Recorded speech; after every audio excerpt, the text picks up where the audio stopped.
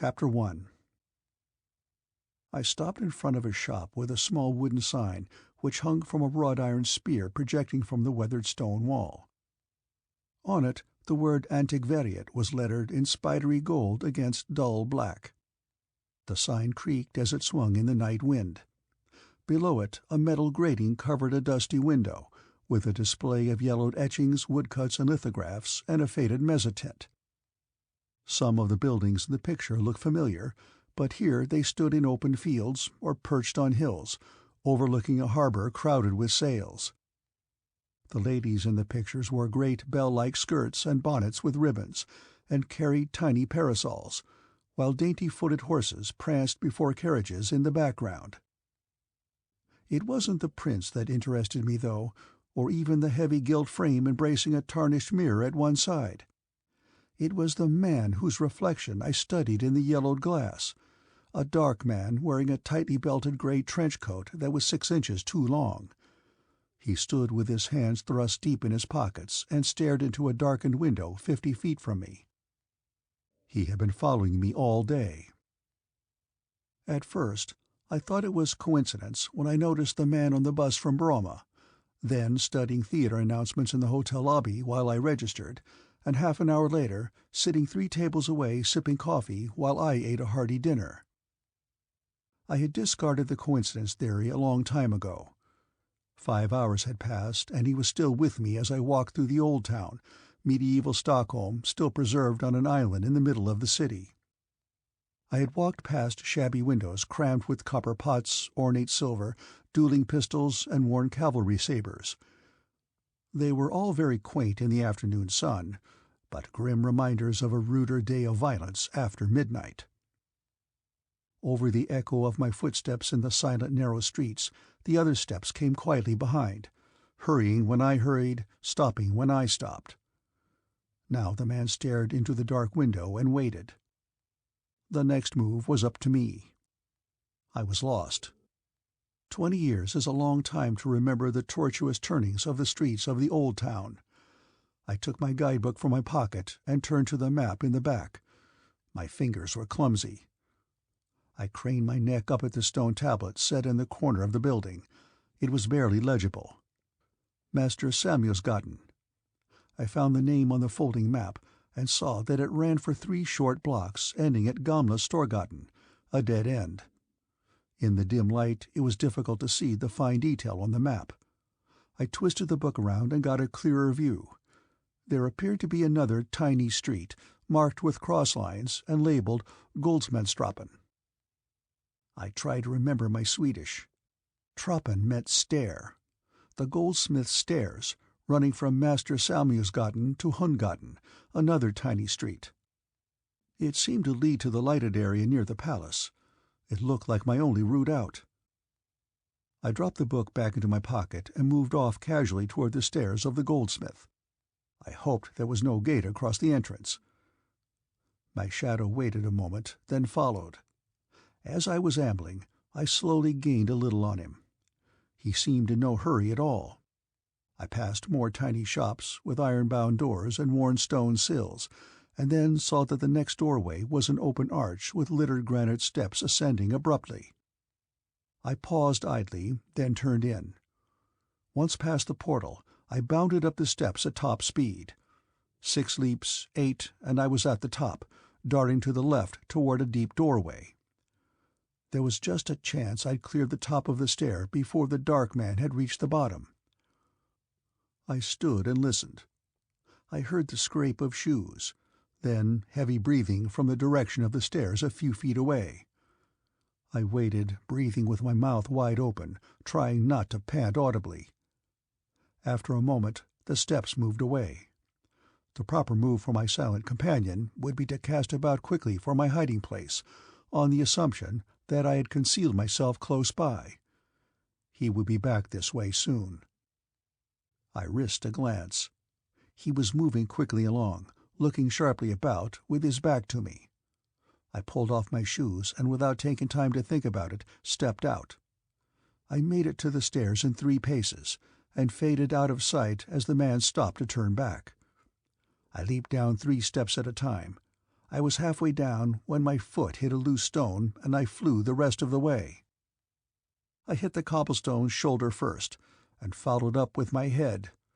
I rolled over and scrambled to my feet, my head ringing. I clung to the wall by the foot of the steps as the pain started. Now I was getting mad. I heard the soft shod feet coming down the stairs, and gathered myself to jump him as he came out. The footsteps hesitated just before the arch. Then the dark round head with the uncut hair peeped out. I swung a haymaker and missed. He darted into the street and turned, fumbling in his overcoat. I assumed he was trying to get a gun and aimed a kick at his midsection. I had better luck this time. I connected solidly, and had the satisfaction of hearing him gasp in agony. I hoped he hurt as badly as I did. Whatever he was fumbling for came free then, and he backed away, holding the thing in his mouth. 109, where in bloody blazes are you? He said in a harsh voice, glaring at me. He had an odd accent. I realized the thing was some sort of microphone. Come in, 109. This job's going to pieces. He backed away, talking, eyes on me. I leaned against the wall. I was hurt too badly to be very aggressive. There was no one else in sight. His soft shoes made whispering sounds on the paving stones. Mine lay in the middle of the street, where I had dropped them when I fell. Then there was a sound behind me. I whirled and saw the narrow street almost blocked by a huge van. I let my breath out with a sigh of relief. Here was help. 2 men jumped down from the van, and without hesitation stepped up to me, took my arms, and escorted me toward the rear of the van. They wore tight white uniforms and said nothing. "I'm all right," I said. "Grab that man." About that time I realized he was following along, talking excitedly to the man in white, and that the grip on my arms was more of a restraint than a support. I dug in my heels and tried to pull away. I remembered suddenly that the Stockholm police don't wear white uniforms. I might as well not have bothered. One of them unclipped a thing like a tiny aerosol bomb from his belt and sprayed it into my face. I felt myself go limp. End of Chapter 1.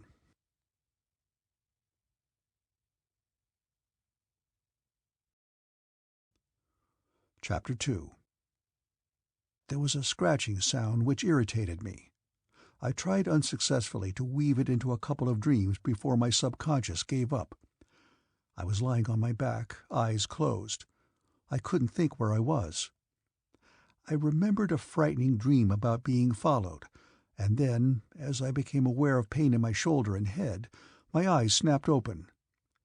I was lying on a cot at the side of a small office. The scratching came from the desk, where a dapper man in a white uniform sat writing. There was a humming sound and a feeling of motion. I sat up. At once the man behind the desk looked up, rose, and walked over to me. He drew up a chair and sat down. "Please, don't be alarmed," he said in a clipped British accent. "I'm Chief Captain Winter. You need merely to assist in giving me some routine information, after which you will be assigned comfortable quarters."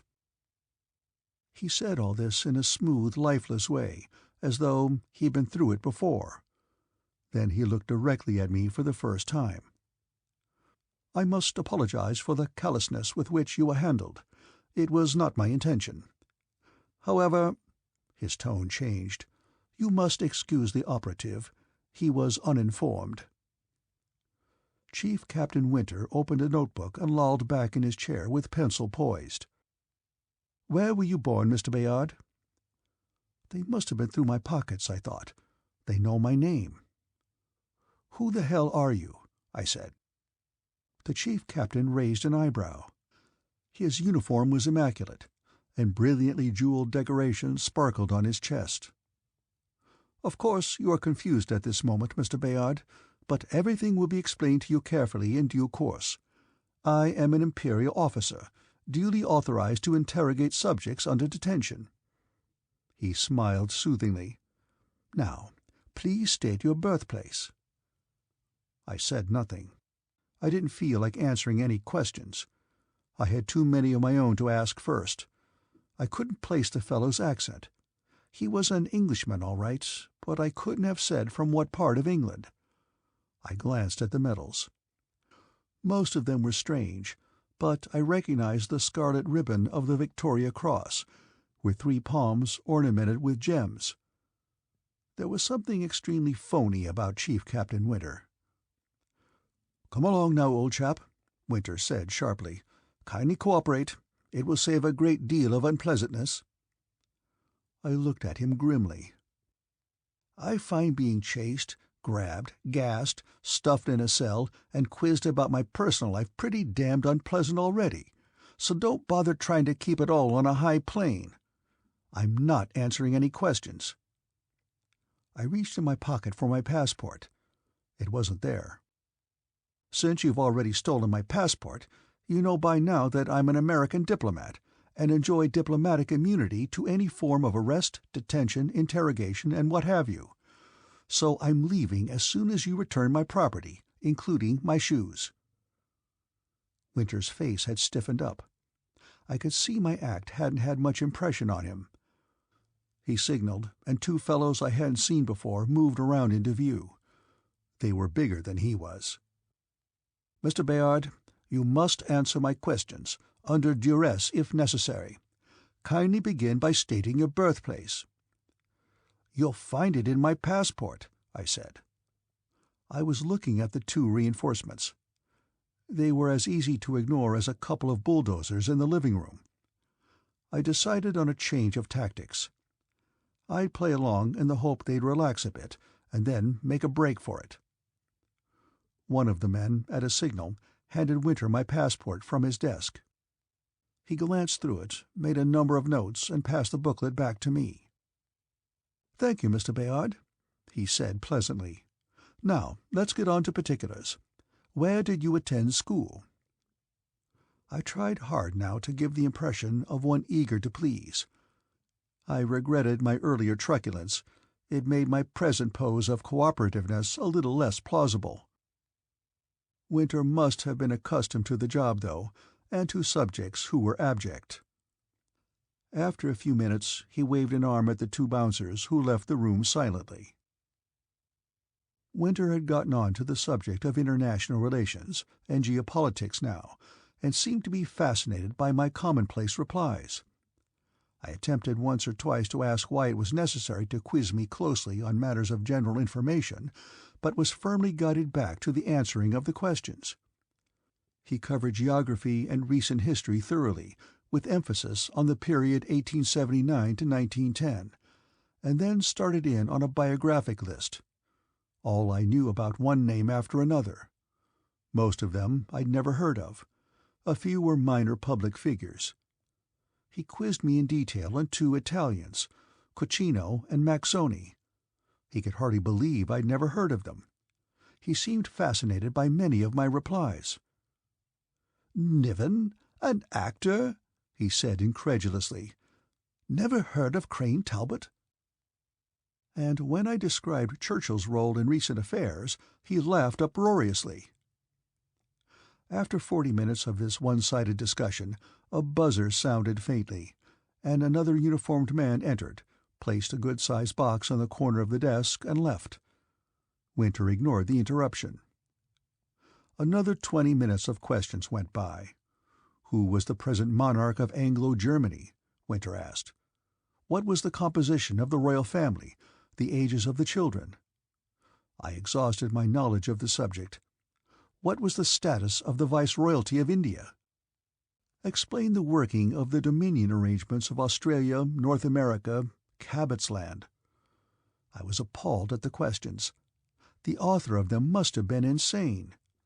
It was almost impossible to link the garbled reference to non-existent political subdivisions and institutions to reality. I answered as matter-of-factly as possible. At least Winter did not seem to be much disturbed by my revision of his distorted version of affairs. At last Winter rose, moved over to his desk, and motioned me to a chair beside it. As I pulled the chair out, I glanced into the box on the desk. I saw magazines, folded cloth, coins, and the butt of a small automatic protruding from under a copy of the World Almanac. Winter had turned away, reaching into a small cabinet behind the desk. My hand darted out, scooped up the pistol, and dropped it into my pocket as I seated myself. Winter turned back with a blue glass bottle. "Now, let's have a drop and I'll attempt to clear up some of your justifiable confusion, Mr. Bayard," he said genially. "What would you like to know?" I ignored the bottle. "Where am I?" I said. "In the city of Stockholm, Sweden." "We seem to be moving. What is this? A moving van with an office in it?" "This is a vehicle, though not a moving van." "Why did you pick me up?" "I'm sorry that I can tell you no more than that you were brought in under specific orders from a very high-ranking officer of the Imperial Service." He looked at me speculatively. "This was most unusual," he added. "I take it kidnapping inoffensive persons is not in itself unusual." Winter frowned. "You are the subject of an official operation of Imperial intelligence. Please rest assured you are not being persecuted." "What is Imperial intelligence?" "Mr. Bayard," Winter said earnestly, leaning forward, "it will be necessary for you to face a number of realizations. The first is that the governments which you are accustomed to regard as supreme sovereign powers must in fact be considered tributary to the Imperium, the paramount government in whose service I am an officer." "You're a fake," I said. Winter bristled. "I hold an Imperial commission as Chief Captain of Intelligence." "What do you call this vehicle we're in?" "This is an armed TNL scout based at Stockholm 00. "That tells me a lot. What is it? A boat, car, airplane?" "None of those, Mr. Bayard." "All right, I'll be specific. What does it travel on? Water? Air?" Winter hesitated. "Frankly, I don't know." I saw it was time to try a new angle of attack. "Where are we going?" "We are presently operating along coordinates 000-006-092. "What is our destination? What place?" "Stockholm 00, after which you'll probably be transferred to London 00 for further processing." "What is the 0 business? Do you mean London, England?" "The London you refer to is London BI3. "What's the difference?" "London 00 is the capital of the Imperium, comprising the major portion of the civilized world, North Europe, West Hemisphere, and Australia." I changed the subject. "Why did you kidnap me?" "A routine interrogational arrest insofar as I know." "Do you intend to release me?" "Yes." "At home?" "No." "Where?" "I can't say. At one of several concentration points." "One more question," I said, easing the automatic from my pocket and pointing it at the third medal from the left. "Do you know what this is?" "Keep your hands in sight. Better get up and stand over there." Winter rose and moved over to the spot indicated.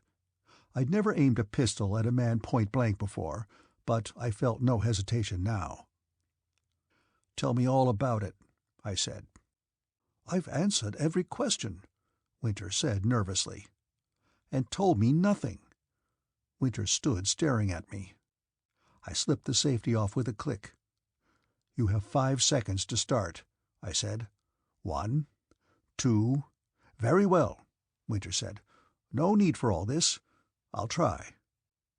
He hesitated. "You were selected from higher up. We went to a great deal of trouble to get you in particular. As I've explained, that's rather irregular. However," Winter seemed to be warming to his subject, "all sampling in this region has been extremely restricted in the past.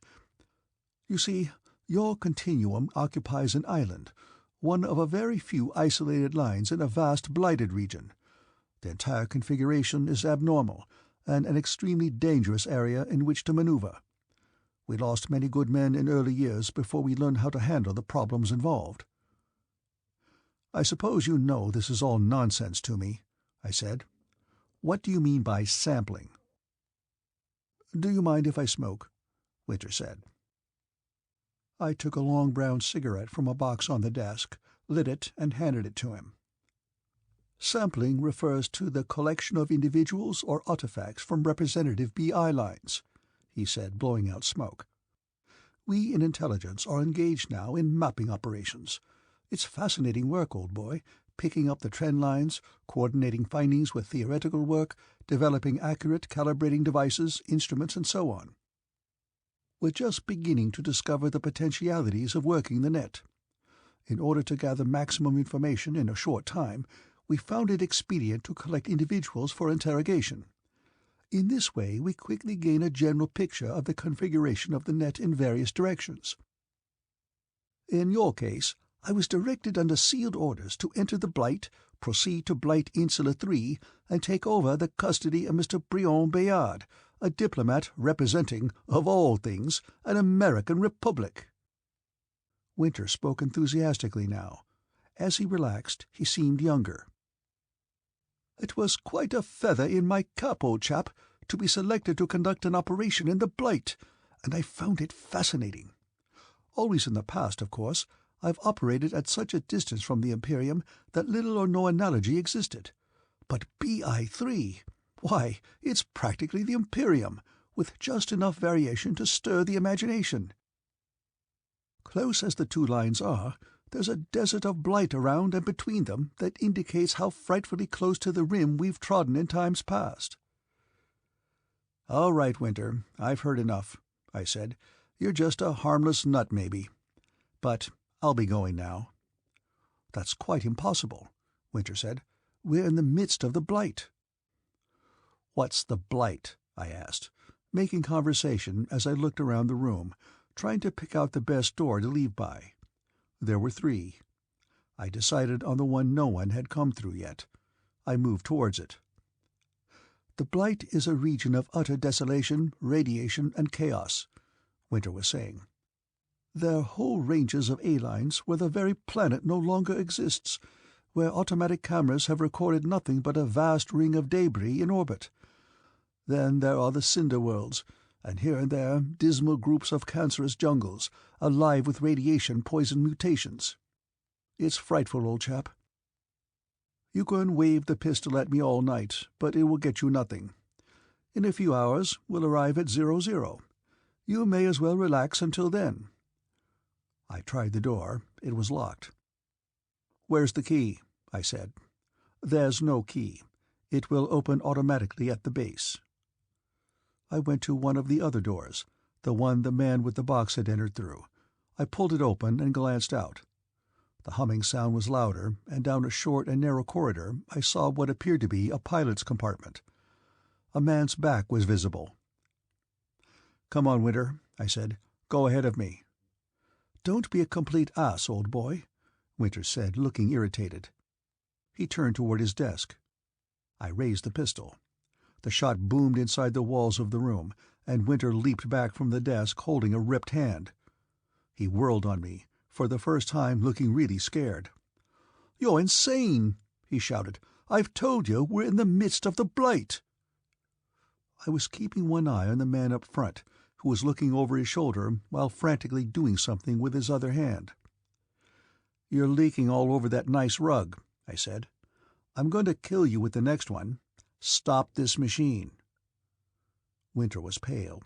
He swallowed convulsively. "I swear, Mr. Bayard, it's utterly impossible. I'd rather you shoot me. You've no conception of what you're suggesting." I saw now that I was in the hands of a dangerous lunatic. I believed Winter when he said he'd rather die than stop this bus, or whatever it was. In spite of my threat, I couldn't shoot him in cold blood. I turned and took 3 steps up the passage and poked the automatic into the small of the back that showed there. "Cut the switch," I said. The man, who was one of the 2 who had been standing by when I awoke in the office, continued to twist frantically at a knob on the panel before him. He glanced at me, but kept on twiddling. I raised the pistol and fired a shot into the instrument panel. The man jumped convulsively and threw himself forward, protecting the panel with his body. "Stop, you bloody fool!" he shouted. "Let us explain." "I tried that," he said. "It didn't work. Get out of my way. I'm bringing this wagon to a halt one way or another." I stood so that I could see both men. Winter half crouched in the doorway, face white. We all right, Doyle?" he called in a strained voice.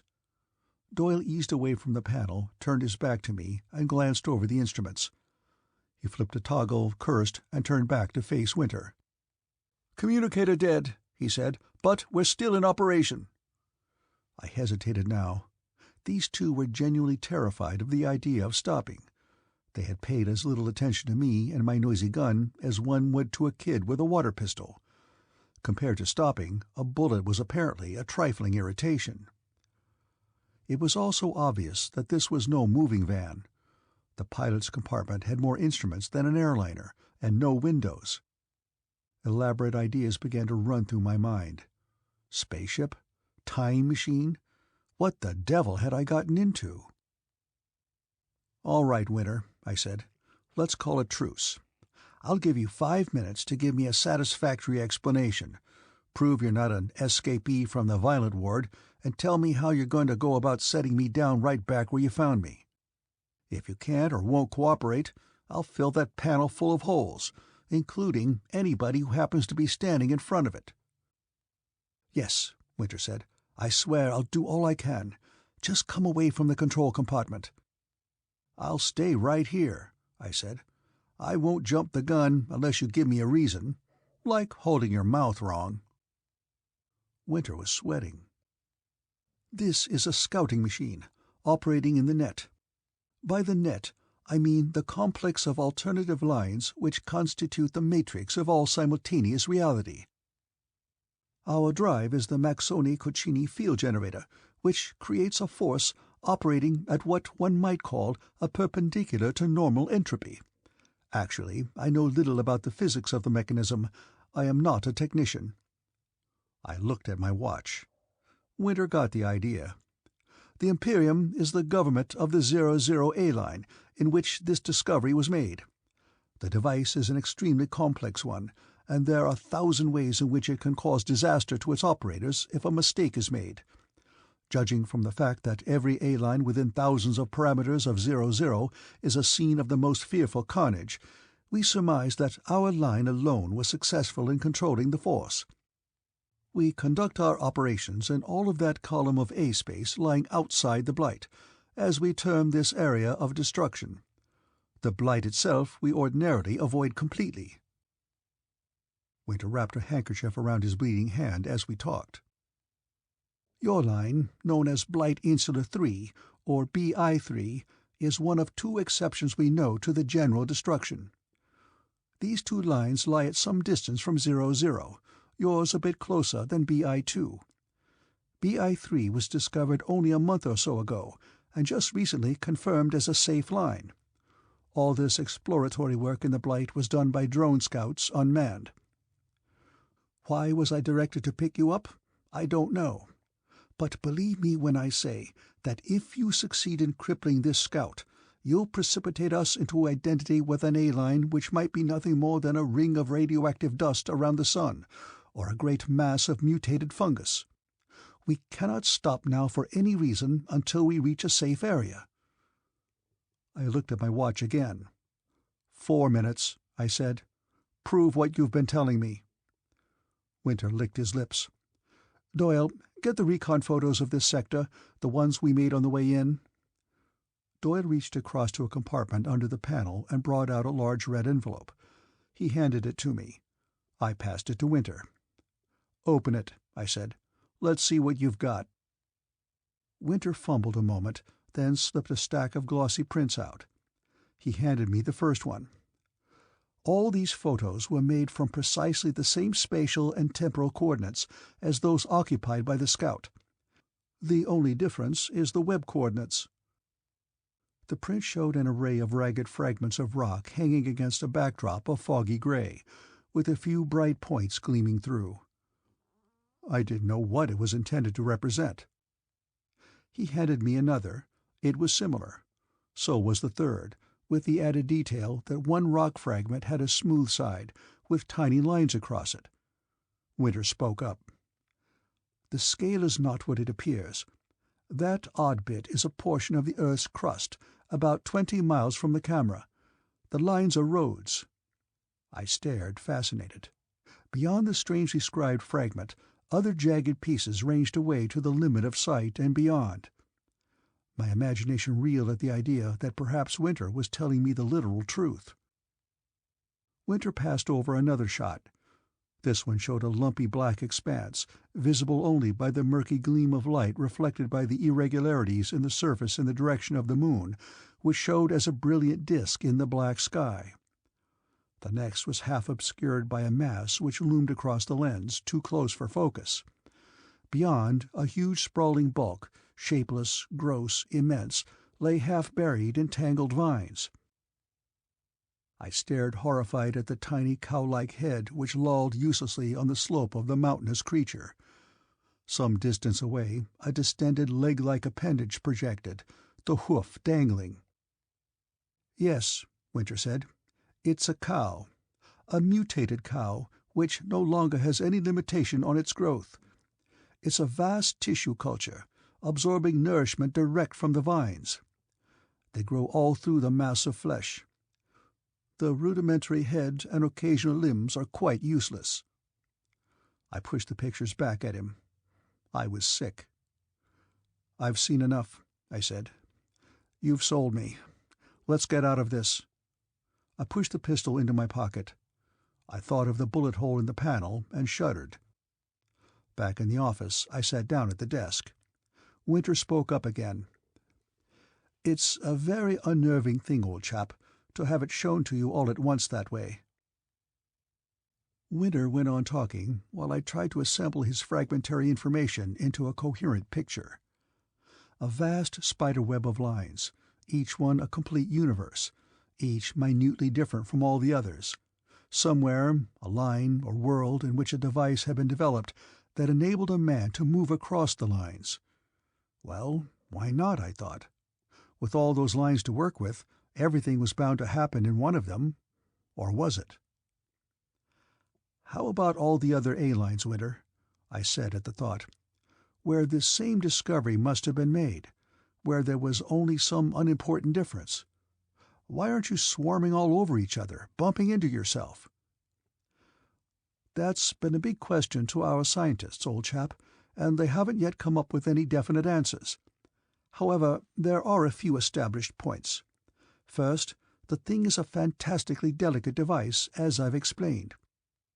The tiniest slip in the initial experimentation, and we'd have ended like some of those other lines you've seen photos of. Apparently, the odds were quite fantastically against our escaping the consequences of the discovery. Still, we did, and now we know how to control it. As to the very close lines, theory now seems to indicate that there is no actual physical separation between lines. Those microscopically close to one another actually merge or blend. It's difficult to explain. One actually wanders from one to another, at random, you know. In fact, such is the curious nature of infinity that there seem to be an infinite number of infinitely close lines we're constantly shifting about in. Usually this makes no difference. We don't notice it, any more than we're aware of hopping along from one temporal point to the next as normal entropy progresses." At my puzzled frown, he added, "The lines run both ways, you know, in an infinite number of directions. If we could run straight back along the normal E-line, we'd be traveling into the past. This won't work, for practical reasons involving two bodies occupying the same space and all that sort of thing. The Maxoni principle enables us to move in a manner which we think of as being at right angles to the normal drift. With it, we can operate through 360 degrees, but always at the same E-level at which we start.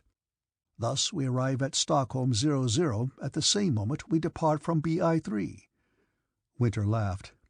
This detail caused no end of misunderstanding and counter-accusation on the first trials. So, We're all shifting from one universe to another all the time without knowing it, I said skeptically. Not necessarily all of us, not all the time, Winter said. But emotional stress seems to have the effect of displacing one.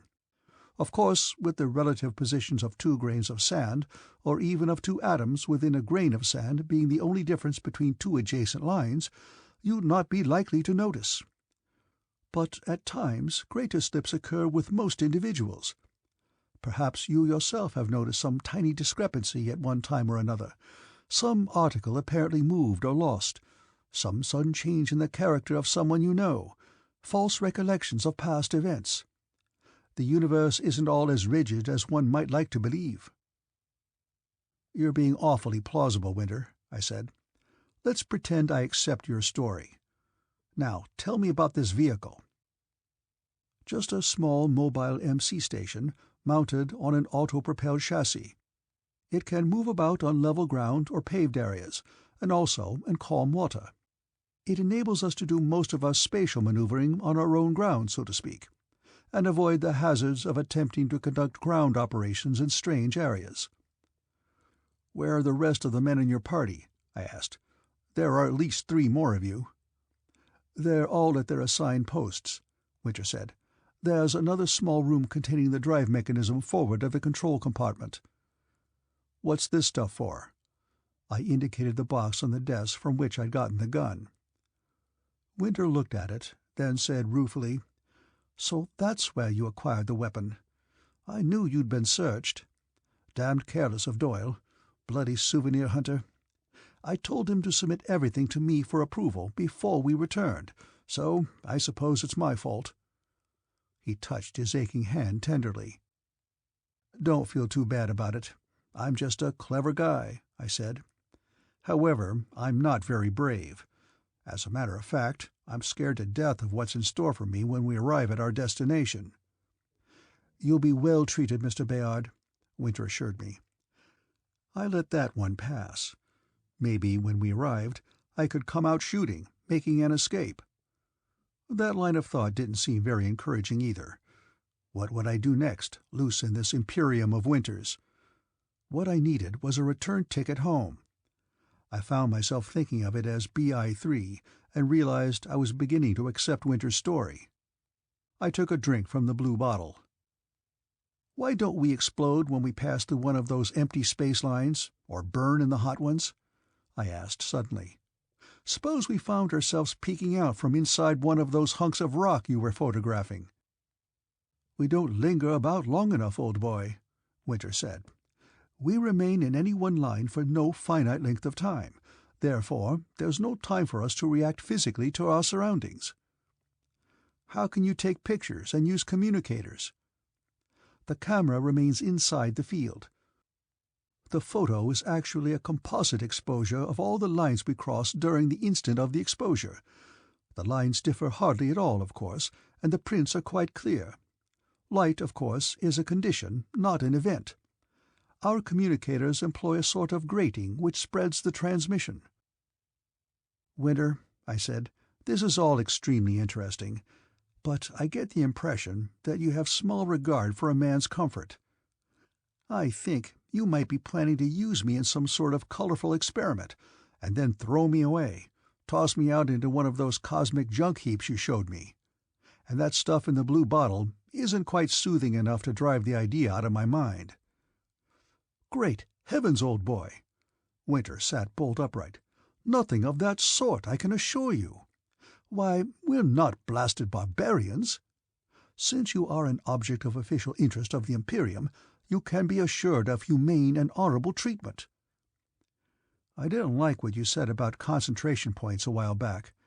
That sounds like jail to me. Not at all, Winter expostulated. There are a vast number of very pleasant A-lines well outside the Blight which are either completely uninhabited or are occupied by backward or underdeveloped peoples. One can well nigh select the technological and cultural level in which one would like to live. All interrogation subjects are most scrupulously provided for. They're supplied with everything necessary to live in comfort for the remainder of their normal lives. Marooned on a desert island, or parked in a native village? That doesn't sound too jolly to me, I said. I'd rather be at home. Winter smiled speculatively. What would you say to being set up with a fortune in gold, and placed in a society closely resembling that of, say, England in the 17th century, with the added advantage that you'd have electricity, plenty of modern literature, supplies for a lifetime, whatever you wished? You must remember that we have all the resources of the universe to draw upon. I'd like it better if I had a little more choice, I said. Suppose we keep right on going, once we're clear of the blight, I said. That reception committee wouldn't be waiting then. You could run this buggy back to BI-3. I could force you. See here, Bayard, Winter said impatiently. You have a gun. Very well, shoot me. Shoot all of us. What would that gain you? The operation of this machine requires a very high technical skill. The controls are set for automatic return to the starting point. It is absolutely against Imperial policy to return a subject to the line from which he was taken. The only thing for you to do is cooperate with us, and you have my assurance as an Imperial officer that you will be treated honorably. I looked at the gun. According to the movies, I said, the fellow with the rod always gets his own way. But you don't seem to care whether I shoot you or not. Winter smiled. Aside from the fact that you've had quite a few draughts from that brandy flask and probably couldn't hit the wall with that weapon you're holding, you're always assuring me, I said. I tossed the pistol onto the desk. I put my feet up on the polished top and leaned back in the chair. Wake me up when we get there. I'll want to fix my face. Winter laughed. Now you're being reasonable, old boy. It would be damned embarrassing for me to have to warn the personnel at base that you were waving a pistol about. End of Chapter 2.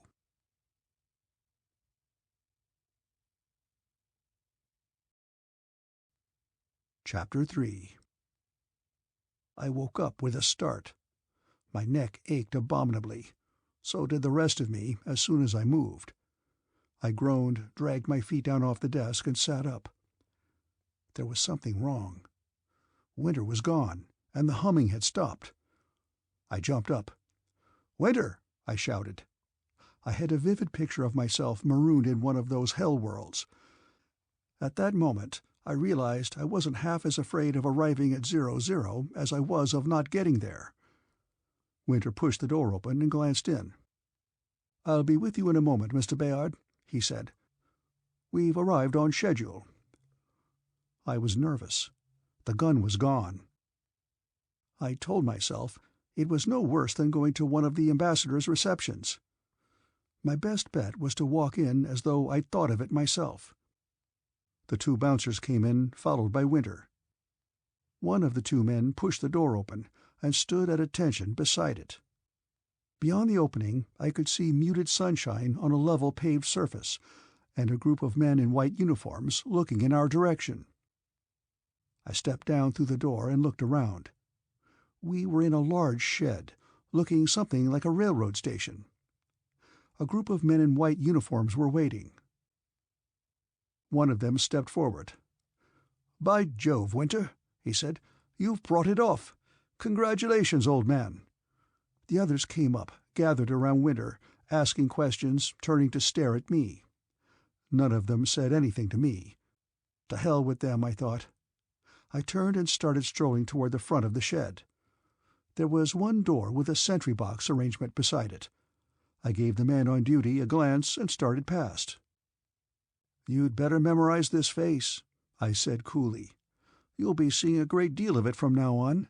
I'm your new commander." I looked him up and down. "Your uniform is in need of attention." I turned and went on. Winter appeared at that point, putting an end to what would have been a very neat escape. But where the hell would I have gone?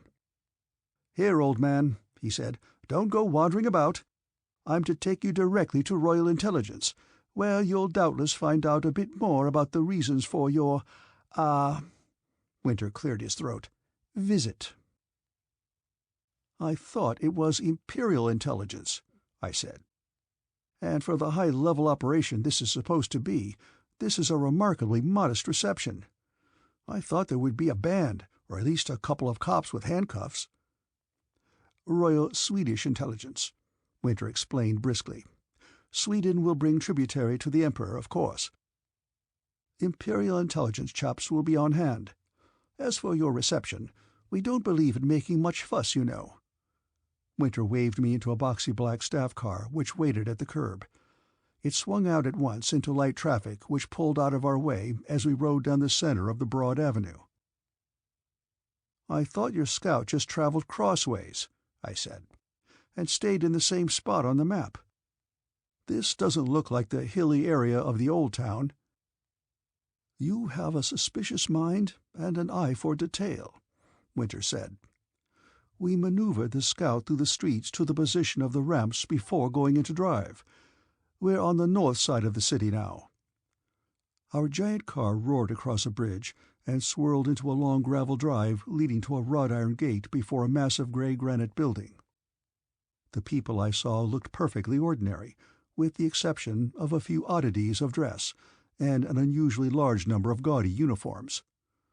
The guard at the iron gate was wearing a cherry-colored tunic, white trousers, and a black steel helmet surmounted by a gold spike and a deep purple plume.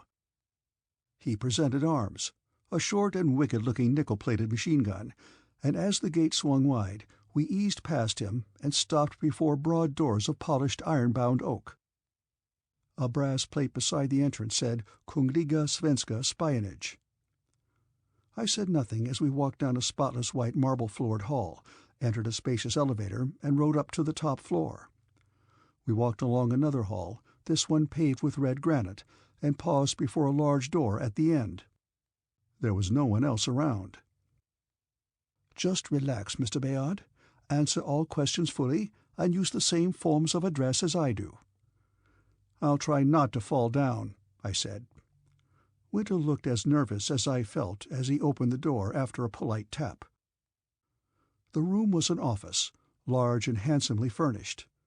Across a wide expanse of grey rug 3 men sat around a broad desk, behind which sat a fourth.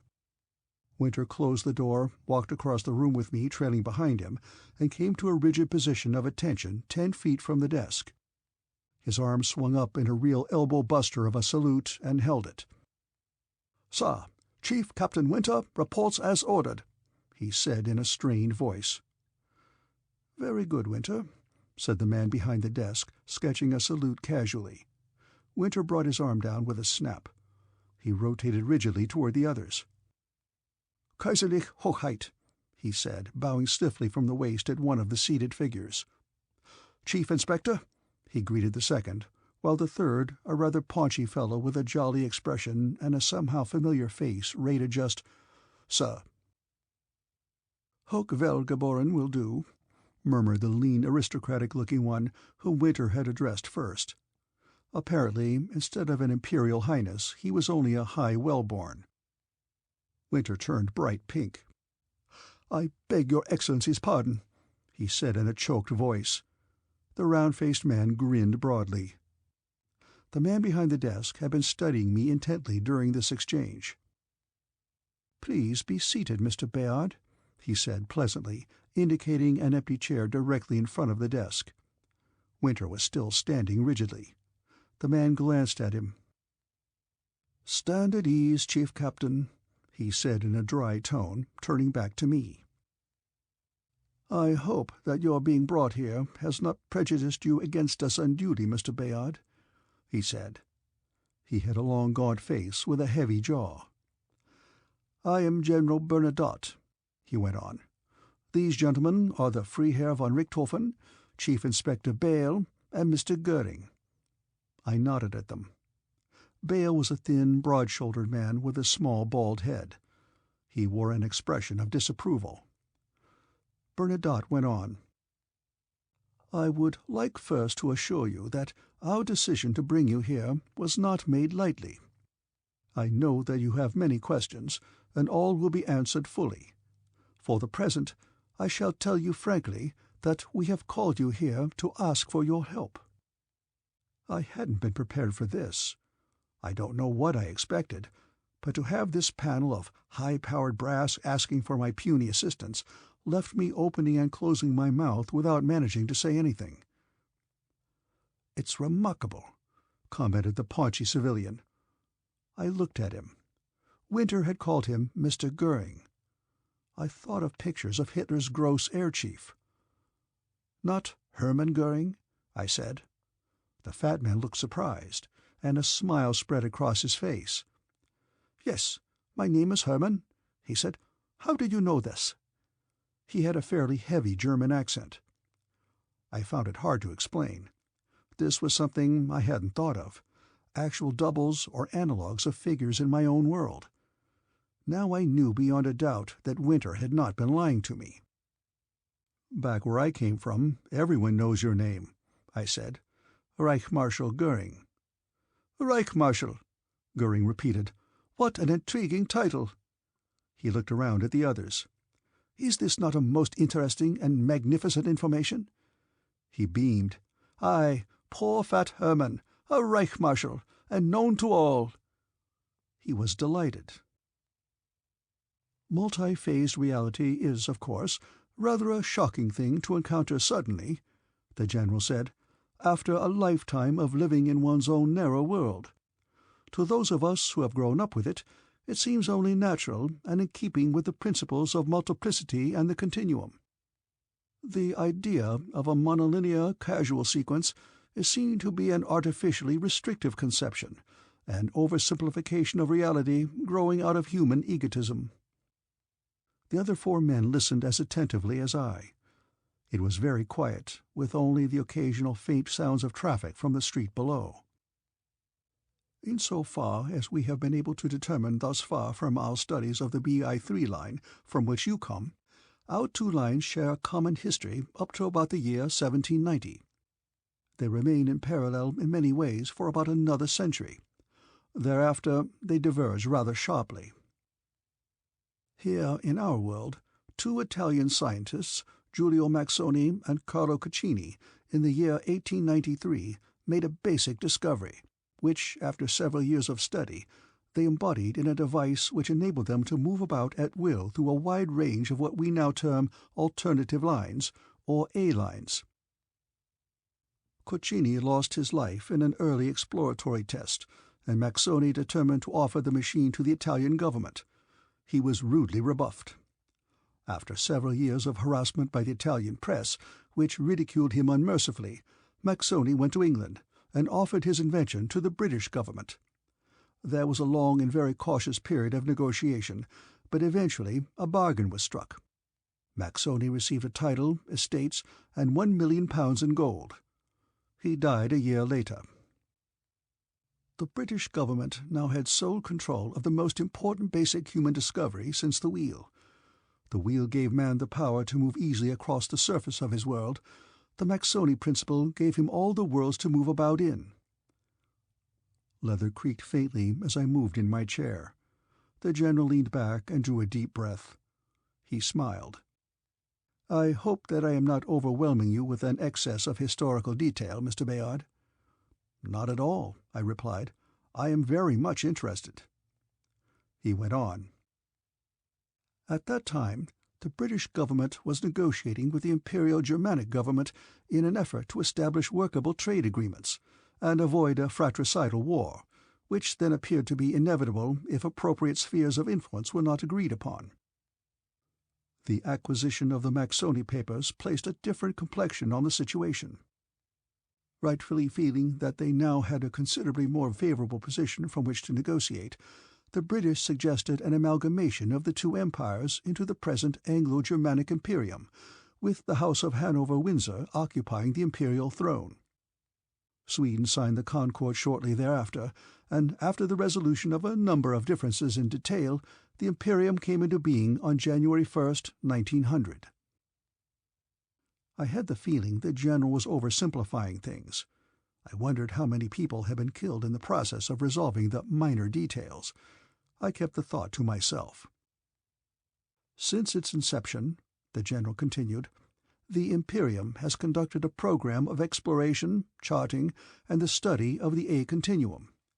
It was quickly determined that, for a vast distance on all sides of the home line, utter desolation existed. Outside that lighted region, however, were the infinite resources of countless lines.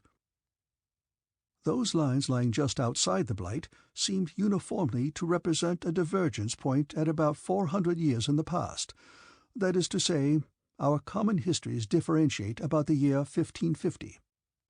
As one travels further out, the divergent state recedes. At the limits of our explorations to date, the CH dated is about 1 million BC. I didn't know what to say, so I said nothing. This seemed to be all right with Bernadotte. Then, in 1947, examination of photos made by automatic camera scouts revealed an anomaly. An apparently normal, inhabited world, lying well within the Blight. It took weeks of careful searching to pinpoint the line. For the first time, we were visiting a world closely analogous to our own, in which many of the institutions of our own world should be duplicated. We had hopes of a fruitful liaison between the two worlds, but in this we were bitterly disappointed. The General turned to the bald man whom he had introduced as Chief Inspector Bale. "Chief Inspector," he said, "will you take up the account at this point?" Bale sat up in his chair, folded his hands, and began. In September 1948, 2 senior agents of Imperial intelligence were dispatched with a temporary rank of career minister and full diplomatic accreditation to negotiate an agreement with the leaders of the National People's State. This political unit actually embraces most of the inhabitable world of the BI-2 line. A series of frightful wars, employing some sort of radioactive explosives, had destroyed the better part of civilization. Europe was a shambles. We found that the NPS headquarters was in North Africa, and had as its nucleus the former French colonial government there. The top man was a ruthless ex-soldier who had established himself as uncontested dictator of what remained of things. His army was made up of units of all the previous combatants, held together by the promise of free looting and top position in a new society based on raw force. Our agents approached a military sub-chief calling himself Colonel General Yang, in charge of a ragtag mob of ruffians in motley uniforms, and asked to be conducted to the headquarters of the dictator. Yang had them clapped into a cell and beaten insensible in spite of their presentation of diplomatic passports and identity cards. He did, however, send them along to the dictator to have an interview. During the talk, the fellow drew a pistol and shot one of my 2 chaps through the head, killing him instantly. When this failed to make the other volunteer anything further than that he was an accredited envoy of the Imperial government requesting an exequatur and appropriate treatment, prior to negotiating an international agreement, he was turned over to experienced torturers. Under torture, the agent gave out just enough to convince his interrogators that he was insane. He was released to starve or die of wounds. We managed to spot him and pick him up in time to get the story before he died. I still had no comment to make. It didn't sound pretty, but then I wasn't too enthusiastic about the methods employed by the Imperium either. The General resumed the story. We resolved to make no attempt at punitive action, but simply to leave this unfortunate line in isolation. About a year ago, an event occurred which rendered this policy no longer tenable. Bernadotte turned to the lean-faced man. "Manfred, I will ask you to cover this part of the briefing." "Units of our net surveillance service detected activity at the point some distance within the area called Sector 92, Richthofen began. "This was a contingency against which we had been on guard from the first. A heavily armed MC unit of unknown origin had dropped into identity with one of our most prized industrial lines, one of a group with which we conduct a multi-billion-pound trade. The intruder materialized in a population center and released virulent poisonous gases, killing hundreds. Massed troops then emerged, only a platoon or 2 of them, and proceeded to strip bodies, loot shops, an orgy of wanton destruction. Our NSS scout arrived some hours after the attackers had departed. The scout, in turn, was subjected to a heavy attack by the justifiably aroused inhabitants of the area before it was able to properly identify itself as an Imperium vessel." Richthofen had a disdainful frown on his face. "I personally conducted the rescue and salvage operation. Over 400 innocent civilians dead, valuable manufacturing facilities destroyed by fire, production lines disrupted, the population entirely demoralized. A bitter spectacle for us." "You see, Mr. Bayard," Bernadotte said, "we are well nigh helpless to protect our friends against such forays. Although we have developed extremely effective MC field detection devices, the difficulty of reaching the scene of an attack in time is practically insurmountable. The actual transit takes no time, but locating the precise line among numerous others is an extremely delicate operation. Our homing devices make it possible, but only after we have made a very close approximation manually." "In quick succession thereafter," Richthofen continued, "we suffered 7 similar raids. Then the pattern changed.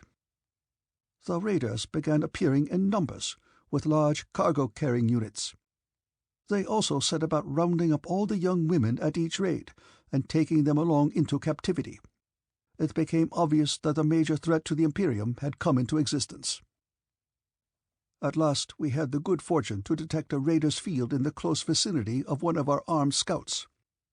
It quickly dropped in on a converging course and located the pirate about 20 minutes after it had launched its attack. The commander of the scout quite properly opened up at once with high-explosive cannon and blew the enemy to rubble. Its crew, although demoralized by the loss of their vessel, nevertheless resisted capture almost to the last man. We were able to secure only 2 prisoners for interrogation." I wondered how the Imperium's method of interrogation compared with those of the dictator of BI-2, but I didn't ask. I might find out soon enough. "We learned a great deal more than we expected from our prisoners. They were the talkative, boastful type. The effectiveness of the raiding parties depended on their striking unexpectedly and departing quickly. The number of pirate vessels was placed at no more than 4, each manned by about 50 men. They boasted of a great weapon held in reserve, and which would be used to avenge them. It was apparent from the remarks of the prisoners that they had not had the MC drive long, and that they knew nothing of the configuration of the net or of the endless ramifications of simultaneous reality. They seemed to think their fellows would find our base and destroy it with ease. They also had only a vague idea of the extent and nature of the blight. They mentioned that several of their ships had disappeared, doubtless into that region. It appears also, happily for us, that they have only the most elementary detection devices, and that their controls are erratic in the extreme. But the information of real importance was the identity of the raiders." Richthofen paused for dramatic effect. "It was our unhappy sister world, BI-2. Somehow," Bernadotte took up the story, "in spite of their condition of chaotic social disorder and their destructive wars, they had succeeded in harnessing the MC principle. Their apparatus is even more primitive than that with which we began almost 60 years ago, yet they have escaped disaster. The next move came with startling suddenness. Whether by virtue of an astonishing rapid scientific development or by sheer persistence and blind luck, one of their scouts succeeded last month in locating the 00 line of the Imperium itself. The vessel dropped into identity with our continuum on the outskirts of the city of Berlin, one of the royal capitals. The crew had apparently been prepared for their visit. They planted a strange device atop a flimsy tower in a field and embarked instantly. Within a matter of 3 minutes, as well as we have been able to determine, the device detonated with unbelievable force. Over a square mile was absolutely desolated. Casualties ran into the thousands, and the entire area still remains poisoned with some form of radiation-producing debris which renders the region uninhabitable." I nodded. "I think I understand," I said. "Yes," the General said. "You have something of this sort in your BI-3 world also, do you not?" I assumed the question was rhetorical and said nothing. Bernadotte continued. "Crude though their methods are, they have succeeded already in flaunting the Imperium. It is only a matter of time, we feel, before they develop adequate controls and detection devices.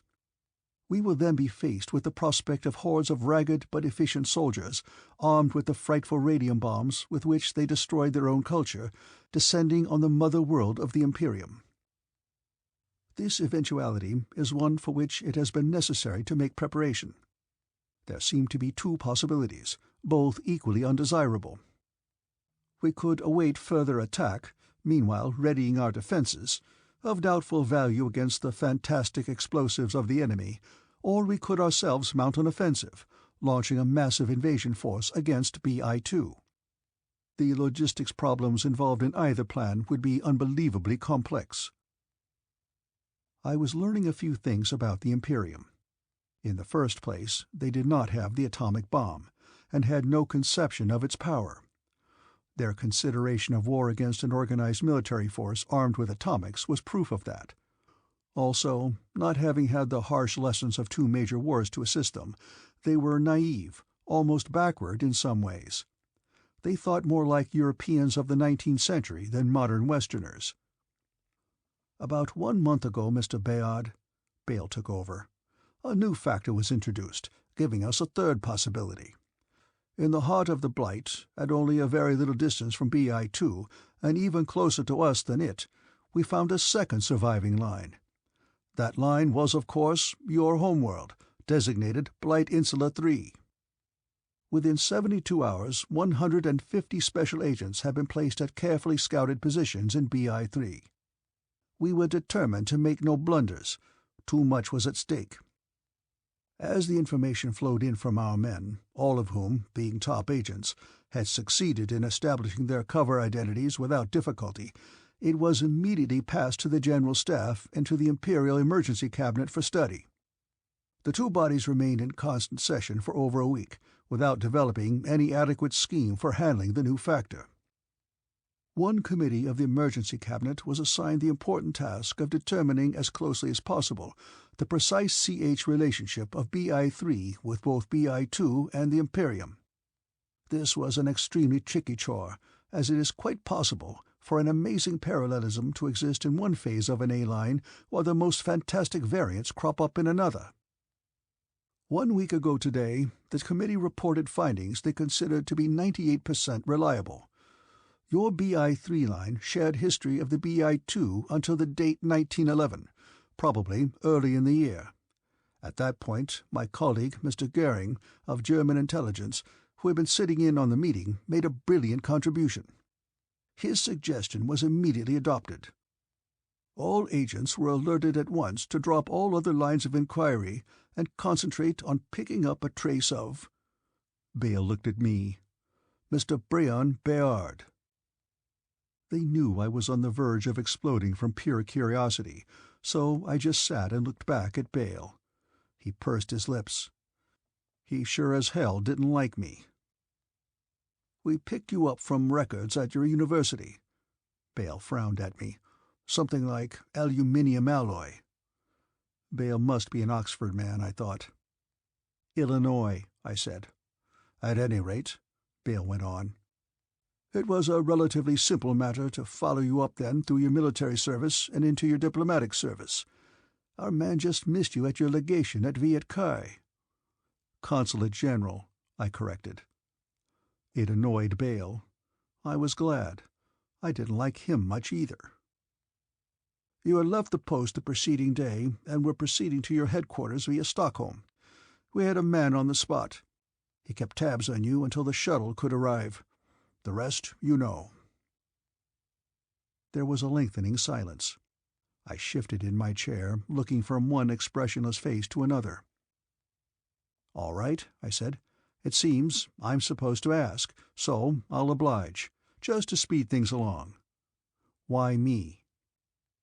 Almost hesitantly, General Bernadotte opened a drawer of the desk and drew out a flat object wrapped in brown paper. He removed the paper very deliberately as he spoke. "I have here an official portrait of the dictator of the world of Blight Insula 2, he said. "One of the 2 artifacts we have been able to bring along from that unhappy region. Copies of this picture are posted everywhere there." He passed it over to me. It was a crude lithograph, in color, showing a man in uniform, the chest as far down as the picture extended, covered with medals.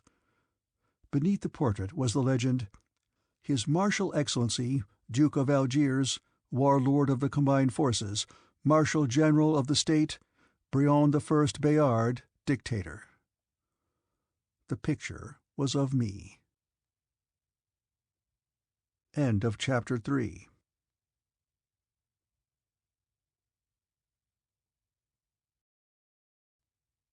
Chapter 4. I stared at the garish portrait for a long time. It wasn't registering. I had a feeling of disorientation. There was too much to absorb. "Now you will understand, Mr. Bayard, why we have brought you here," the General said, as I silently handed the picture back to him. "You represent our hidden ace, but only if you consent to help us of your own free will." He turned to Richthofen again. "Manfred, will you outline our plan to Mr. Bayard?" Richthofen cleared his throat. "Quite possibly," he said. "We could succeed in disposing of the dictator Bayard by bombing his headquarters. This, however, would merely create a temporary diversion until a new leader emerged. The organization of the enemy seems to be such that no more than a very brief respite would be gained, if any at all, before the attacks would be resumed, and we are not prepared to sustain such onslaughts as these. No, it is far better for our purpose that Bayard remain the leader of the National People's State, and that we control him." Here he looked intently at me. "A specially equipped TNL scout, operated by our best pilot technician, could plant a man within the private apartment which occupies the top floor of the dictator's palace at Algiers. We believe that a resolute man introduced into the palace in this manner, armed with the most effective hand weapons at our disposal, could succeed in locating and entering the dictator's sleeping chamber, assassinating him, and disposing of the body. If that man were you, Mr. Bayard, fortified by 10 days' intensive briefing and carrying a small net communicator, we believe that you could assume the identity of the dead man and rule as absolute dictator over Bayard's 20 million fighting men." "Do I have another double here?" I said. "In your Imperium?" Bernadotte shook his head.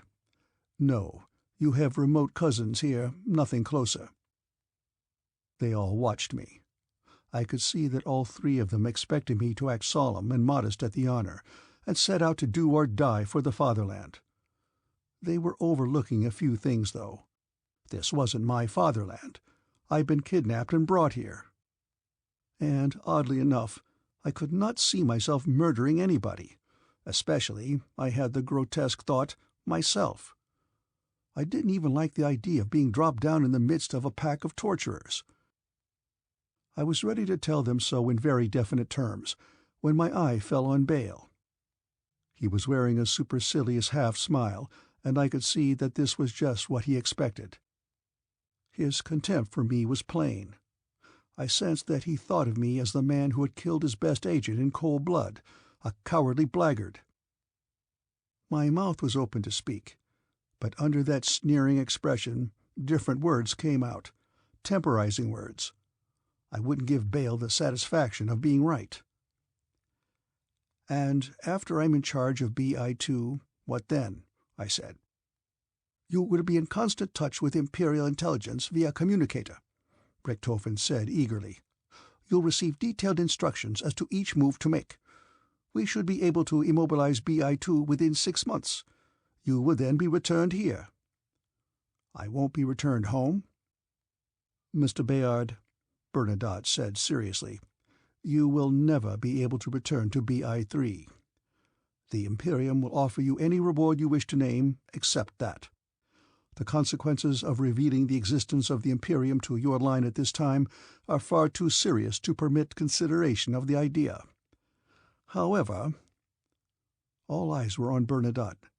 He looked as though what he was about to say was important.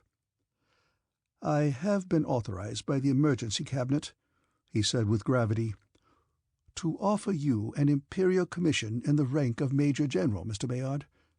If you accept this commission, your first assignment will be as we have outlined." Bernadotte handed a heavy piece of parchment across the table to me. "You should know, Mr. Bayard, that the Imperium does not award commissions, particularly that of general officer, lightly." "It would be a most unusual rank," Goering said, smiling. "Normally there is no such rank in the Imperium service. Lieutenant General, Colonel General, Major General, you would be unique." "We adopted the rank from your own armed forces, as a special mark of esteem, Mr. Bayard," Bernadotte said. "It is no less authentic for being unusual." It was a fancy sheet of paper. The Imperium was prepared to pay off well for this job they needed done, anything I wanted. And doubtless they thought the strange look on my face was greed at the thought of a general's 2 stars. Well, let them think it. I didn't want to give them any more information which might be used against me. "I'll think about it," I said. Bale looked disconcerted now. After expecting me to back out, he had apparently then expected me to be dazzled by the reward I was being offered. I let him worry about it. Suddenly, Bale bored me. Bernadotte hesitated. "I'm going to take an unprecedented step, Mr. Bayard," he said. "For the present, on my personal initiative as head of state, I'm confirming you as colonel in the Royal Army of Sweden without condition. I do this to show my personal confidence in you, as well as for more practical reasons." He rose and smiled ruefully, as though unsure of my reaction. "Congratulations, Colonel," he said, holding out his hand. I stood up too. I noticed everyone had. "You must have 24 hours to consider your decision, Colonel," he said. "I'll leave you in the excellent care of Graf von Richthofen and Mr. Goering until then." Richthofen turned to Winter, still standing silently by. "Won't you join us, Chief Captain?" he said. "Delighted," Winter said. "Congratulations, old boy, sir," Winter said as soon as we were in the hall. "You made quite a hit with the General." He seemed quite his jaunty self again. I eyed him. "You mean King Gustav?" I said. Winter blinked. "But how did you know?" he said. "I mean, dash it, how the devil did you know?" "But it must be," Goering said with enthusiasm, "that also he in your home world is known, not so?" "That's right, Mr. Goering," I said.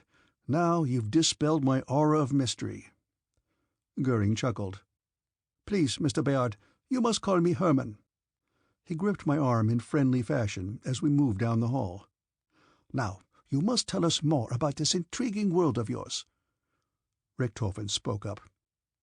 "I suggest we go along to my summer villa at Drottningholm and enjoy a dinner and a couple of good vintages, while we hear all about your home, Mr. Bayard, and we shall tell you of ours."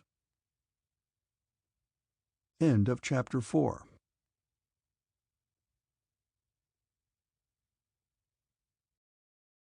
Chapter 5. I stood before a long mirror and eyed myself, not without approval. 2 tailors had been buzzing around me like bees for half an hour, putting the finishing touches on their handiwork. I had to admit they had done all right. I now wore narrow-cut riding breeches of fine grey whipcord, short black boots of meticulously stitched and polished black leather, a white linen shirt without collar or cuffs beneath a mess jacket of royal blue buttoned to the chin. A gold-bordered blue stripe ran down the side of the trousers, and heavy loops of gold braid ringed the sleeves from wrist to elbow. A black leather belt with a large square buckle bearing the royal Swedish crest supported a jewelled scabbard containing a slender rapier with an ornate hilt. In the proper position on the left side of the chest were, to my astonishment, a perfectly accurate set of my World War II service medals and the Silver Star. On the shoulder straps the bright silver eagles of a U.S. colonel gleamed.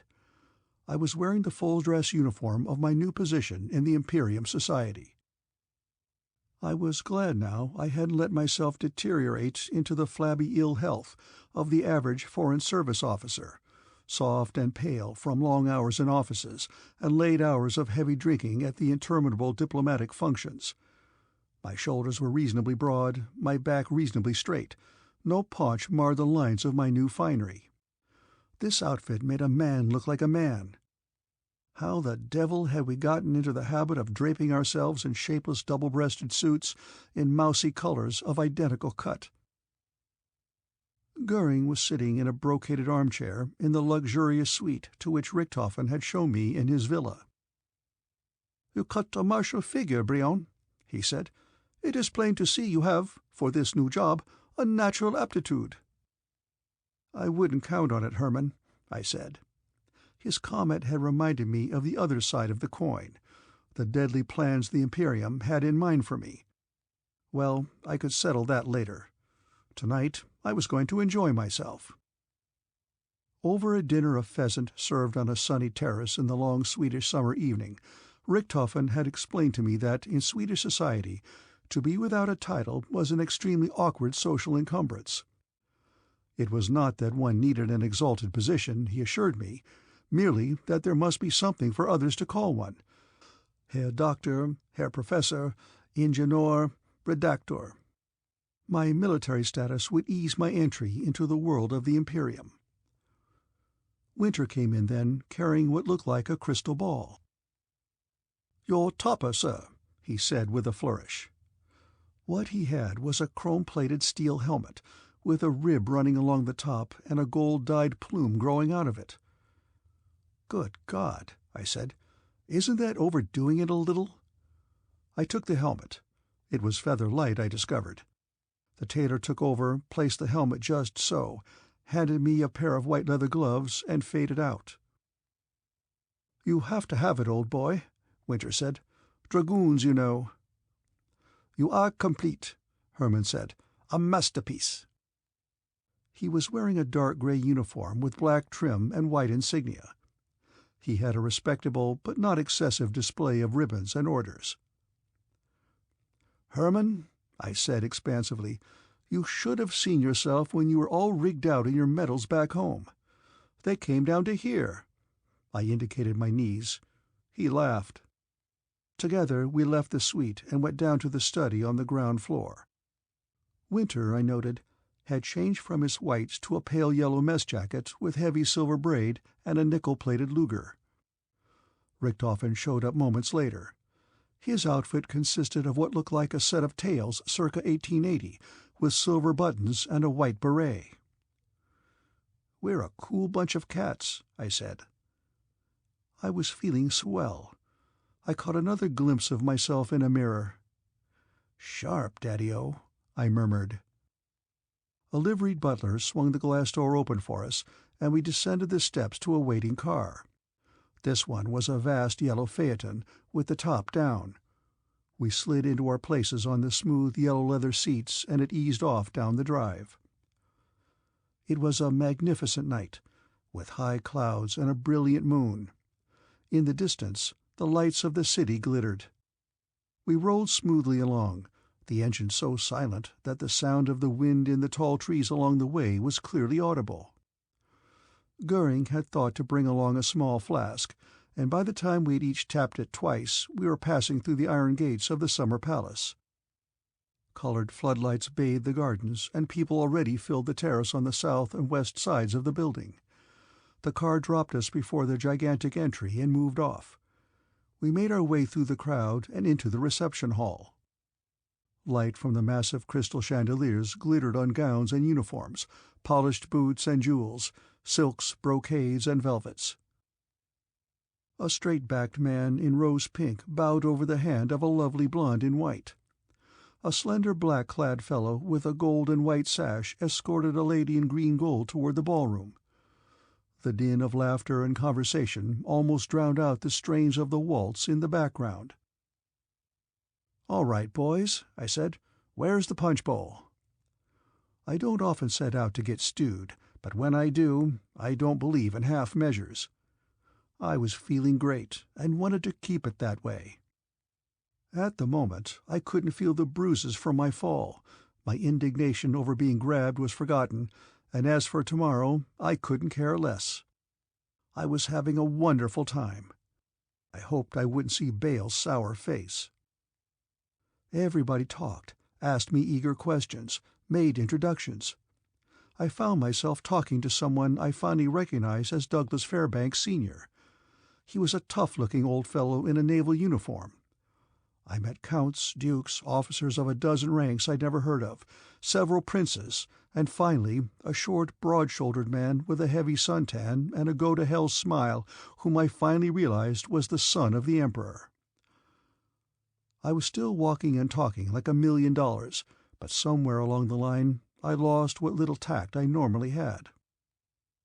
"Well, Prince William," I said, weaving just a little, "I understand the House of Hanover-Windsor was the ruling line here. Where I come from, the Hanovers and the Windsors are all tall, skinny, and glum-looking." The prince smiled. "Here, Colonel," he said, "a policy was established which put an end to that unfortunate situation. The Constitution requires that the male heir marry a commoner. This not only makes life more pleasant for the heir, with so many beautiful commoners to choose from, but maintains the vigor of the line. And it incidentally produces short men with happy faces occasionally." I moved on, meeting people, eating little sandwiches, drinking everything from aquavit to beer, and dancing with one heavenly-looking girl after another. For the first time in my life, my 10 years of embassy elbow-bending were standing me in good stead. From the grim experience gained through 7 evenings a week of holding a drink in my hand from sundown till midnight while pumping other members of the diplomatic corps who thought they were pumping me, I had emerged with a skill. I could hold my liquor. Somewhere along the line I felt the need for a breath of fresh air, and stepped out through the tall French doors onto a dark balustraded gallery overlooking the gardens. I leaned on the heavy stone rail, looked up at the stars visible through tall tree-tops, and waited for the buzzing in my head to die down a little. The night air moved in a cool torrent over the dark lawn, carrying the scent of flowers. Behind me, the orchestra played a tune that was almost, but not quite, a Strauss waltz. I pulled off the white gloves that Richthofen had told me I should keep on when I left my helmet at the check-room. I unbuttoned the top button of the tight-fitting jacket. "I'm getting old," I thought, "or maybe just tired." "Any why you are tired, Colonel?" a cool feminine voice inquired from behind me. I turned around. "Ah, there you are," I said. "I'm glad. I'd rather be guilty of talking out loud than of imagining voices." I worked on focusing my eyes a little better. She had red hair, and wore a pale pink gown that started low and stayed with the subject. "I'm very glad, as a matter of fact," I added. "I like beautiful redheads who appear out of nowhere." "Not out of nowhere, Colonel," she said. "From in there, where it is so warm and crowded."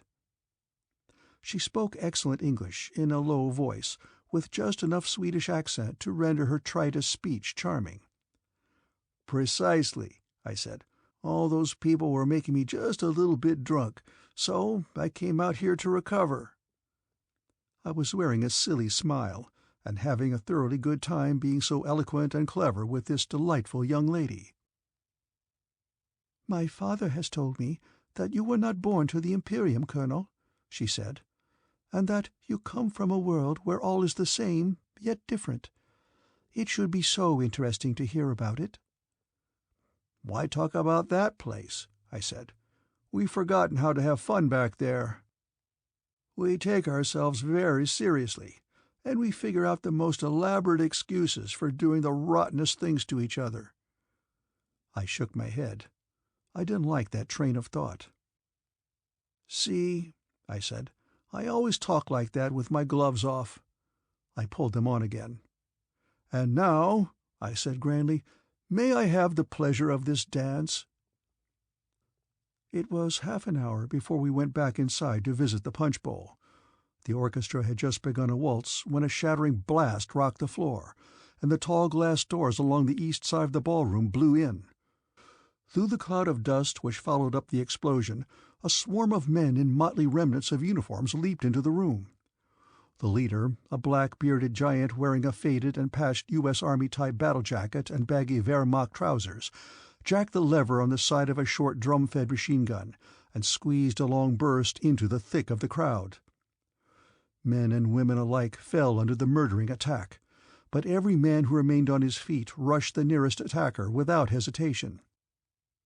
Standing in the rubble, a bristle-faced redhead wearing an undersized British sergeant's blouse pumped 8 shots from the hip, knocking down an oncoming officer of the Imperium with every shot. When he stepped back to jam a new clip into the M1, the 9th man ran him through the throat with a jewel-encrusted rapier. I still stood frozen, holding my girl's hand. I whirled, started to shout to her to get back, to run. But the calm look I saw in her eyes stopped me. She'd rather be decently dead than flee this rabble. I jerked my toy sword from its scabbard, dashed to the wall, and moved along it to the edge of the gaping opening. As the next man pushed through the cloud of dust and smoke, peering ahead, gripping a shotgun, I jammed the point of my sword into his neck, hard, and jerked it back before it was wrenched from my hands. He stumbled on, choking, the shotgun falling with a clatter. I reached out, raked it in, as another man appeared. He carried a Colt .45 in his left hand, and he saw me as I saw him. He swiveled to fire, and as he did, I brought the poised blade down on his arm. The shot went into the floor, and the pistol bounced out of the loose hand. He fell back into the trampling crowd. Another fellow lunged out of the dust, cutting across the room, and saw me. He leveled a heavy rifle on its side across his left forearm. He moved slowly and clumsily. I saw that his left hand was hanging by a thread. I grabbed up the shotgun and blew his face off. It had been about 2 minutes since the explosion. I waited a moment, but no more came through the blasted window. I saw a wiry ruffian with long yellow hair falling back toward me as he pushed another magazine into a Browning automatic rifle. I jumped 2 steps, set the point of the sword just about where the kidney should be, and rammed with both hands. No very elegant style, I thought, but I'm just a beginner. I saw Goering then, arms around a tall fellow who cursed and struggled to raise his battered submachine gun. A gun roared in my ear and the back of my neck burned. I realized my jump had literally saved my neck. I ran around to the side of the grappling pair and shoved the blade into the thin man's ribs.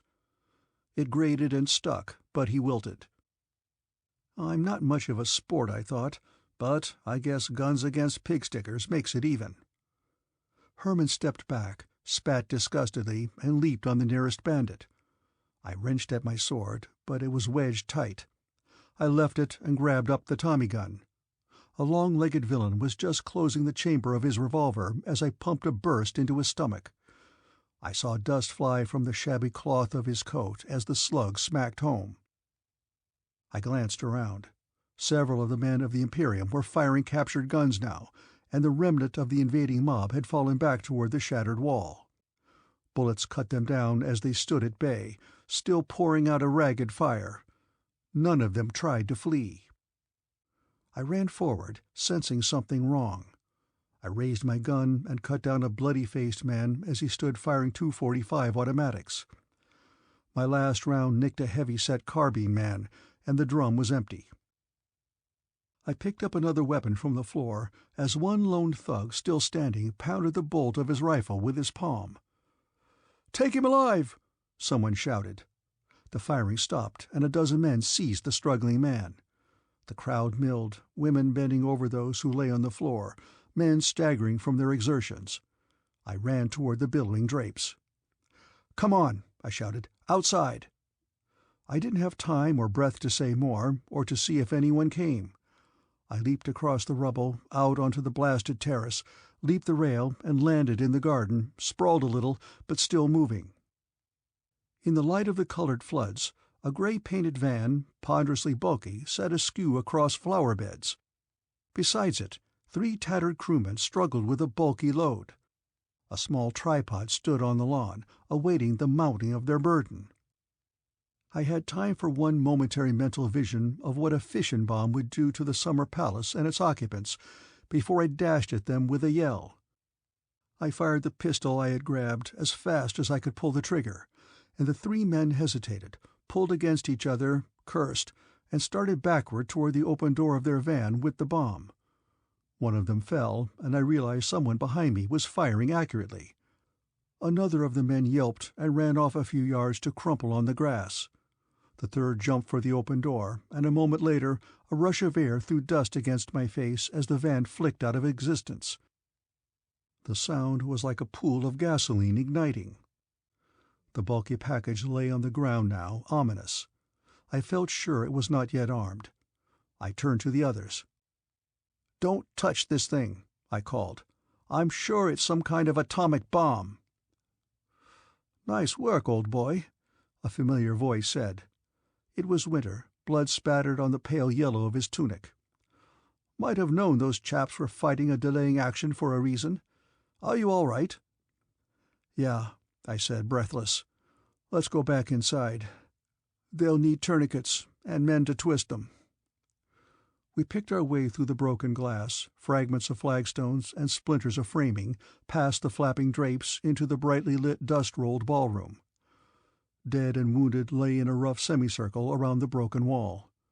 I recognized a pretty brunette in a blue dress whom I had danced with earlier, lying on the floor, face waxen. Everyone was splattered with crimson. I looked around frantically for my redhead, and saw her kneeling beside a wounded man, binding his head. There was a shout. Winter and I whirled. One of the wounded intruders moved, threw something, then collapsed as shots struck him. I heard the thump and the rattle as the object fell, and, as in a dream, I watched the grenade roll over and over, clattering, stop 10 feet away, and spin a half-turn. I stood frozen. Finished, I thought, and I never even learned her name. From behind me I heard a gasp as Winter leaped past me and threw himself forward. He landed spread-eagled over the grenade as it exploded with a muffled thump, throwing Winter 2 feet into the air. I staggered and turned away, dizzy. Poor Winter, poor damned Winter. I felt myself passing out and went to my knees. The floor was tilting. She was bending over me, face pale, but still steady. I reached up and touched her hand. "What's your name?" I said. "My name?" she said. "Barbro Lundane. I thought you knew my name." She seemed a bit dazed. I sat up. "Better lend a hand to someone who's worse off than I am, Barbro," I said. "I just have a weak constitution." "No," she said. "You've bled much." Richthofen appeared, looking grim. He helped me up. My neck and head ached. "Thank God you are alive," he said. "Thank Winter I'm alive," I replied. "I don't suppose there's a chance." "Killed instantly," Richthofen said. "He knew his duty." "Poor guy," I said. "It should have been me." "We're fortunate it wasn't you," Richthofen said. "It was close. As it is, you've lost considerable blood. You must come along and rest now." "I want to stay here," I said. "Maybe I can do something useful." Goering had appeared from somewhere, and he laid an arm across my shoulders, leading me away. "Calmly now, my friend," he said. "There is no need to feel it so strongly. He died in performance of his duty, as he would have wished." Herman knew what was bothering me. I could have blanked out that grenade as easily as Winter, but the thought hadn't even occurred to me. If I hadn't been paralyzed, I'd have run. I didn't struggle. I felt washed out, suddenly suffering a premature hangover. Manfred joined us at the car, and we drove home in near silence. I asked him about the bomb, and Goering said that Bale's men had taken it over. "Tell them to dump it at sea," I said. At the villa, someone waited on the steps as we drove up. I recognized Bale's rangy figure with the undersized head. I ignored him as he collared Herman. I went into the dining room, poured a stiff drink at the sideboard, sat down. The others came behind me, talking. I wondered where Bale had been all evening. Bale sat down, eyeing me. He wanted to hear all about the attack. He seemed to take the news calmly, but sourly. He looked at me, pursing his lips. "Mr. Goering has told me that you conducted yourself quite well, Mr. Bayard, during the fight. Perhaps I was hasty in my judgment of you." "Who the hell cares what you think, Bale?" I said. "Where were you when the lead was flying? Under the rug?" Bale turned white, stood up glaring, and stalked out of the room. Goering cleared his throat, and Manfred cast an odd look at me as he rose to perform his hostly duty of conducting a guest to the door. "Inspector Bale is not a man easy to associate with," Herman said. "I understand your feeling." He rose and came around the table. "I feel you should know," he went on, "that he is among the most skillful with saber and épée. Make no hasty decision now." "What decision?" I asked. "Already you have a painful wound," he said. "We must not allow you to be laid up at this critical time. Are you sure of your skill with a pistol?" "What wound?" I said. "You mean my neck?" I put my hand up to touch it. I winced. There was a deep gouge, caked with blood. Suddenly I was aware that the back of my jacket was soggy. That near miss was a little nearer than I had thought. "I hope you will accord Manfred and myself the honor of seconding you," Herman continued, "and perhaps of advising you." "What's this all about, Herman?" I said. "What do you mean, seconding me?" "Why," he seemed confused, "we wish to stand with you in your meeting with Bale." "Meeting with Bale?" I repeated. I knew I didn't sound very bright. I was beginning to realize how lousy I felt. Goering stopped and looked at me. "Inspector Bale is a man most sensitive of personal dignity," he said. "You have given him a tongue-lashing before witnesses, and a well-deserved one it was. However, it remains a certainty that he will demand satisfaction." He saw that I was still groping. "Bale will challenge you, Brion," he said. "You must fight him." End of Chapter 5.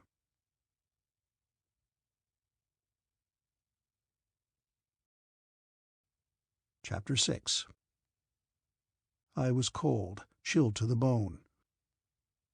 I was still half asleep, and I carried my head tilted forward and a little to the side in a hopeless attempt to minimize the vast throbbing ache from the furrow across the back of my neck.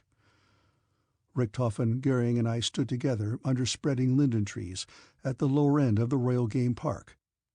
It was a few minutes before dawn, and I was wondering how a slug in the kneecap would feel. There was the faint sound of an engine approaching, and a long car loomed up in the gloom on the road above, lights gleaming through the morning mist. The sound of doors opening and slamming was muffled and indistinct. 3 figures were dimly visible, approaching down the gentle slope. My seconds moved away to meet them. One of the 3 detached itself from the group and stood alone as I did. That would be Bale. Another car pulled in behind the first. The doctor, I thought. In the dim glow from the second car's small square cowlights, I saw another figure emerge. I watched. It looked like a woman. I heard the murmur of voices, a low chuckle. They were very palsy, I thought. Everything on a very high plane. I thought over what Goering had told me on the way to the field of honor, as he called it. Bale had offered his challenge under the Toth Convention. This meant that the duelists must not try to kill each other. The object of the game was to inflict painful wounds, to humiliate one's opponent. This could be a pretty tricky business. In the excitement of the fight, it wasn't easy to inflict wounds that were thoroughly humiliating but definitely not fatal. Richthofen had lent me a pair of black trousers and a white shirt for the performance, and a light overcoat against the pre-dawn chill. I wished it had been a heavy one. The only warm part of me was my neck, swathed in bandages. The little group broke up now. My 2 backers approached, smiled encouragingly, and in low voices invited me to come along. Goering took my coat. I missed it. Bale and his men were walking toward a spot in the clear, where the early light was slightly better. We moved up to join them. "I think we have light enough now, Baron?" said Hallendorf. I could see better now. The light was increasing rapidly. Long pink streamers flew in the east. The trees were still dark in silhouettes. Hellendorf stepped up to me and offered me the pistol box. I picked one of the pistols, without looking at it. Bale took the other, methodically worked the action, snapped the trigger, examining the rifling. Richthofen handed each of us a magazine. 5 rounds, he said. I had no comment.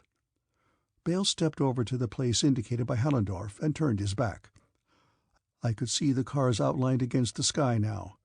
The big one looked like a .30 Packard, I thought. At Goering's gesture, I took my post, back to Bale.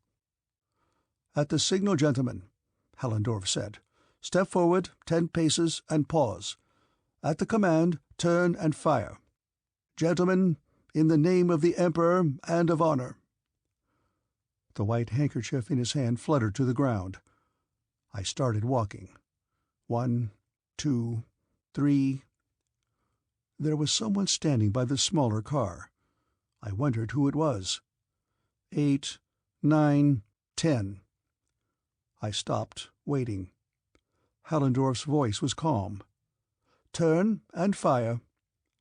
I turned, holding the pistol at my side. Bale pumped a cartridge into the chamber, set his feet apart, body sideways to me, left arm behind his back, and raised his pistol.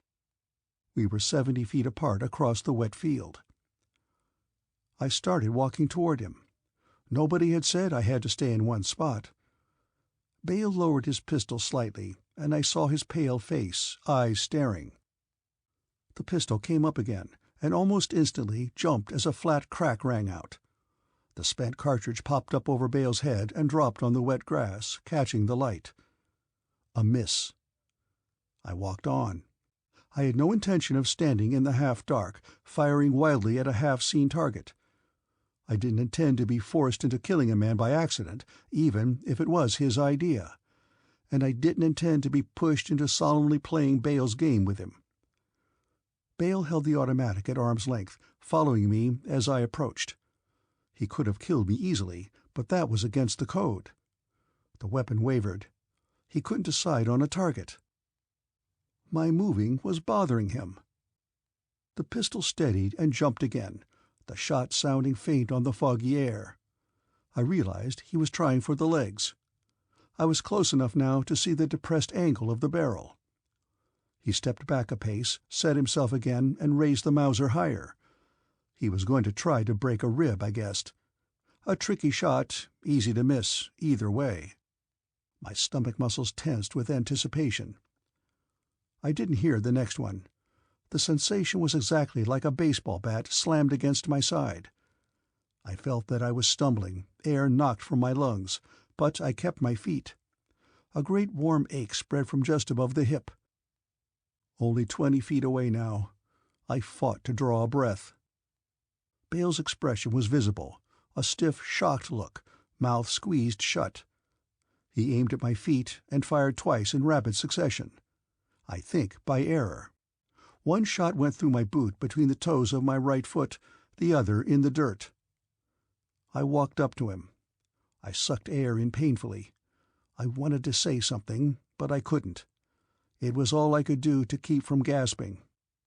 Abruptly, Bale backed a step, aimed the pistol at my chest, and pulled the trigger. It clicked. He looked down at the gun. I dropped the Mauser at his feet, doubled my fist, and hit him hard on the jaw. He reeled back as I turned away. I walked over to Goering and Richthofen as the doctor hurried up. They came forward to meet me. "Lieber Gott!" Hermann breathed as he seized my hand and pumped it. "This story they will never believe." "If your object was to make a fool of Inspector Blake," Richthofen said with a gleam in his eye, "you have scored an unqualified success. I think you have taught him respect." The doctor pressed forward. "Gentlemen, I must take a look at the wound." A stool was produced, and I gratefully sank down on it. I stuck my foot out. "Better take a look at this too," I said. "It feels a little tender." The doctor muttered and exclaimed as he began snipping at the cloth and leather. He was enjoying every minute of it. The doc, I saw, was a romantic. A thought was trying to form itself in my mind. I opened my eyes. Barbara was coming toward me across the grass, dawn light gleaming in her red hair. I realized what it was I had to say. "Herman," I said, "Manfred, I need a long nap, but before I start, I think I ought to tell you. I've had so much fun tonight that I've decided to take the job." "Easy, Brion," Manfred said. "There is no need to think of it now." "No trouble at all," I said. Barbara bent over. "Brion," she said, "you are not badly hurt?" She looked worried. I smiled at her and reached for her hand. "I'll bet you think I'm accident-prone. But actually, I sometimes go for days at a time without so much as a bad fall." She took my hand in both of hers as she knelt down. "You must be suffering great pain, Brion, to talk so foolishly," she said. "I thought he would lose his head and kill you." She turned to the doctor. "Help him, Dr. Bloom." "You are fortunate, Colonel," the doctor said, sticking a finger into the furrow on my side. "The rib is not fractured. In a few days you will have only a little scar and a big bruise to remind you." I squeezed Barbara's hand. "Help me up, Barbara," I said. Goering gave me his shoulder to lean on. "For you now, a long nap," he said. I was ready for it. End of Chapter 6.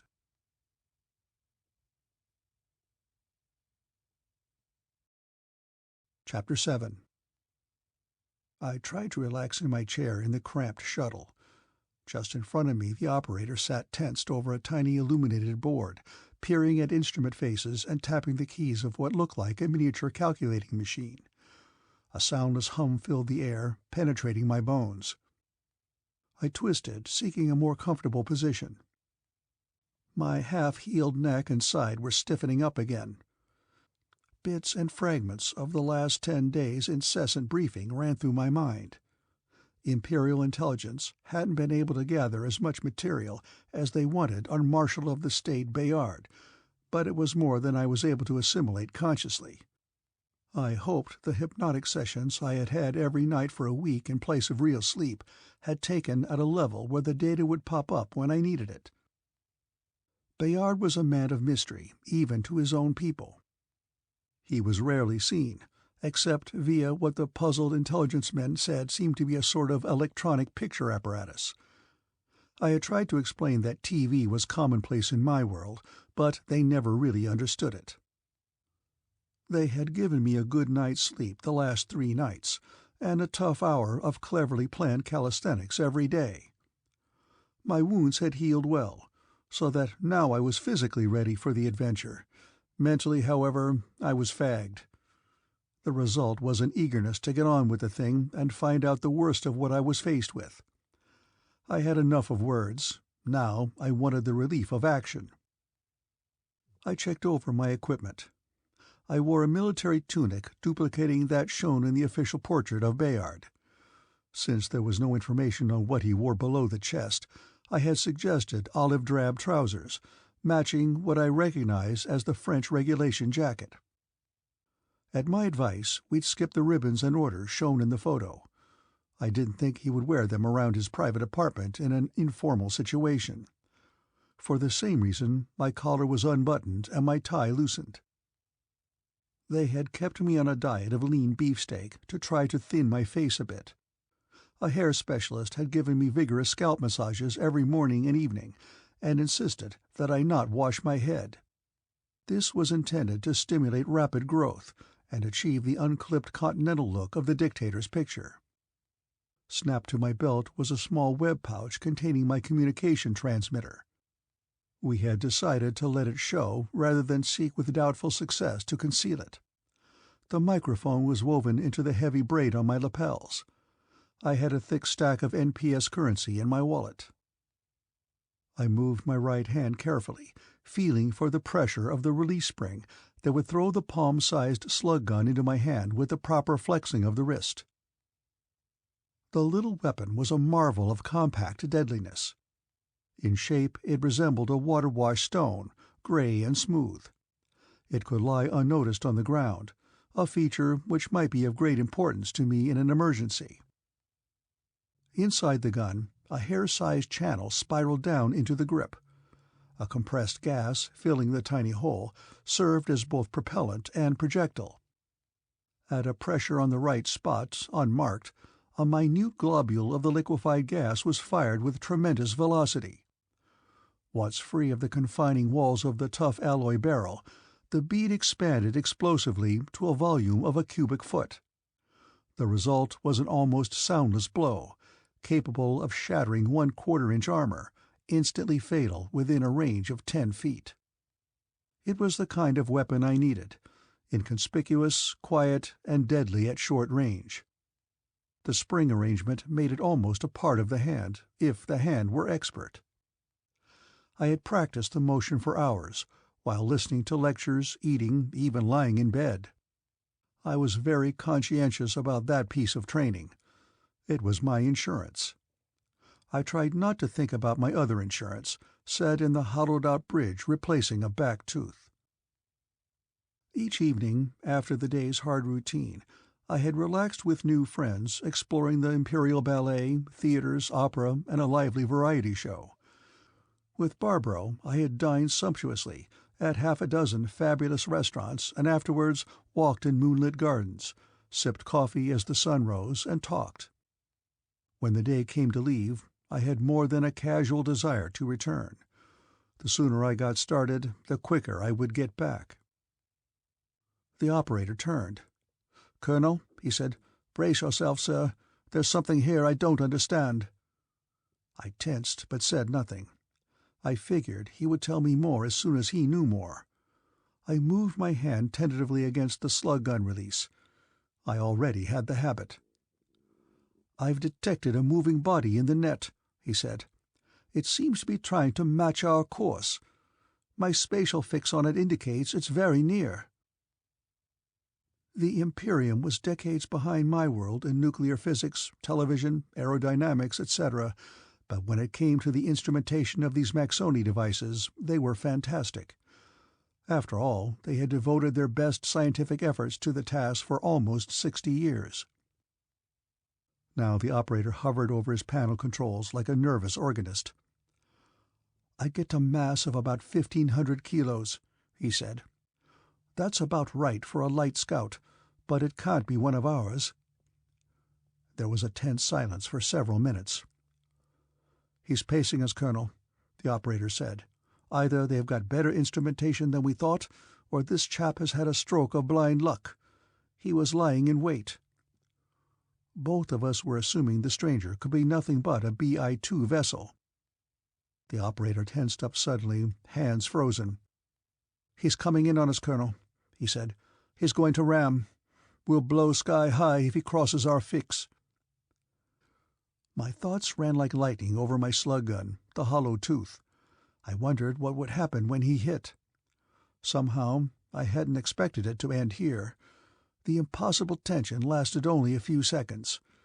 The operator relaxed. "Missed," he said. "Apparently, his spatial maneuvering isn't as good as his net mobility. But he'll be back. He's after blood." I had a thought. "Our maximum rate is controlled by the energy of normal entropy, isn't it?" I asked. He nodded. "What about going slower?" I said. "Maybe he'll overshoot." I could see the sweat start on the back of his neck from here. "A bit risky in the blight, sir," he said, "but we'll have a go at it." I knew how hard that was for an operator to say. This young fellow had had 6 years of intensive training, and not a day of it has passed without a warning against any unnecessary control changes in the blight. The sound of the generators changed, the pitch of the whine descending into the audible range, dropping lower. "He's still with us, Colonel," the operator said. The pitch fell lower.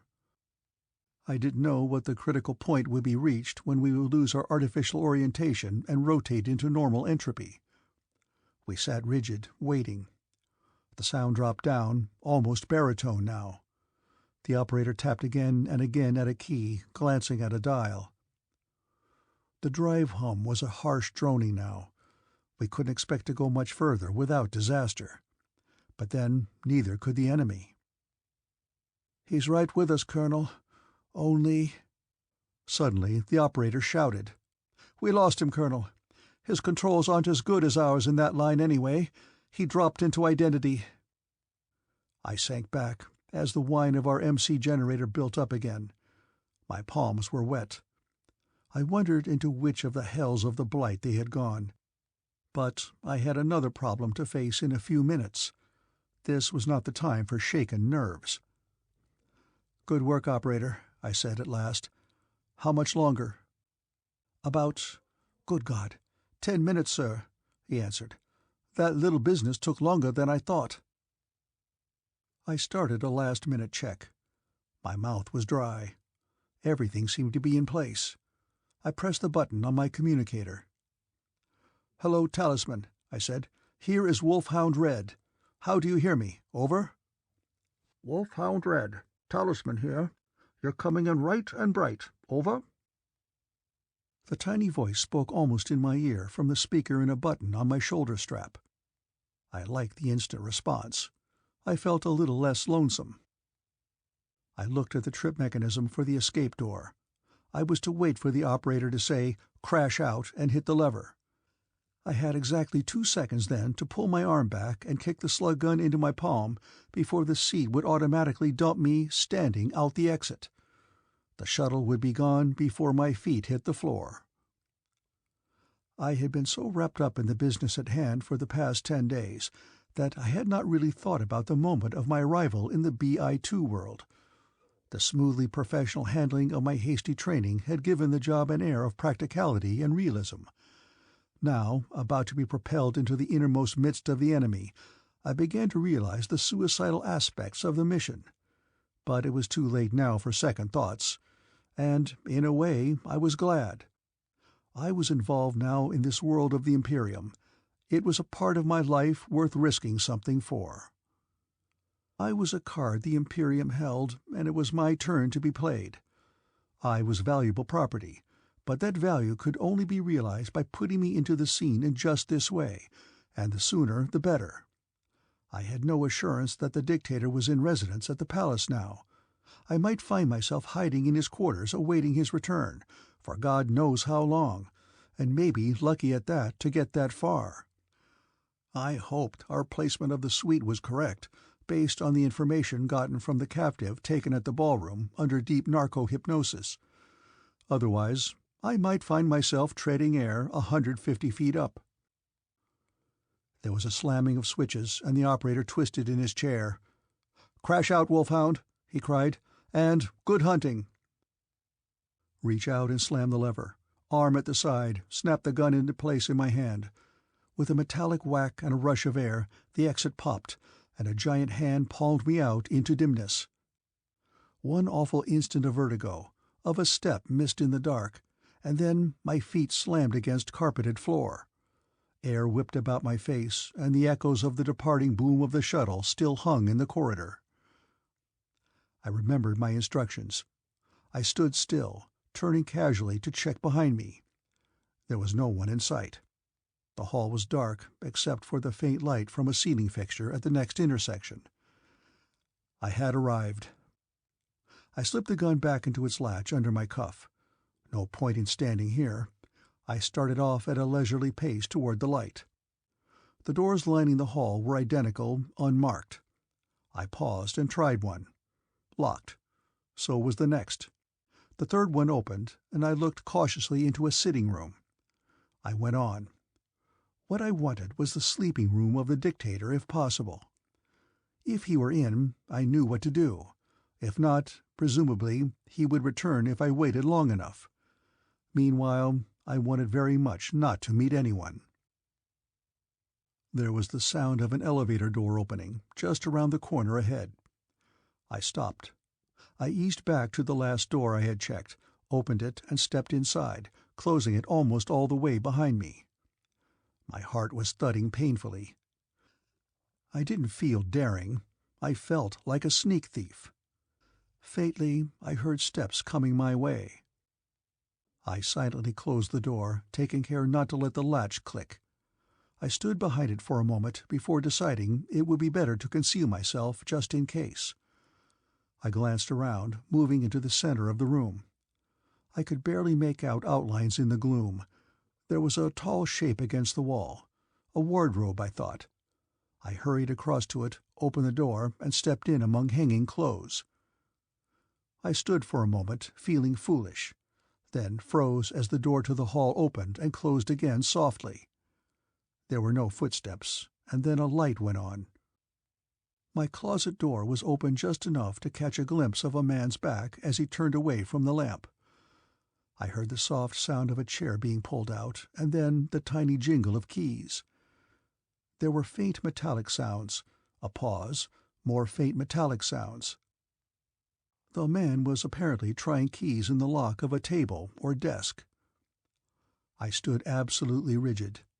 I breathed shallowly, tried not to think about a sudden itch on my cheek. I could see the shoulder of the coat hanging to my left. I turned my eyes to it. It was almost identical with the one I was wearing. The lapels were adorned with heavy braid. I had a small moment of relief. I had found the right apartment at least. But my victim must be the man in the room, and I had never felt less like killing anyone in my life. The little sounds went on. I could hear the man's heavy breathing. All at once I wondered what he would look like, this double of mine. Would he really resemble me, or more to the point, did I look enough like him to take his place? I wondered why he took so long finding the right key. Then another thought struck me. Didn't this sound a little more like someone trying to open someone else's desk? I moved my head a fraction of an inch. The clothes moved silently, and I edged a little farther. Now I could see him. He sat hunched in the chair, working impatiently on the lock. He was short and had thin hair, and resembled me not in the least. It was not the dictator. This was a new factor for me to think over, and in a hurry. The dictator was obviously not around, or this fellow would not be here attempting to rifle his desk. And the dictator had people around him who were not above prying. That fact might be useful to me. It took him 5 minutes to find a key that fit. I stood with muscles aching from the awkward pose, trying not to think of the lint that might cause a sneeze. I could hear the shuffling of papers and faint muttering as the man looked over his finds. At length there was the sound of the drawer closing, the click of the lock. Now the man was on his feet, the chair pushed back, and then silence for a few moments. Steps came toward me. I froze, my wrist twitching, ready to cover him and fire if necessary the instant he pulled the door open. I wasn't ready to start my imposture just yet, skulking in a closet. I let out a soundless sigh as he passed the opening and disappeared. More sounds as he ran through the drawers of a bureau or chest. Suddenly the hall door opened again, and another set of steps entered the room. I heard my man freeze. Then he spoke in guttural French. "Oh, it's you, is it, Maurice?" There was a pause. Maurice's tone was insinuating. "Yes, I thought I saw a light in the chief's study. I thought that was a bit odd, what with him away tonight." The first man sauntered back toward the center of the room. "I just thought I'd have a look to see that everything was okay here." Maurice tittered. "Don't try to rob a thief, George. I know why you came here, for the same reason as I." "What are you up to?" the first man hissed. "What do you want?" "Sit down, Flick. Oh, don't get excited. They all call you that." Maurice was enjoying himself. I listened carefully for half an hour while he goaded and cajoled, and pressured the other. The first man, I learned, was Georges Penet, the chief of the dictator's security force. The other man was a civilian military advisor to the Bureau of Propaganda and Education. Penet, it seemed, had been less clever than he thought in planning a coup that was to unseat Bayard. Maurice knew all about it and had bided his time, and now he was taking over. Penet didn't like it, but he accepted it, after Maurice mentioned a few things nobody was supposed to know about a hidden airplane and a deposit of gold coins buried a few miles outside the city. I listened carefully without moving, and after a while even the itch went away. Pinet had been looking for lists of names, he admitted.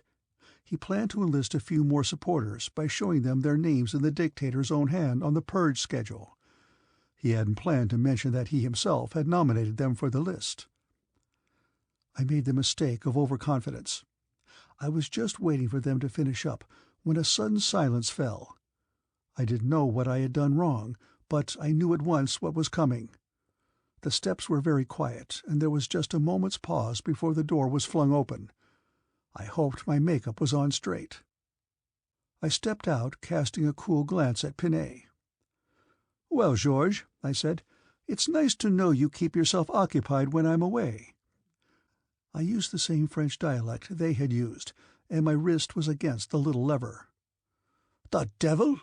Maurice burst out. He stared at me with wide eyes. For a moment I thought I was going to get away with it. Then Pinet lunged at me. I whirled, sidestepped, and the slug gun slapped my palm. "Hold it!" I barked. Pinet ignored the order and charged again. I squeezed the tiny weapon, bracing myself against the recoil. There was a solid thump, and Pinet bounced aside, landed on his back loose-limbed, and lay still. Then Maurice hit me from the side. I stumbled across the room, tripped and fell, and he was on top of me. I still had my gun, and tried to bring it into play, but I was dazed, and Maurice was fast and strong as a bull. He flipped me and held me in a one-handed judo hold that pinned both arms behind me. He was astride me, breathing heavily. "Who are you?" he hissed. "I thought you know me, Maurice," I said. With infinite care I groped, tucked the slug gun into my cuff. I heard it click home, and I relaxed. "So you thought, eh?" Maurice laughed. His face was pink and moist. He pulled a heavy blackjack from his pocket as he slid off me. "Get up," he said. He looked me over. "My God," he said. "Fantastic. Who sent you?" I didn't answer. It seemed I wasn't fooling him for a minute. I wondered what was so wrong. Still, he seemed to find my appearance interesting. He stepped forward and slammed the sap against my neck with a controlled motion. He could have broken my neck with it, but what he did was more painful. I felt the blood start from my half-healed neck wound. He saw it and looked puzzled for a moment. Then his face cleared. "Excuse me," he said, grinning. "I'll try for a fresh spot next time. And answer when spoken to." There was a viciousness in his voice that reminded me of the attack at the palace. These men had seen hell on earth, and they were no longer fully human. He looked at me appraisingly, slapping his palm with the blackjack. "I think we will have a little talk downstairs," he said. "Keep the hands in sight." His eyes darted about, apparently looking for my gun. He was very sure of himself. He didn't let it worry him when he didn't see it. He didn't want to take his eyes off me long enough to really make a search. "Stay close, baby," he said. "Just like that. Come along now, nice and easy." I kept my hands away from my sides and followed him over to the phone. He wasn't as good as he thought. I could have taken him any time. I had a hunch, though, that it might be better to string along a little to find out something more. Maurice picked up the phone, spoke softly into it, and dropped it back in the cradle. His eyes stayed on me. "How long before they get here?" I asked. Maurice narrowed his eyes, not answering. "Maybe we have just time enough to make a deal," I said. His mouth curved in what might have been a smile. "We'll make a deal all right, baby," he said. "You sing loud and clear, and maybe I'll tell the boys to make it a fast finish." "You've got an ace up your sleeve here, Maurice," I urged. "Don't let that rabble in on it." He slapped his palm again. "What have you got in mind, baby?" "I'm on my own," I said. I was thinking fast. "I'll bet you never knew Brion had a twin brother. He cut me out, though, so I thought I'd cut myself in." Maurice was interested. "The devil," he said. "You haven't seen your loving twin in a long time, I see." He grinned. I wondered what the joke was. "Let's get out of here," I said. "Let's keep it between us two." Maurice glanced at Pinay. "Forget him," I said. "He's dead." "You'd like that, wouldn't you, baby?" Maurice said.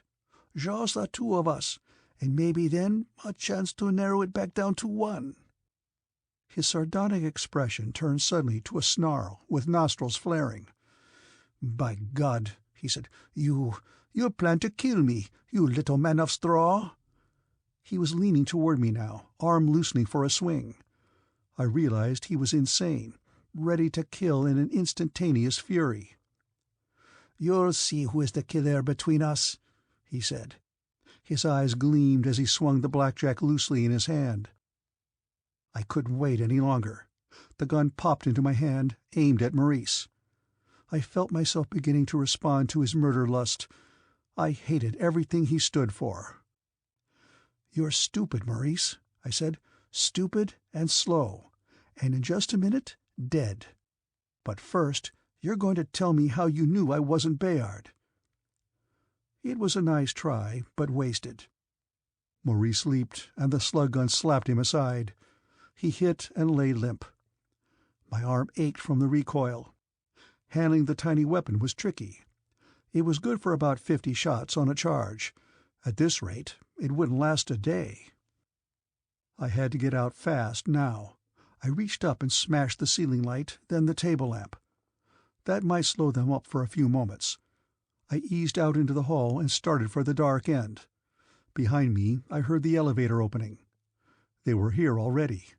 I pushed at the glass door, and it swung open quietly. I didn't wait around to see what their reaction would be when they found Maurice and Georges.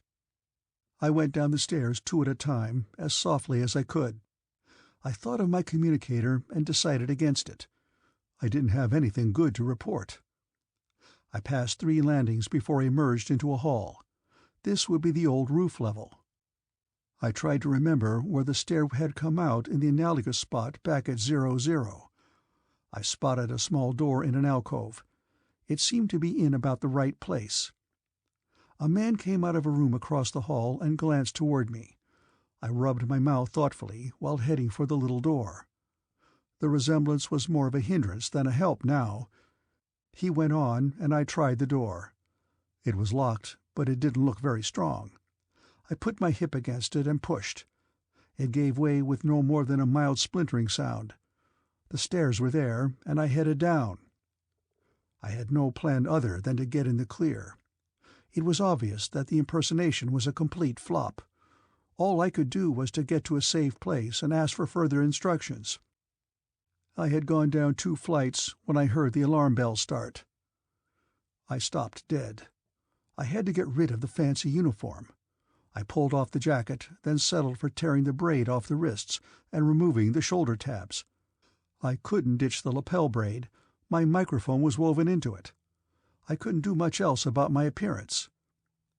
This unused stair was probably as good a way out as any. I kept going. I checked the door at each floor. They were all locked. That was a good sign, I thought. The stair ended in a cul-de-sac filled with barrels and mildewed paper cartons. I went back up to the next landing and listened. Beyond the door there were loud voices and the clatter of feet. I remembered that the entry to the stair was near the main entrance to the old mansion. It looked like I was trapped. I went down again, pulled one of the barrels aside. I peered behind it at the wall. The edge of a door frame was visible. I maneuvered another barrel out of place and found the knob. It was frozen. I wondered how much noise I could make without being heard. Not much, I decided. I needed something to pry with. The paper cartons looked like a possibility. I tore the flap loose on one and looked in. It was filled with musty ledger books. No help. The next was better. Old silverware, pots and pans. I dug out a heavy cleaver and slipped it into the crack. The thing was as solid as a bank vault. I tried again. It couldn't be that strong, but it didn't budge. I stepped back.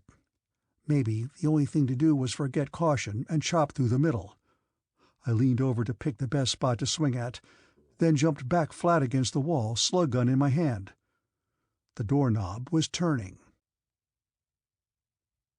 End of Chapter 7.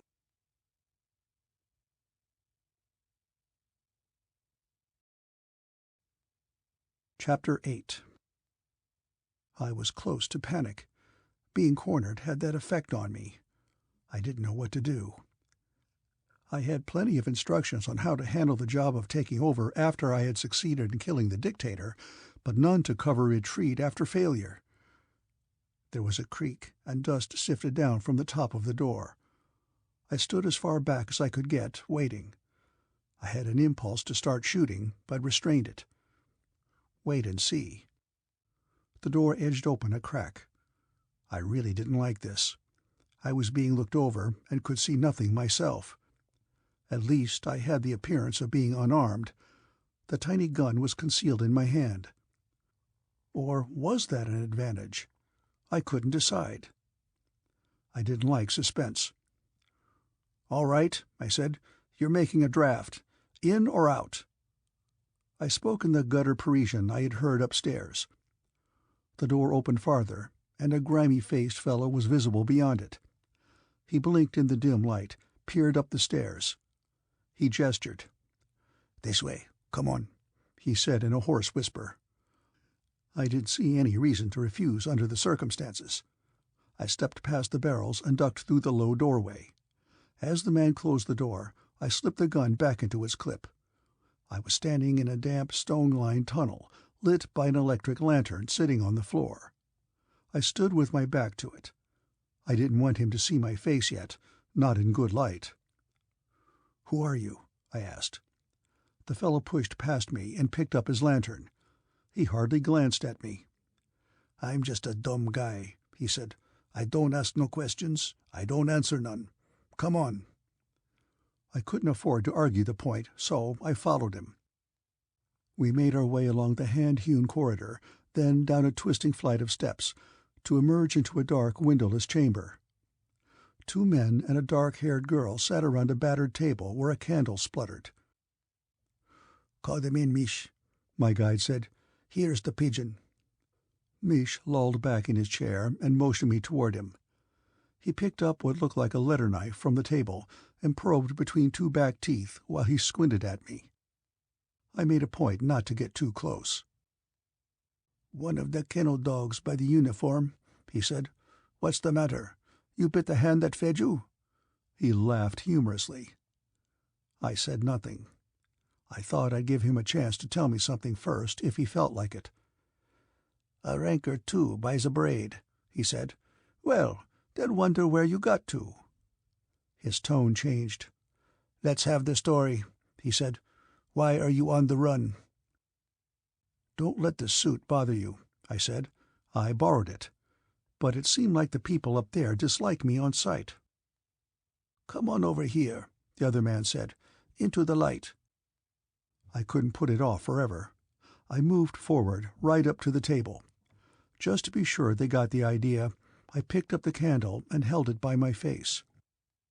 Mish froze, knife point in his teeth.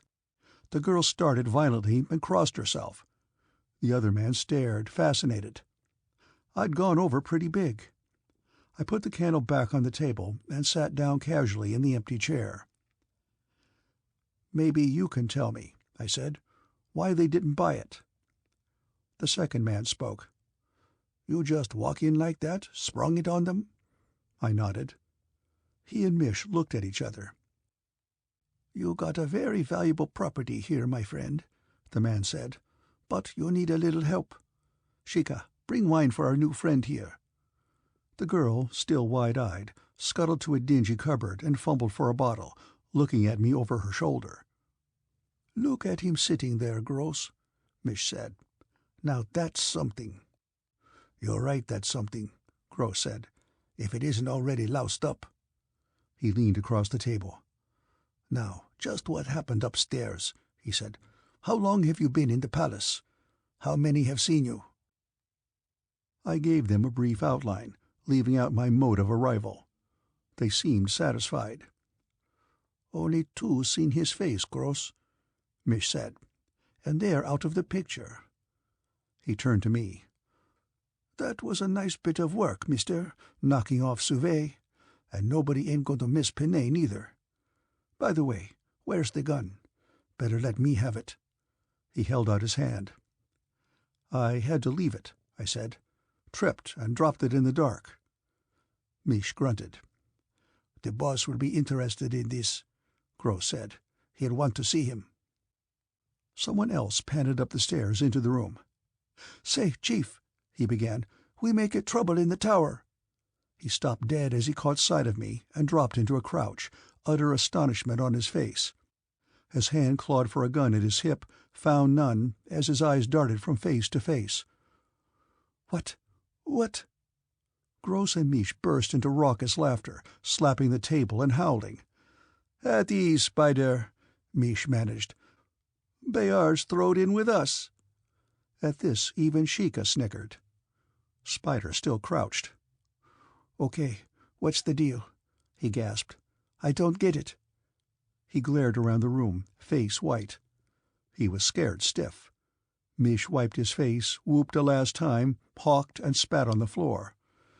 "Okay, Spider, as you were," he said. "This here's a ringer. Now you better go bring in the boys. Beat it." Spider scuttled away. I was puzzled. Why did some of them take one startled look and relax, while this fellow was apparently completely taken in? I had to find out. There was something I was doing wrong. "Do you mind telling me," I said, "what's wrong with the get-up?" Mish and Gross exchanged glances again. "Well, my friend," Gross said, "it's nothing we can't take care of. Just take it easy, and we'll set you right. You wanted to step in and take out the old man and sit in for him, right? Well, with the organization behind you, you're as good as in." "What's the organization?" I asked. Mish broke in. "For now, we'll ask the questions," he said. "What's your name? What's your play here?" I looked from Mish to Gross. I wondered which one was the boss. "My name's Bayard," I said. Mish narrowed his eyes as he rose and walked around the table. He was a big fellow with small eyes. "I asked you what's your name, mister," he said. "I don't usually ask twice." "Hold it, Mish," Gross said. "He's right. He's got to stay in this part, if he's going to be good. And he better be plenty good. Let's leave it at that. He's Bayard." Mish looked at me. "Yeah," he said, "you got a point." I had a feeling Mish and I weren't going to get along. "Who's backing you, Bayard?" Gross said. "I play a lone hand," I said. "Up to now, anyway. But it seems I missed something. If your organization can get me in, I'll go along." "We'll get you in all right," Mish said. I didn't like the looks of this pair of hoodlums, but I could hardly expect high-toned company here. As far as I could guess, the organization was an underground anti-Bayard party. The room seemed to be hollowed out of the walls of the palace. Apparently, they ran a spying operation all through the building, using hidden passages. More men entered the room now, some via the stair, others through a door in the far corner. Apparently, the word had gone out. They gathered around, staring curiously, commenting to each other, but not surprised. "These are the boys," Gross said, looking around at them. "The rats in the walls." I looked them over. About a dozen piratical-looking toughs. Gross had described them well. I looked back at him. "All right," I said. "Where do we start?" These weren't the kind of companions I would have chosen, but if they could fill in the gaps in my disguise for me and help me take over Bayard's place, I could only be grateful for my good luck. "Not so fast," Mish said. "This thing is going to take time. We got to get you to a layout we got out of town. We got a lot of work ahead of us." "I'm here now," I said. "Why not go ahead today? Why leave here?" "We got a little work to do on your disguise," Gross said. and there's plans to make. How do we get the most out of this break, and how do we make sure there's no wires on this? And no double cross, Mish added. A hairy lout listening in the crowd spoke up. I don't like the looks of this stool, Mish. I don't like funny stuff. I say, under the floor with him. He wore a worn commando knife in a sheath fixed horizontally to his belt buckle. I was pretty sure he was eager to use it. Mish looked at me. Not for now, Gaston, he said. Gross rubbed his chin. Don't get worried about Mr. Bayard, boys, he said. We'll have our eyes on him. He glanced up at Gaston. You might make a special effort along those lines, Gaston, but don't get ahead of yourself. Let's say, if he has any kind of accident, you'll have a worse one. The feel of the spring under my wrist was comforting. I felt that Gaston wasn't the only one in this crew who didn't like strangers.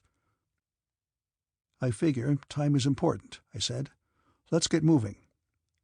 Mish stepped over to me. He prodded my leg with his boot. You got a flappy mouth, mister, he said. Gross and me give the orders around here. Okay, Gross said. Our friend has got to learn, but he's right about the time. Bayard's due back here sometime tomorrow, so that means we get out today, if we don't want the Ducals all over the palace on top of the regulars. Mish, get the boys moving. I want things folded fast and quiet, and good men on the standby crew. He turned to me as Mish bawled orders to the men. Maybe you better have a little food now, he said. It's going to be a long day. I was startled. I had been thinking of it as night. I looked at my watch. It had been 1 hour and 10 minutes since I had entered the palace. Doesn't time go fast, I thought to myself, when everyone's having fun. Sheikah brought over a loaf of bread and a wedge of brown cheese from the cupboard and placed them on the table with a knife. I was cautious. Okay if I pick up the knife? I asked. Sure, Gross said. Go ahead. He reached under the table and laid a short-nosed revolver before him. Mish came back to the table as I chewed on a slice of tough bread. It was good bread. I tried the wine. It wasn't bad. The cheese was good, too. You eat well, I said. This is good. Sheikah threw me a grateful smile. We do all right, Gross said. Better get Mouth here out of that fancy suit, Mish said, jerking his head at me. Somebody might just take a shot at that without thinking. The boys have got kind of nervous about them kind of suits. Gross looked at me. That's right, he said. Mish will give you some other clothes. That uniform don't go over so big here. I didn't like this development at all. My communicator was built into the scrambled eggs on my lapels. I had to say no and make it stick. Sorry, I said. I keep the outfit. It's part of the act. I'll put a coat over it if necessary. Mish put his foot against my chair and shoved. I saw it coming and managed to scramble to my feet instead of going over with the chair. Mish faced me. Strip, mister, he said. You heard the man. The men still in the room fell silent, watching. I looked at Mish. I hoped Gross would speak up. I couldn't see anything to be gained by this. Nobody spoke. I glanced over at Gross. He was just looking at us. Mish reached behind, brought out a knife. The blade snicked out. Or do I have to cut it off you? He growled. Put the knife away, Mish, Gross said mildly. You don't want to cut up our secret weapon here, and we want the uniform off all in one piece. Yeah, Mish said. You got a point. He dropped the knife on the table and moved in on me. From his practiced crouch and easy shuffling step, I saw that he had been a professional. I decided not to wait for him. I threw myself forward with my weight behind a straight left to the jaw. It caught Mish by surprise, slammed against his chin, and rocked him back. I tried to follow up, catch him again while he was still off balance, but he was a veteran of too many fights. He covered up, backpedaled, shook his head, and then flicked out with a right that exploded against my temple. I was almost out, staggering. He hit me again, square on the nose. Blood flowed. I wouldn't last long against this bruiser. The crowd was still bunched at the far end of the room, moving this way, now watching delightedly, calling encouragement to Mish. Gross sat still, and Sheikah stared from her place by the wall.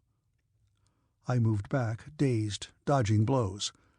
I had only one chance, and I needed a dark corner to try it.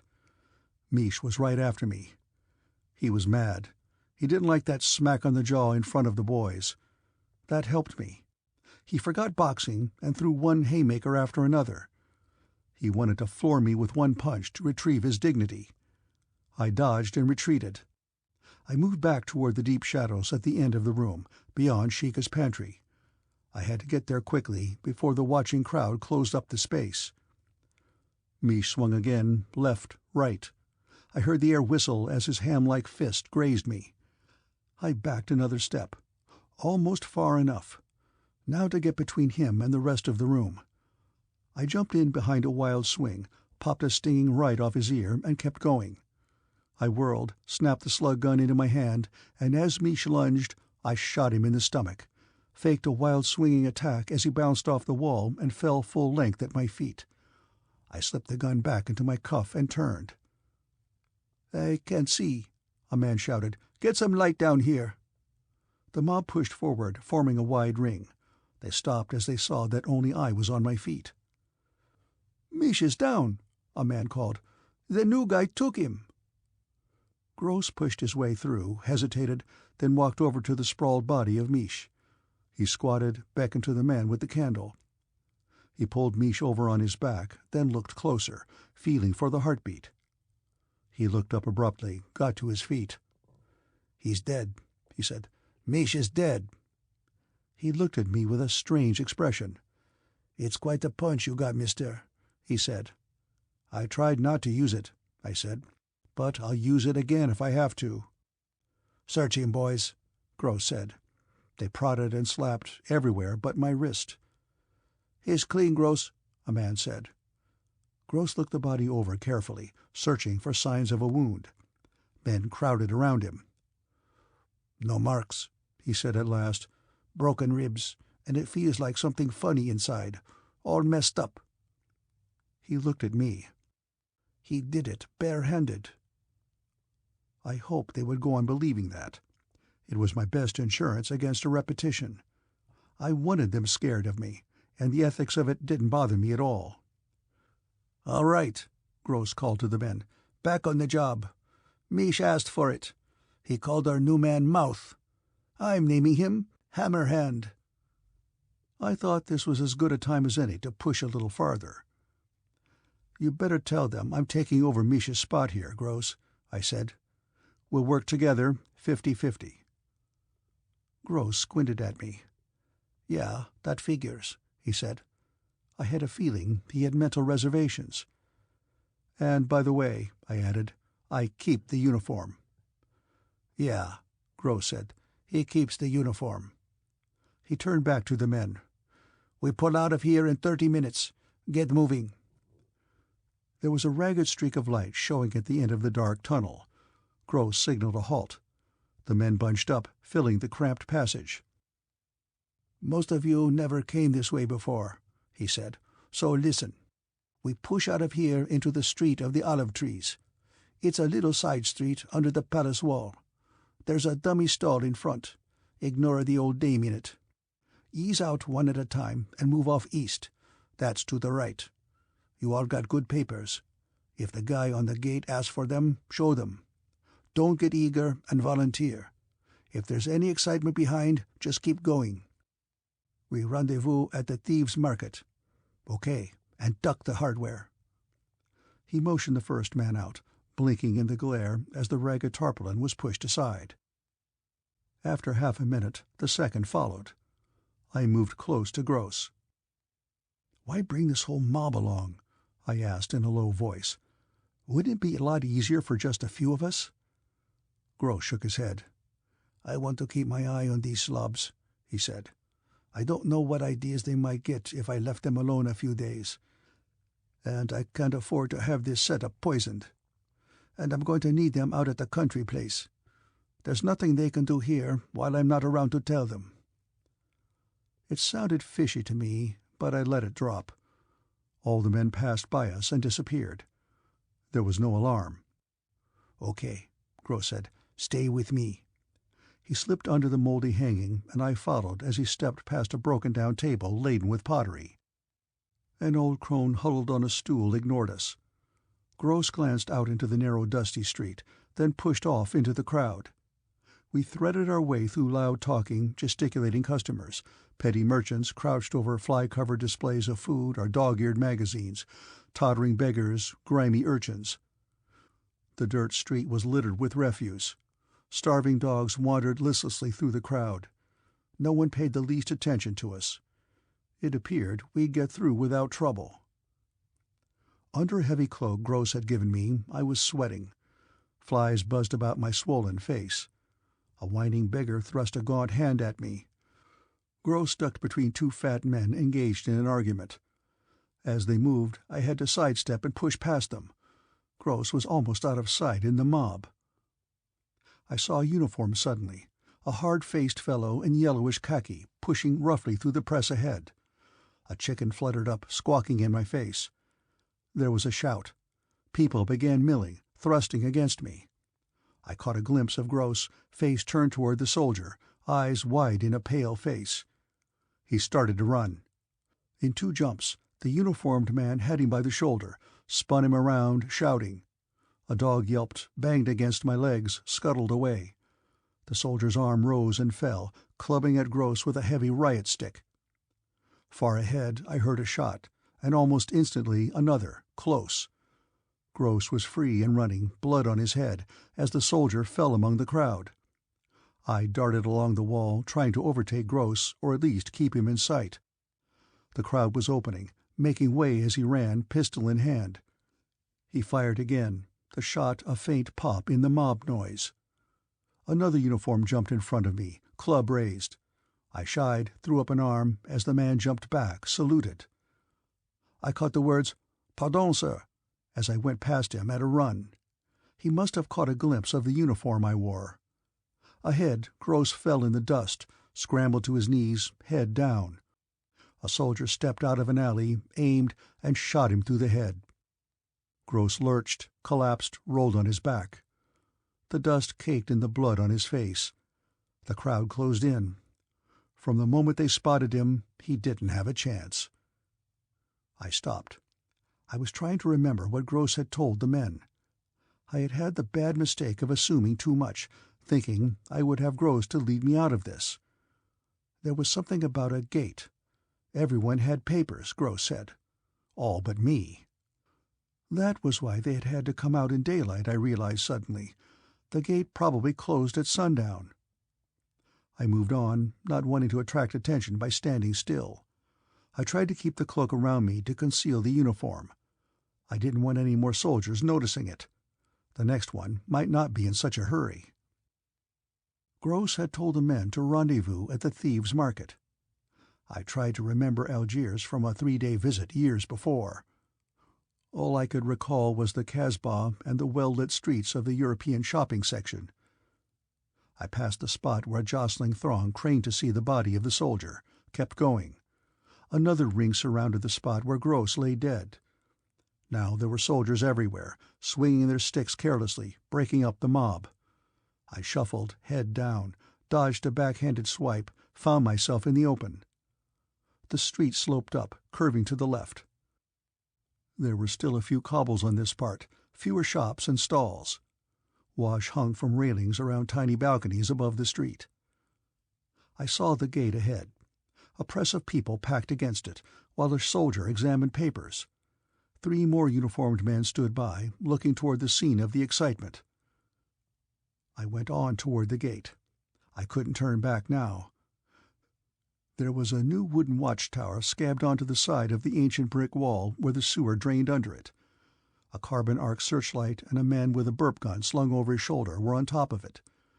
I thought I saw one of the organization men ahead in the crowd at the gate. One of the soldiers was staring at me. He straightened, glanced at the man next to him. The other soldier was looking too now. I decided a bold front was the only chance. I beckoned to one of the men, allowing the cloak to uncover the front of the uniform briefly. He moved toward me, still in doubt. I hoped my battered face didn't look familiar. "Snap it up, soldier," I said in my best école militaire tone. He halted before me, saluted. I didn't give him a chance to take the initiative. "The best part of the catch made it through the gate before you fools closed the net," I snapped. "Get me through there fast, and don't call any more attention to me. I'm not wearing this flea circus for fun." I flipped the cloak. He turned and pushed through to the gate, and said a word to the other soldier, gesturing toward me. The other man, wearing sergeant's stripes, looked at me. I glared at him as I approached. "Ignore me," I hissed. "You foul this up, and I'll see you shot." I brushed past him, thrust through the gate as the first soldier opened it. I walked on, listening for a sound of a round snapping into the chamber of that burp gun on the tower. A goat darted out of an alley, stared at me. Sweat rolled down my cheek. There was a tree ahead, with a black shadow under it. I wondered if I'd ever get that far. I made it and breathed a little easier. I still had problems, plenty of them. Right now I had to find the thieves' market. I had a vague memory of such a thing from the past, but I had no idea where it was. I moved along the road, past a weathered stuccoed building with a slatternly taverns downstairs and sagging rooms above, bombed out at the far end. The gate was out of sight now. Ahead were more bomb-scarred tenements, ruins, and beyond, open fields. There was a river in sight to the right. A few people were in view, moving listlessly in the morning heat. They seemed to ignore the hubbub within the walled town. I couldn't risk asking any of them for the place I sought. I didn't know who might be a police informer, or a cop for that matter. They had been ready for us, I realized. Gross wasn't as well hidden as he had thought. Probably the police could have cleared his outfit from the palace at any time. I suspected they had tolerated them against such a time as now. The ambush had been neat. I wondered if any of the boys had made it through the gate. Apparently, word had not gone out to be on the alert for a man impersonating an officer. I didn't know how much Maurice had said when he telephoned for his men, but my bluff at the gate indicated no one had been warned of my disguise. I paused. Maybe my best bet would be to try the tavern, order a drink, try to pick up something. I saw nothing ahead that looked encouraging. I walked back 50 feet to the doorless entrance to the bistro.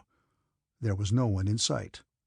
I walked in, barely able to make out the positions of the tables and chairs in the gloom. The glassless windows were shuttered. I blinked, made out the shape of the bar. Outside the door, the dusty road glared white.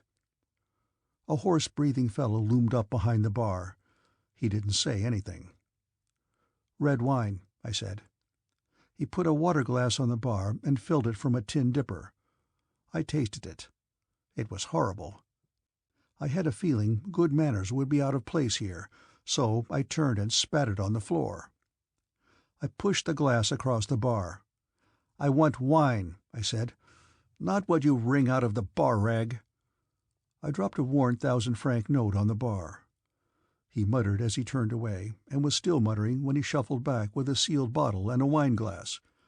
He drew the cork, poured my glass half full, and put the 1,000 francs in his pocket. He didn't offer me any change.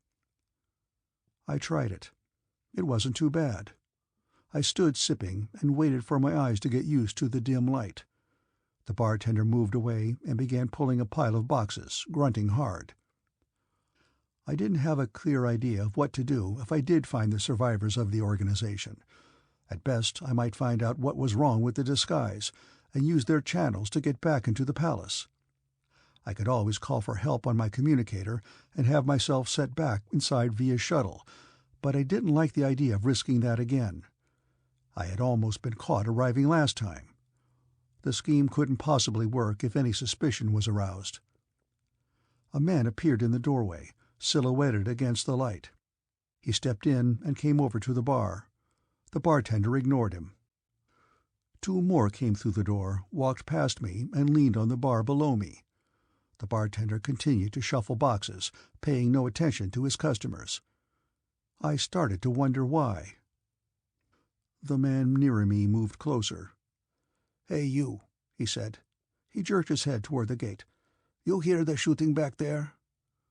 That was a leading question.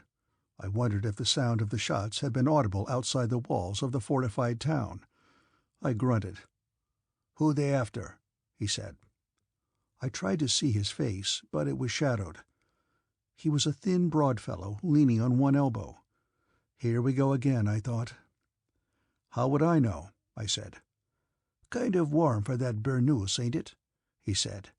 He stretched out a hand as if to touch the tattered cape. I stepped back, and 2 pairs of arms wrapped around me in a double bear hug from behind. The man facing me twitched the cape open. He looked at me. "Lousy ducal," he said, and hit me across the mouth with the back of his hand. I tasted blood.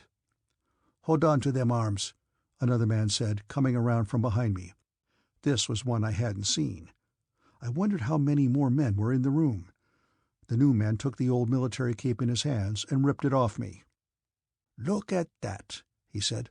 "We got us a lousy general." He dug his finger under the top of the braided lapel of my blouse and yanked. The lapel tore, but stayed put. I started to struggle then. That was my communicator they were about to loot for the gold wire on it. I didn't have much hope of getting loose that way, but maybe it would distract them if I kicked a little. I swung a boot and caught the rangy one under the kneecap. He yelped and jumped back, then swung at my face. I twisted away, and the blow grazed my cheek. I threw myself backward, jerking hard, trying to throw someone off balance. "Hold him!" a man hissed. They were trying not to make too much noise. The thin man moved in close, watched his chance, and slammed a fist into my stomach. The pain was agonizing. I cramped up, retching. The men holding me dragged me to a wall, flung me upright against it, arms outspread. The fellow who wanted the braid stepped up with a knife in his hand. I was trying to breathe, wheezing and twisting. He grabbed my hair, and for a moment I thought he was going to slit my throat. Instead, he sawed away at the lapels, cursing as the blade scraped wire. "Get the buttons too, Bojo," a husky voice suggested. The pain was fading a little now, but I sagged, acting weaker than I actually was. The communicator was gone, at least the sending end. All I could try to salvage now was my life. The buttons took only a moment. The man with the knife stepped back, slipping it into a sheath at his hip. He favored the leg I had kicked. I could see his face now. He had straight, fine features. "Okay, let him go," he said. I slumped to the floor. For the first time, my hands were free. Now maybe I had a chance. I still had the gun. I got shakily to hands and knees, watching him. He aimed a kick at my ribs. "On your feet, General," he said. "I'll teach you to kick your betters." The others laughed, called out advice, shuffled around us in a circle. There was an odor of dust and sour wine. "That General's a real fighter, ain't he?" somebody called. "Fight sitting down." That went over big. Lots of happy laughter. I grabbed the foot as it came to me, twisted it hard, and threw the man to the floor. He swore loudly, lunged at me, but I was up again, backing away. The ring opened, and somebody pushed me. I let myself stumble and gained a few more feet toward the shadowed corner. I could see better now, enough to see pistols and knives in every belt. If they had any idea I was armed, they'd use them. I had to wait. Bojo was after me again, throwing a roundhouse left. I ducked it, then caught a couple of short ones. I stepped back 2 paces, glanced at the audience. They were as far away as I'd get them. It was time to make my play. The man shielded me as the slug gun popped into my hand, but at that instant he swung a savage kick. It was just luck. He hadn't seen the tiny weapon, but the gun spun into a dark corner. Now I wasn't acting any more. I went after him, slammed a hard left to his face, followed with a right to the stomach, then straightened him out with another left. He was a lousy boxer. The others didn't like it. They closed in and grabbed me. Knuckles bounced off my jaw as a fist rammed into my back. 2 of them rammed me backwards and sent me crashing against the wall. My head rang. I was stunned. I fell down and they let me lie. I needed the rest. To hell with secrecy, I thought. I got to my knees and started crawling toward the corner. The men laughed and shouted, forgetting about being quiet now. "Crawl, General!" one shouted. "Crawl, you lousy spy!" "Hop to, soldier!" another sallied. "By the numbers, crawl!" That was a good one. They roared, slapped each other. Bojo had picked himself up and started for me now. Where the hell was that gun? He grabbed my jacket, hauled me to my feet as I groped for him. My head spun. I must have a concussion, I thought. He jabbed at me, but I leaned on him, and he couldn't get a good swing. The others laughed at him now, enjoying the farce. "Watch him, Bojo," someone called. "He's liable to wake up with you shaking him that way." Bojo stepped back and aimed a straight right at my chin, but I dropped and headed for the corner again. That was where the gun went. He kicked me again, sent me sprawling into the wall, and my hand fell on the gun. I rolled over, and Bojo yanked me up, spun me around, and stepped back. I stood, slumped in the corner, watching him. He was enjoying it now. He mouthed words silently, grinning in spite of his bleeding mouth. He intended to keep me propped there in the corner and beat me to death. As he came to me, I raised the gun and shot him in the face. I wished I hadn't. He did a backflip, landed head first, but not before I caught a glimpse of the smashed face. Joe was not Bo anymore. I held my hand loosely at my side, waiting for the next comer. The same fellow who had grabbed me before rushed up. He jumped the body and twisted to deliver a skull crusher. I raised the gun a few inches as he leaped, and I fired at his belly. The shot made a hollow whoop as the man's feet left the floor. He smashed into the wall as I sidestepped. The other three fanned out. It was too dark to see clearly here, and they didn't yet realize what had happened. They thought I had downed the two men with my fists. They were going to jump me together and finish it off. "Freeze, bunnies!" a voice said from the door. We all looked. A hulking brute stood outlined there, and the gun in his hand was visible. "I can see you rats," he said. "I'm used to the dark. Don't try nothing." He beckoned a man behind him forward. One of the three in the room edged toward the rear, and the gun coughed, firing through a silencer. The man slammed sideways and sprawled. "Come on, Hammerhand," the big man said. "Let's get out of here." He spat into the room. "These pigeons don't want to play no more." I recognized the voice of Gaston, the big fellow who had wanted to bury me under the floor. Gross had appointed him my bodyguard, but he was a little late. I had taken a terrible beating. I tucked the gun away clumsily and lurched forward. "Cripes, Hammerhand," Gaston said, stepping forward to steady me. "I didn't know them bunnies had got to you. I thought you were stringing them. I was wondering when you was going to make music with that punch." He paused to stare down at Bojo. "You pushed his mush right in," he said admiringly. "Hey, Tooey, get Hammerhand's wraparound and let's move." He glanced once more around the room. "So long, bunnies," he said. The two men didn't answer. End of Chapter 8.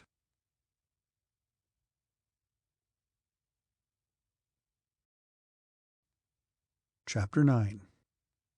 I don't remember much about my trip to the organization's hideout in the country. I recall walking endlessly, and later being carried over Gaston's shoulder. I remember terrific heat, and agonizing pain from my battered face, my half-healed gunshot wounds, and innumerable bruises. And I remember at last a cool room and a soft bed. I awoke slowly, dreams blending with memories, none of them pleasant. I lay on my back, propped up on enormous fluffy feather bolsters, with the late afternoon sun lighting the room through partly drawn drapes over a wide dormer window. For a while I struggled to decide where I was. Gradually I recalled my last conscious thought. This was the place in the country Gross had been headed for. Gaston had taken his charge seriously, in spite of his own suggestion that I be disposed of, and although Miche and Gross were dead. I moved tentatively and caught my breath. That hurt, too. My chest, ribs, and stomach were one great ache.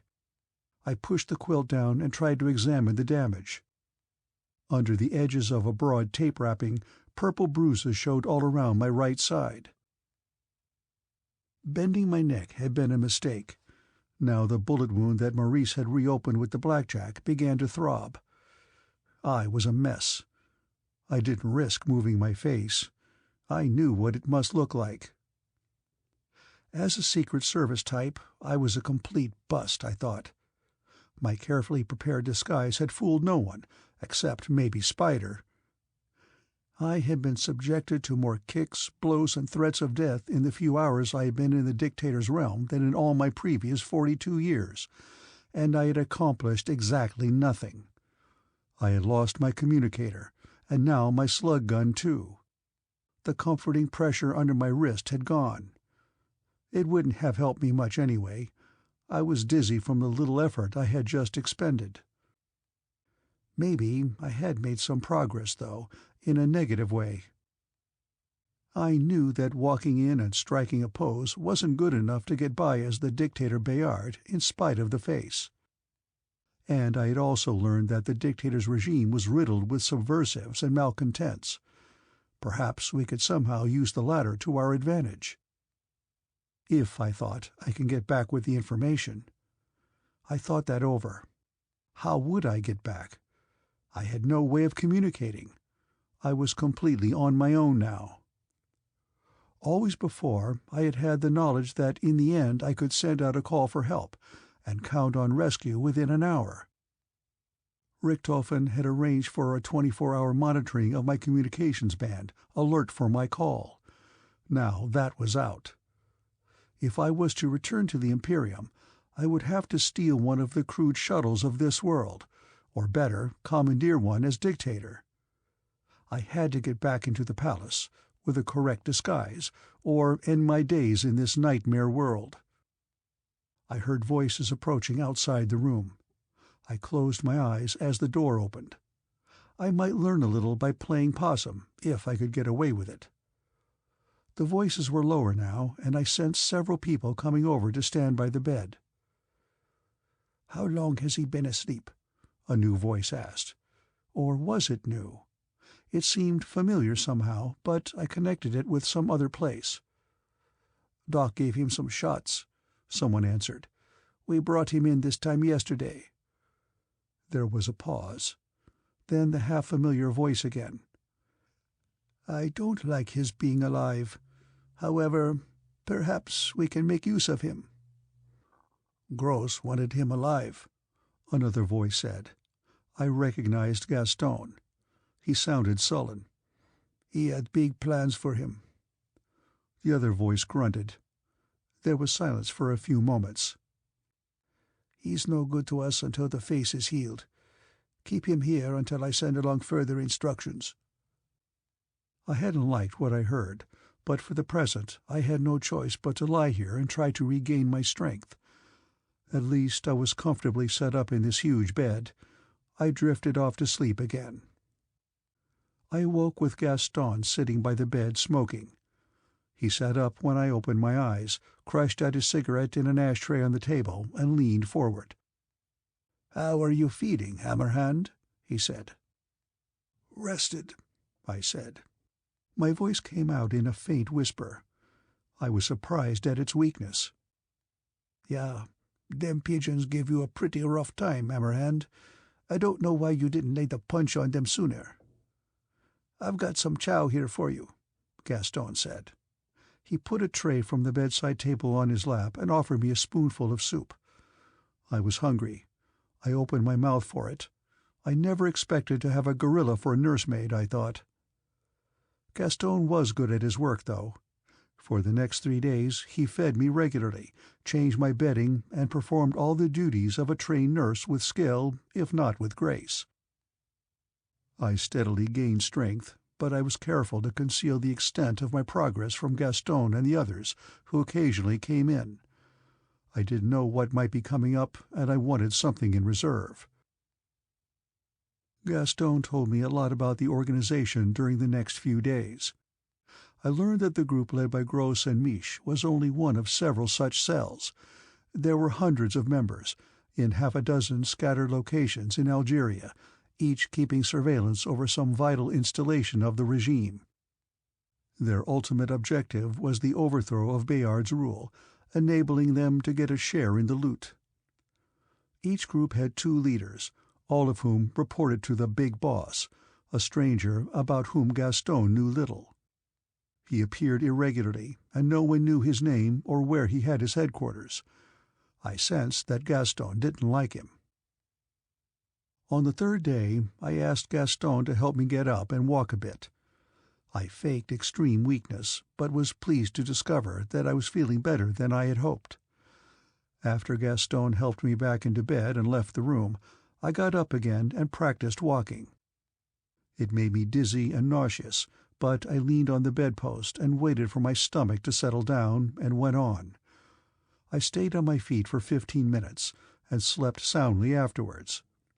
Thereafter, whenever I awoke, day or night, I rose and walked, jumping back into bed when I heard footsteps approaching. When Gaston insisted on walking me after that, I continued to feign all the symptoms I had felt the first time.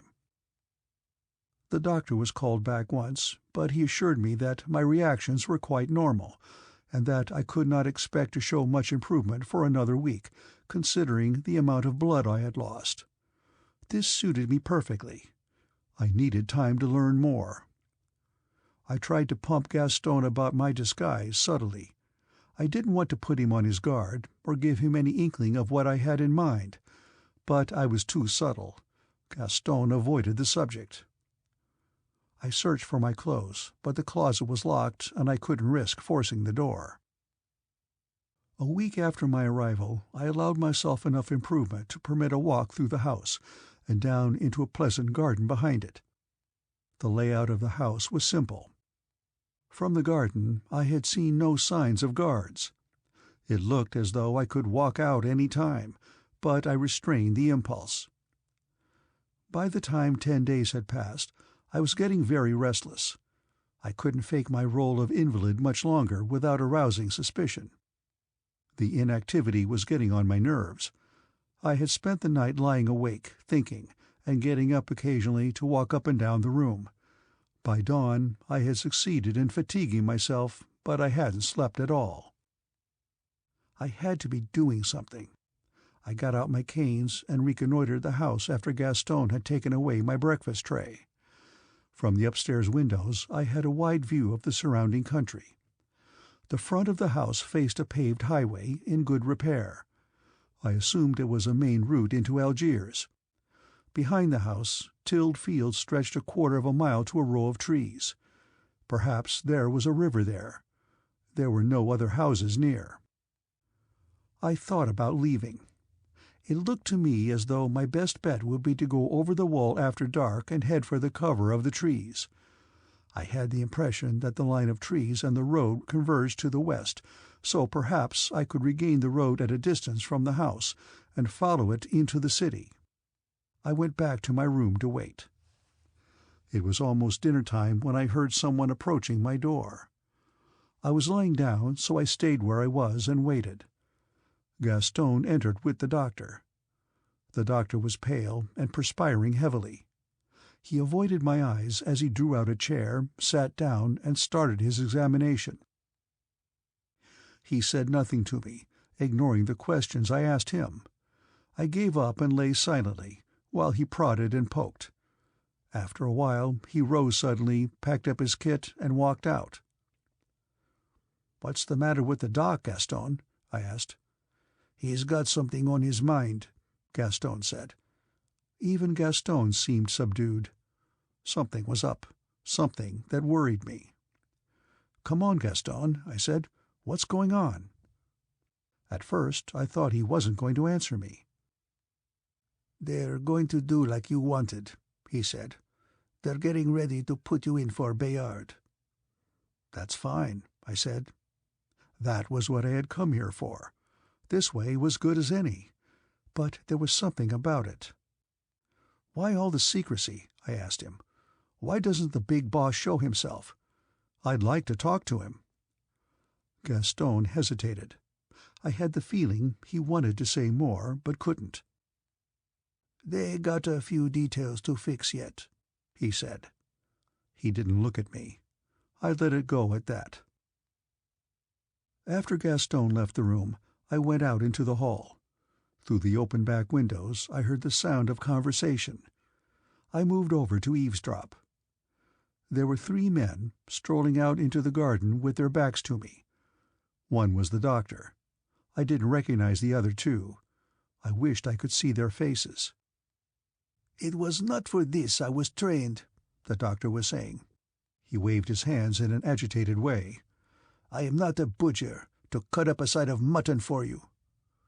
I couldn't make out the reply. I went down to the landing and listened. All was quiet. I descended to the hall on the ground floor, listened again. Somewhere a clock was ticking. I went into the main dining room. The table was set for 3, but no food was in sight. I tried the other dining room. Nothing. I went across and eased the parlor door open. There was no one there. It looked as unused as ever. I passed the door I had found locked once before and noticed light under it. I stepped back and tried it. It was probably a broom closet, I thought, as I turned the knob. It opened. I stood staring. There was a padded white table in the center of the room. At one end stood 2 flood lamps on tall tripods. Glittering instruments were laid out on a small table. On a stand beside the operating table lay scalpels, sutures, heavy curved needles. There was a finely made saw, like a big hacksaw, and heavy snippers. On the floor beneath the table was a large galvanized steel washtub. I didn't understand this. I turned to the door and heard footsteps approaching. I looked around, saw a door, jumped to it, and jerked it open. When the 2 men entered the room, I was standing rigid in the darkness of the storeroom, with the door open half an inch. The floodlights flicked on, then off again. There was a rattle of metal against metal. "Lay off that," a nasal voice said. "This is all set. I checked it over myself." "They're nuts," nasal voice said. "Why don't they wait until morning, when they got plenty of sunlight for this? No, they gotta work under the lights." "I don't get this deal," a thin voice said. "I didn't get what was supposed to be wrong with this guy's legs. They got to take them off. How come if he's—" "You ain't clued in, are you, Mac?" nasal voice said harshly. "This is a big deal. They're going to ring this mug in when they knock off the old man." "Yeah, that's what I mean," thin voice cut in. "So what's the idea they take off the legs?" "You don't know much, do you, small-timer?" nasal voice said. "Well, listen, I got news for you." There was a pause. "Bayard's got no pins, from the knees down." Nasal spoke in a hushed tone. "You didn't know that, did you? That's why you never see him walking around on the video. He's always sitting back of a desk." "There ain't very many people know about that," he added. "Keep it to yourself." "Cripes," thin voice said. His voice was thinner than ever. "Got no legs?" "That's right. I was with him a year before the landing. I was in his outfit when he got it. Machine gun slug through both knees. Now forget about it." "But maybe now you get the setup." "Cripes," thin voice said. "Where did they get a guy crazy enough to go into a deal like this?" "How do I know?" the other said. He sounded as though he regretted having told the secret. "These revolutionist types is all nuts anyway." I stood there feeling sick. My legs tingled. I knew now why nobody mistook me for the dictator as I walked into a room, and why Spider had been taken in when he saw me sitting. I was leaving now. Not tomorrow, not tonight, now. I had no gun, no papers, no map, no plans, but I was leaving. It was almost dark. I went to the back of the house. Through a window I could see the men in the garden standing under a small cherry tree in the gloom, still talking. I found a door and examined it in the failing light. It was the type that opens in 2 sections. The upper one was locked, but the lower half swung silently open, below the line of vision of the men outside. I bent over and stepped through. A short path led off to the drive beside the house. I ignored it and crept along beside the wall, through weed-grown flower beds. I turned to start out across the plowed field, and a dark form rose up before me. I recoiled, my wrist twitching in a gesture that had become automatic, but no slug gun snapped into my hand. I was unarmed, weak, and shaken, and the man loomed over me, hulking. "Let's go, Hammerhand," he whispered. It was Gaston. "I'm leaving, Gaston," I said. "Just don't try to stop me." Vague ideas of a bluff were in my mind. After all, he called me Hammerhand. He came after me. "Hold it down to a roar," he said. "I wondered when you was going to make your break. You've been getting pretty restless these last few days." "Yeah," I said. "Who wouldn't?" I was just stalling. I had no plan. "You got more nerve than me, Hammerhand," Gaston said. "I would have took off a week ago. You must have wanted to get a look at the big boss real bad to stick as long as you did." "I saw enough today," I said. "I don't want to see any more." "Do you make him?" Gaston asked. He sounded interested. "No," I said. "I didn't see his face. But I've lost my curiosity." Gaston laughed. "Okay, Chief," he said. He handed me a soiled card with something scribbled on it. "Maybe this will do you some good. It's the big boss's address out of town. I swiped it. It was all I could find. Now let's blow out of here." I stuck the card in my pocket. I was a little confused. "Wait a minute, Gaston. You mean you're helping me get away?" "Gros said I was supposed to keep an eye on you. Look out you didn't have no accident," Gaston said. "I always done all right doing what my brother told me. I don't see no reason to stop now just because they killed him." "Your brother," I said. "Gros was my brother," Gaston said. "I ain't smart like Gros, but he always took care of me. I always done what he said. He told me to look out for you, Hammerhand." "What about them?" I asked, nodding toward the house. "They won't like it when they find us both missing." Gaston spat. "To hell with them monkeys," he said. "They gimme the willies." I was beginning to feel jolly all of a sudden, by reaction. "Listen, Gaston, can you go back in there and get the clothes I had on when I got here?" Gaston fumbled in the dark at a sack slung over his shoulder. "I thought you might want that suit, Hammerhand," he said. "You was real particular about that with mich." He handed me a bundle. I knew the feel of it. It was the uniform. "Gaston," I said, "you're a wonder. I don't suppose you brought along the little gimmick I had on my wrist." "I think I stuck it in the pocket," he said. "Somebody swiped the fancy gloves you had in the belt, though. I'm sorry about the gloves."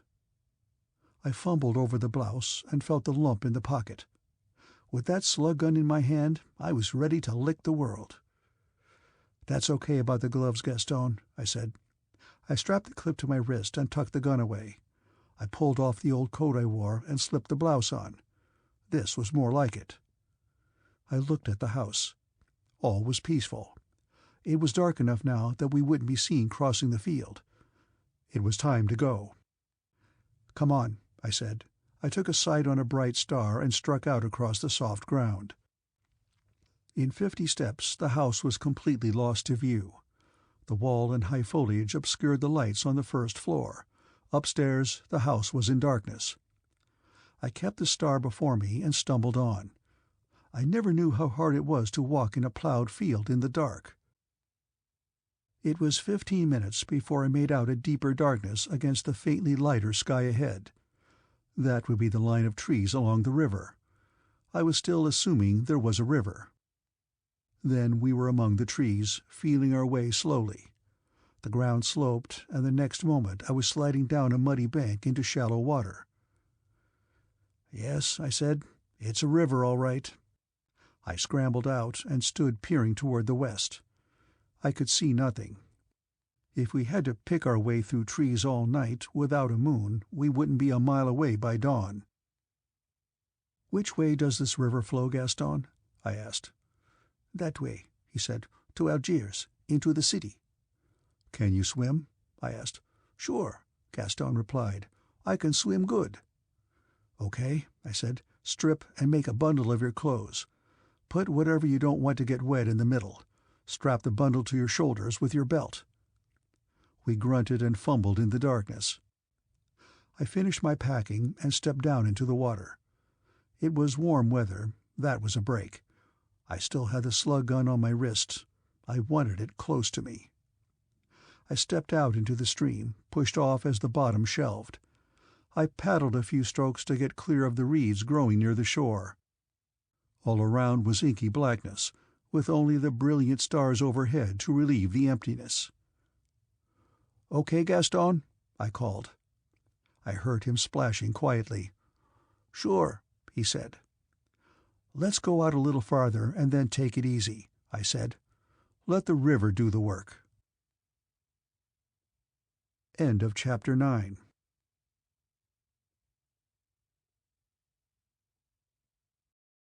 Chapter 10. The current was gentle. Far across the river I saw a tiny light now. We drifted slowly past it. I moved my hands just enough to keep my nose above water. The surface was calm. I yawned. I could have slept tonight, I thought, remembering the sleepless hours of the night before, but it would be a long time between beds for me. I saw a glinting reflection on a ripple ahead and glanced back. There were lights on in the second story of the house we had left. I called to Gaston, pointing out the lights.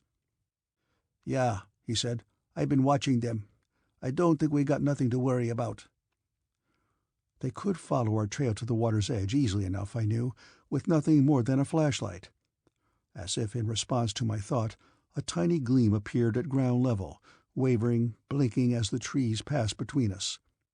It moved, bobbing toward the river. I watched until it emerged from the trees. I saw the yellow gleam dancing across the water where we had started.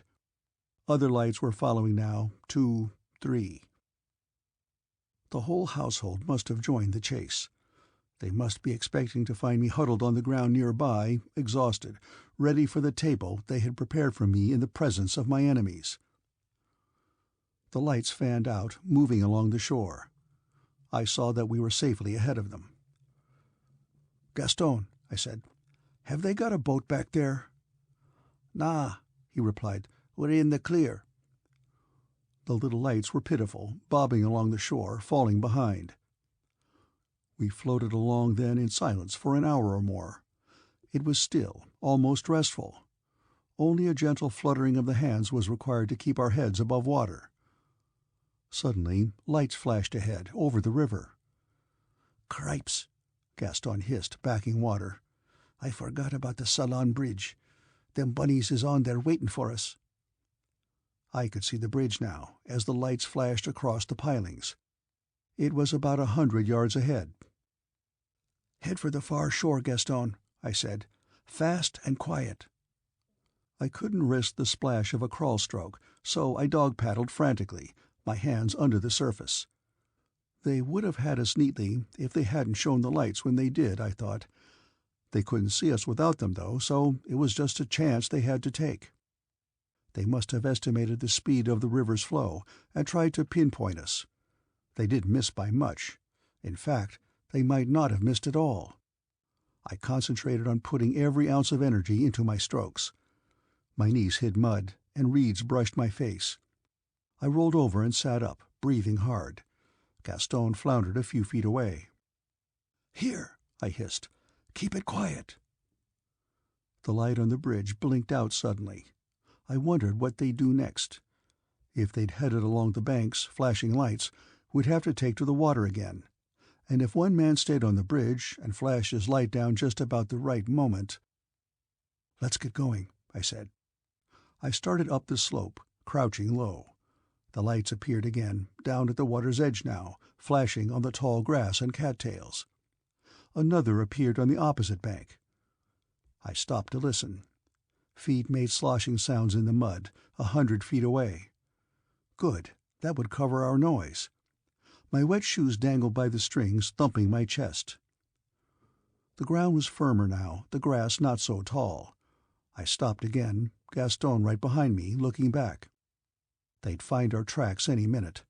We had no time to waste. The bundle of clothing was a nuisance, but we couldn't stop to dress now. "Come on," I whispered, and broke into a run. 50 feet from the top, we dropped and started crawling. I didn't want to be seen in silhouette against the sky as we topped the rise. We pulled ourselves along, puffing and grunting. Crawling is hard work for a grown man. Just over the top, we paused to look over the situation. The road leading to the bridge wound away toward a distant glow in the sky. "That's an army supply depot out that way," Gaston said. "No town." I raised up to look back toward the river. 2 lights bobbed together, then started slowly away from the water's edge. I heard a faint shout.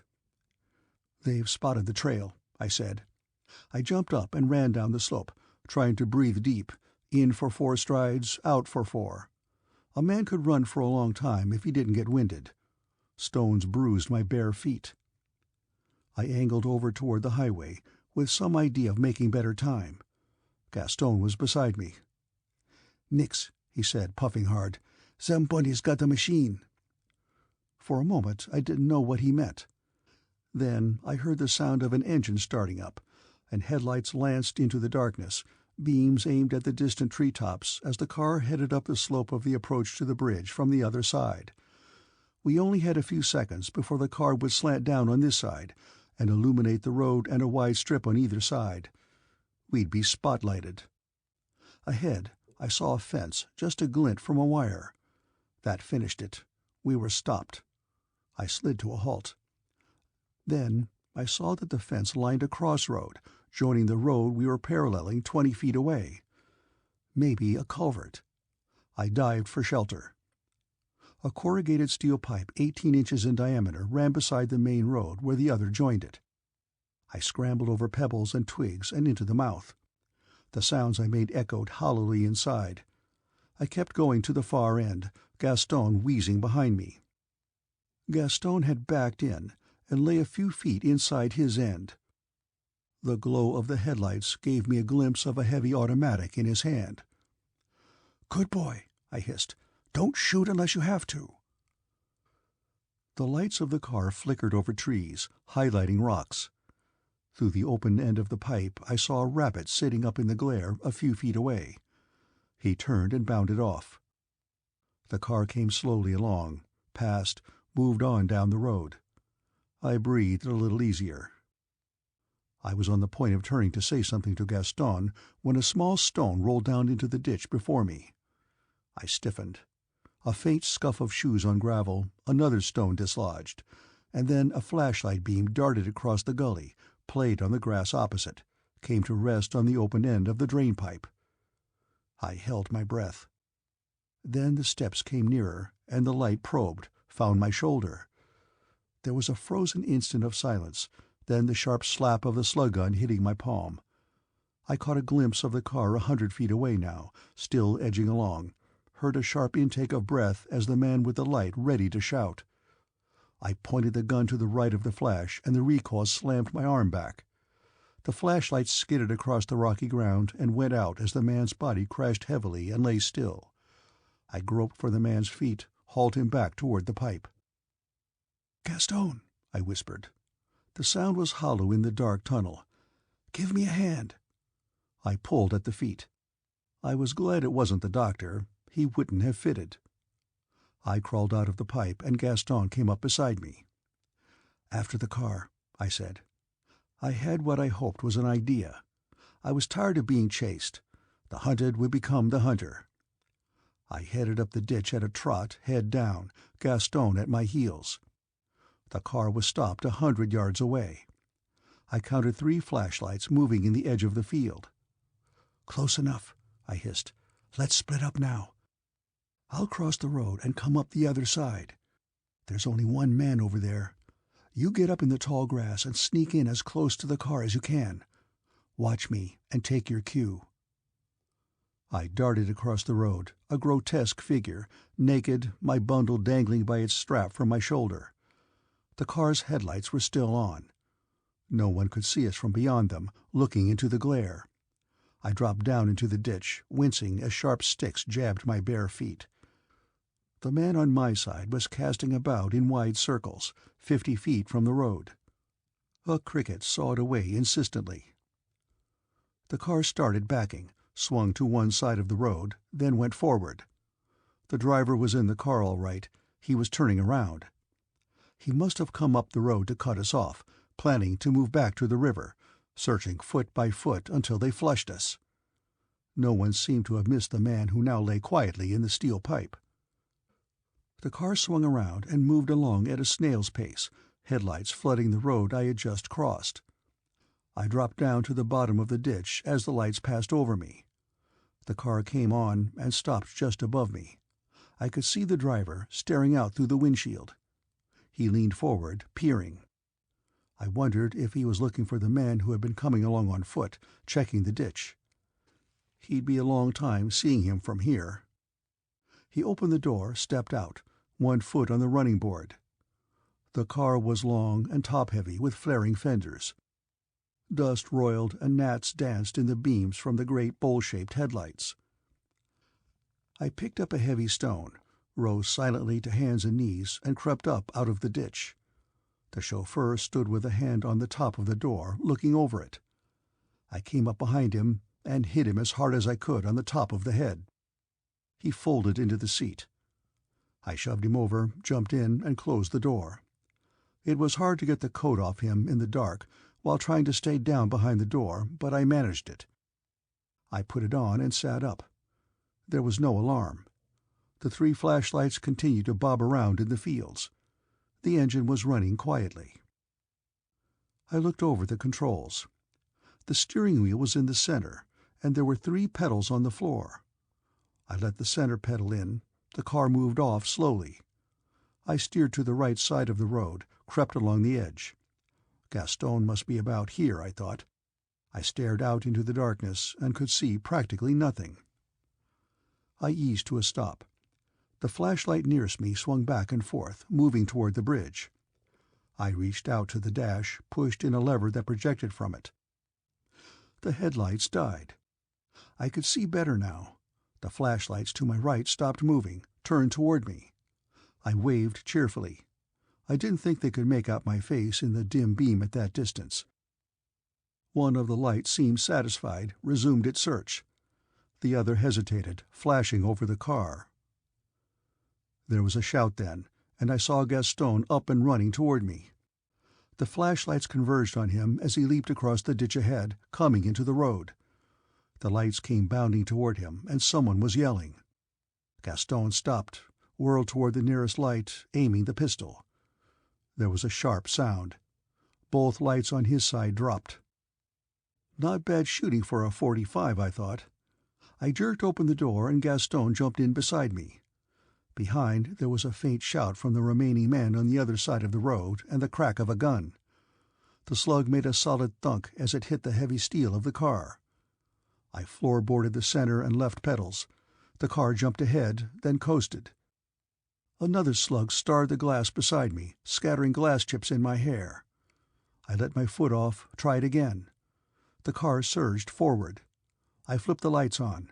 The car shifted up, tires squealing. Ahead, a figure stumbled down into the ditch, scrambled up the other side into the road, waving its arms. I saw the open mouth in the taut white face for an instant in the flare of the lights before it was slammed down out of sight, with a shock that bounced us in our seats. The bridge loomed ahead, narrow and highly arched. We took it wide open, crushed down in the seat as we mounted the slope, floating as we dropped on the other side. The road curved off to the left, tall trees lining it. The tires howled as we rounded the turn and hit the straightaway. "This is great, Hammerhand!" Gaston shouted. "I never rode in one of these here machines before." "Neither did I yelled back. End of chapter 10.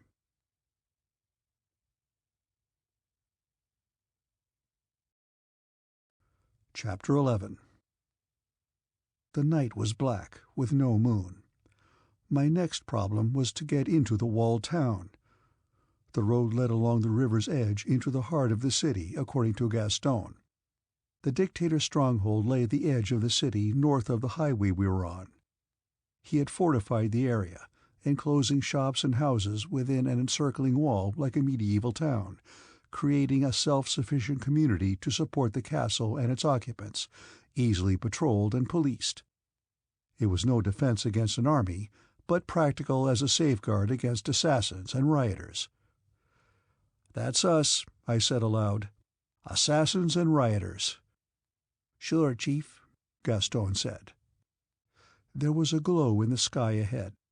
From the road only a few scattered lights were visible. The countryside seemed almost unpopulated. 20 minutes of driving brought us to the bombed-out edge of the city. The rubble stretched ahead, with here and there a shack or a tiny patch of garden. To the right the mass of the castle loomed up, faintly visible in the glow from the streets below it, unseen behind the wall. To the original massive old country house, Bayard had added rambling outbuildings, great mismatched wings, and the squat tower. I pulled over, cut the headlights. Gaston and I looked silently at the lights in the tower. He lit a cigarette. "How are we going to get in there, Gaston?" I said. "How do we get over the wall?" Gaston stared at the walls, thinking. "Listen, Hammerhand," he said. "You wait here, while I check around a little. I'm pretty good at casing a layout, and I know this one from the inside. I'll find a spot if there is one. Keep an eye peeled for the street gangs." I sat and waited.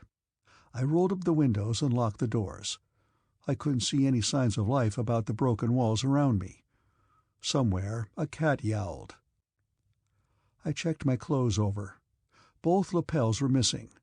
The tiny set was still clipped to my belt, but without speaker or mic it was useless. I ran my tongue over the tooth with the cyanide sealed in it. I might need it yet. The door rattled. I had dozed off. Gaston's face pressed against the glass. I unlocked it, and he slid in beside me. "Okay, Hammerhand," he said. "Think I got us a spot. We go along the edge of the drainage ditch over there to where it goes under the wall. Then we got to get down inside it and ease under the guard tower. It comes out in the clear on the other side." I got out and followed Gaston over broken stones to the ditch. It was almost a creek, and the smell of it was terrible. Gaston led me along its edge for 100 yards, until the wall hung over us just beyond the circle of light from the guard tower.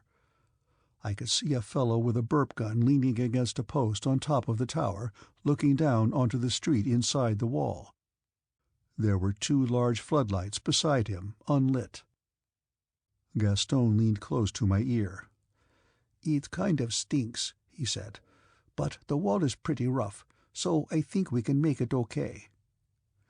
He slid over the edge, found a foothold, and disappeared. I slid down after him, groping with my foot for a ledge. The wall was crudely laid, with plenty of cracks and projecting stones, but slimy with moss. I groped along, one precarious foot at a time. We passed the place where the light gleamed on the black water below, hugging the shadow. Then we were under the wall, which arched massively over us. The sound of trickling water was louder here. I tried to see what was going on ahead. Gaston had stopped and was descending. I could barely make out his figure, knee-deep in the malodorous stream. I moved closer. Then I saw the grating. It was made of iron bars and completely blocked the passage. I climbed over to the grating, leaned against the rusty iron to ease my arms. The defense system didn't have quite the hole in it we thought it had. Gaston moved around below me, reaching under the surface to try to find a bottom edge. Maybe we could duck under the barrier. Suddenly, I felt myself slipping. Below me, Gaston hissed a curse, scrabbled upward. My grip was firm, I realized in an instant. It was the grating that was slipping. It dropped another 8 inches with a muffled scraping and clank, then stopped. The rusty metal had given under our weight. The corroded ends of the bars had broken off at the left side. There wasn't room to pass, but maybe we could force it a little further. Gaston braced himself against the wall and heaved. I got in position beside him and added my weight. The frame shifted a little, then stuck. "Gaston," I said, "maybe I can get under it now and heave it from the other side." Gaston moved back, and I let myself down into the reeking water. I worked an arm through, then dropped down waist-deep, chest-deep, pushing. The rough metal scraped my face, caught at my clothing, but I was through.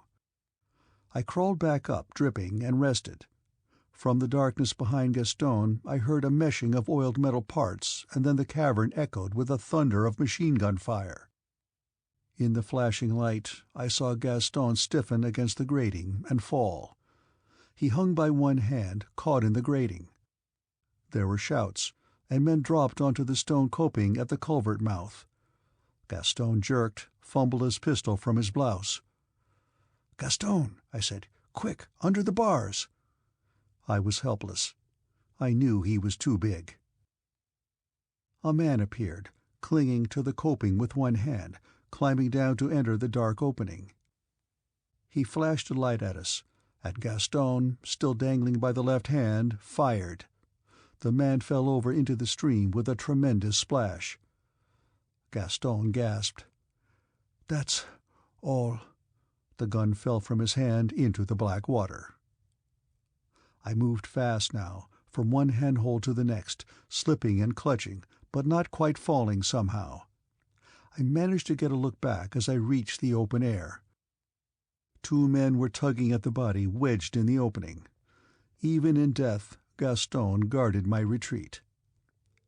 I came up over the side and flattened against the wall, slug gun in my hand. The street was empty. They must have thought they had us trapped. This side was deserted. I was directly under the tower. I eased out a few feet and craned my neck. A shadow moved at the top of the tower. There was still one man on duty there. He must have heard the grating fall and called for reinforcements. I looked down the street ahead. I recognized the street of the olive trees, the same one I had come through on my way out with Gross 10 days earlier. It slanted down, curving to the right. That was where I had to go, into the naked street, under the guns. I liked it here in the shadow of the tower, but I couldn't stay. I leaped forward, running for my life. The searchlight snapped on, swung, found me, burning my leaping shadow against dusty walls and the loose-cobbled street. Instinct told me to leap aside. As I did, the gun clattered and slugs whined off the stones to my left.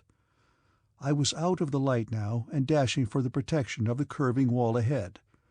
The light was still groping as I rounded the turn. No lights came on above me. I ran in utter silence. The dwellers in these scarred tenements had learned to sit silent behind barred windows when guns talked in the narrow streets. I passed the spot where Gross had died, dashed on. In the distance a whistle blew again and again.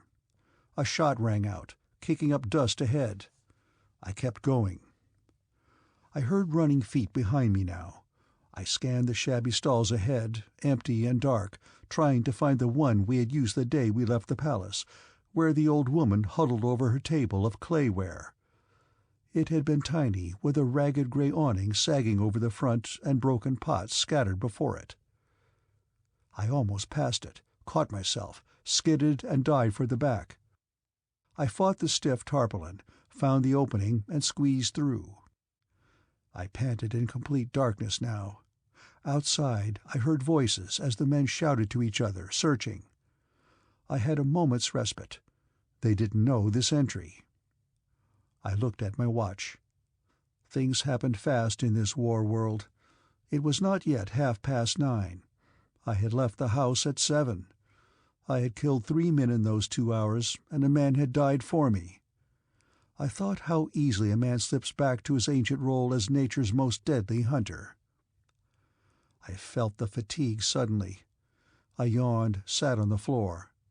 I had an impulse to lie back and go to sleep, but instead I got up and began feeling my way toward the passage.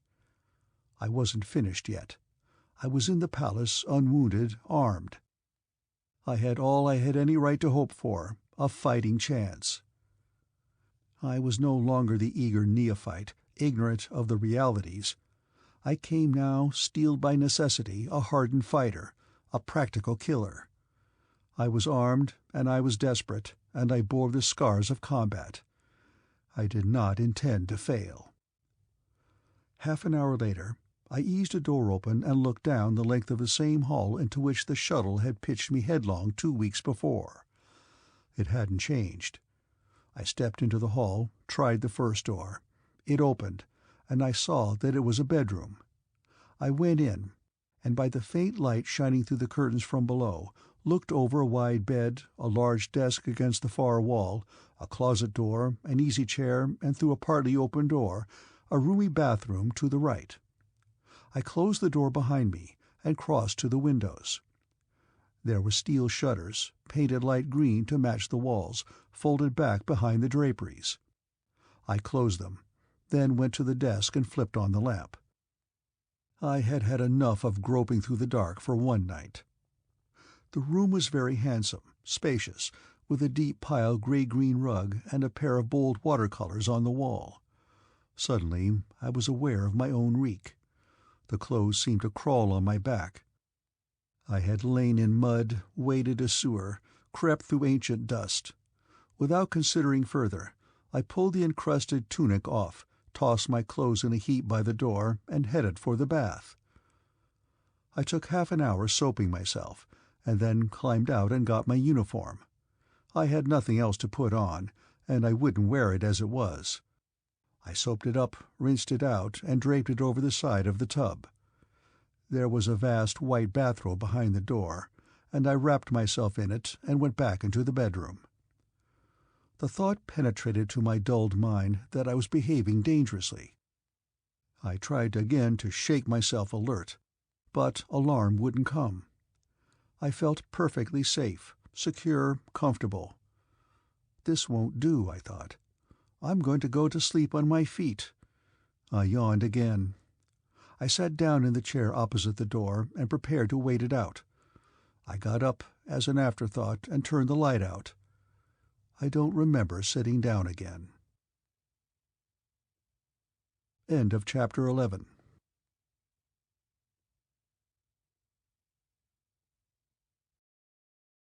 Chapter 12. I dreamt I was at the seashore, and the sun reflected from the glassy water. It flashed in my eyes, and I turned away. I twisted in the chair, opened my eyes. My head was thick. I stared at the pale green walls of the room, across the grey-green rug. It was silent in the room, and I didn't move. The door stood open. I remembered turning the light off, nothing more. Someone had turned it on. Someone had opened the door. I had come as a killer in the night, and someone had found me here sleeping, betrayed by my own exhaustion. I sat up, and in that instant realized I was not alone. I turned my head, and looked at the man who sat quietly in the chair on my left, leaning back with his legs thrust out stiffly before him, his hands lightly gripping the arms of a rosewood chair upholstered in black leather. He smiled and leaned forward. It was like looking into a mirror. I didn't move. I stared at him. His face was thinner than mine, more lined. The skin was burned dark, the hair bleached lighter by the African sun. But it was me I looked at. Not a twin, not a double, not a clever actor. It was myself, sitting in a chair looking at me. "You have been sleeping soundly," he said. I thought of hearing my voice on a tape recorder, except this voice spoke in flawless French. I moved my hand slightly. My gun was still there, and the man I had come to kill sat not 10 feet away, alone, unprotected. But I didn't move. I wasn't ready, not yet, Maybe not ever. "Are you rested enough?" he said. "Or will you sleep longer before we talk?" "I'm rested," I said. "I do not know how you came here," he said, "but that you are here is enough. I did not know what gift the tide of fortune would bring to me, but there could be no finer thing than this, a brother." I didn't know what I had expected the dictator Bayard to be, a sullen ruffian, a wild-eyed megalomaniac, a sly-eyed schemer, but I had not expected a breathing image of myself, with a warm smile and a poetic manner of speech, a man who called me brother. He looked at me with an expression of intense interest. "You speak excellent French, but with an English accent," he said. "Or is it perhaps American?" He smiled. "You must forgive my curiosity. Linguistics, accents, they are a hobby of mine, and in your case I am doubly intrigued." "American," I said. "Amazing," he said. "I might have been born an American myself, but that is a long dull tale to tell another time." No need, I thought. My father told it to me often, when I was a boy. He went on, his voice intense but gentle, friendly. "They told me, when I returned to Algiers 10 days ago, that a man resembling myself had been seen here in the apartment. There were 2 men found in my study, quite dead. There was a great deal of excitement, a garbled report, but I was struck by the talk of a man who looked like me. I wanted to see him, talk to him. I have been so very much alone here. It was a thing that caught my imagination. Of course, I did not know what brought this man here. They even talked of danger." He spread his hands in a Gallic gesture. "But when I came into this room and found you here, sleeping, I knew at once that you could not have come but in friendship. I was touched, my friend, to see that you came here on your own, entrusting yourself to my hands." I couldn't say anything. I didn't try. "When I lit the lamp and saw your face, I knew at once that this was more than some shallow impersonation. I saw my own face there, not so worn by war as my own, the lines not so deeply etched. But there was the call of blood to blood. I knew you for my brother." I licked my lips, swallowed. He leaned forward, placed his hand over mine, gripped it hard, then leaned back in his chair with a sigh. "Forgive me again, brother. I fall easily into oratory, I fear. A habit I should do well to break. There is time enough for plans later. But now, will you tell me of yourself?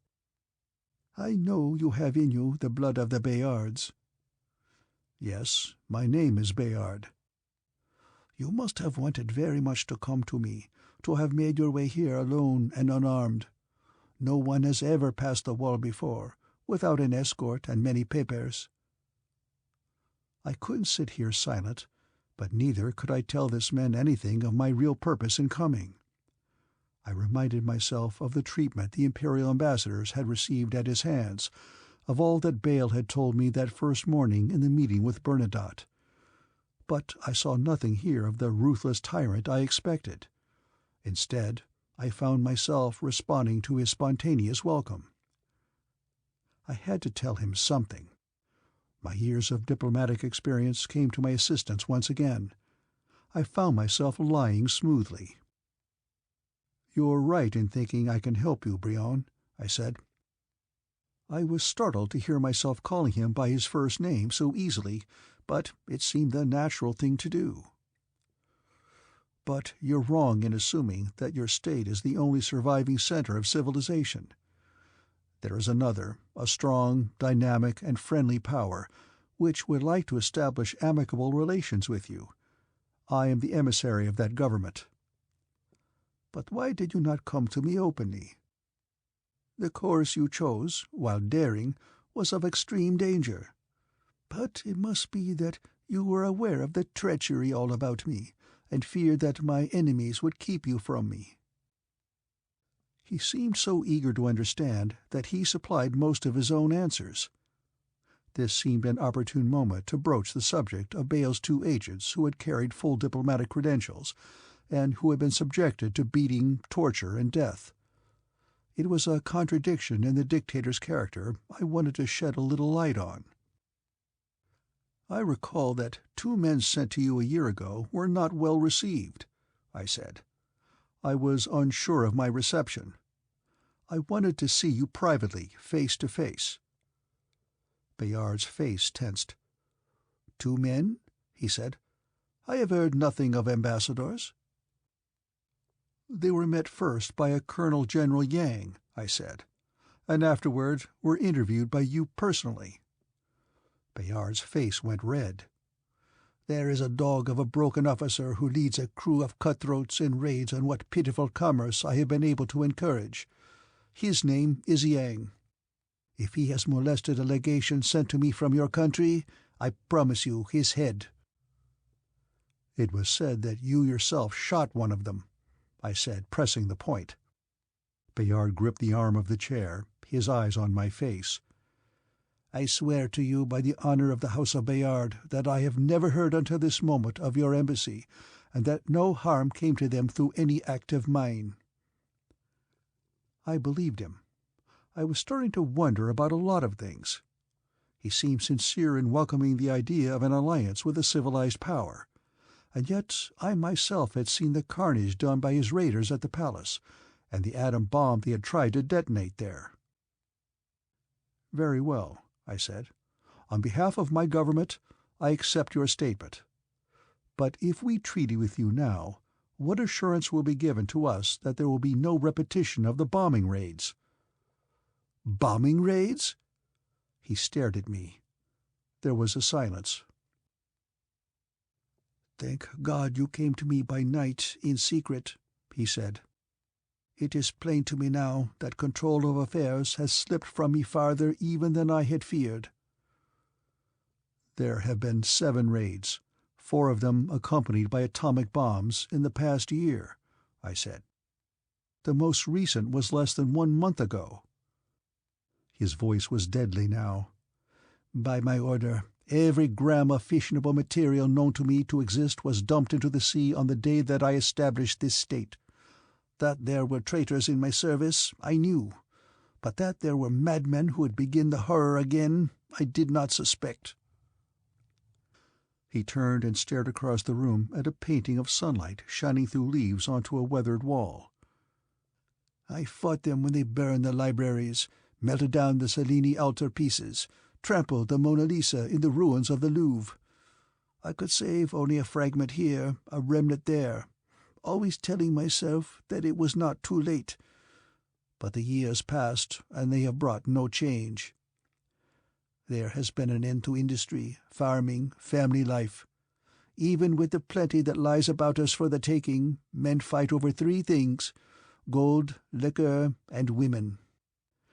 I have tried to arouse a spirit of rebuilding against the day when even the broken storehouses run dry, but it's useless.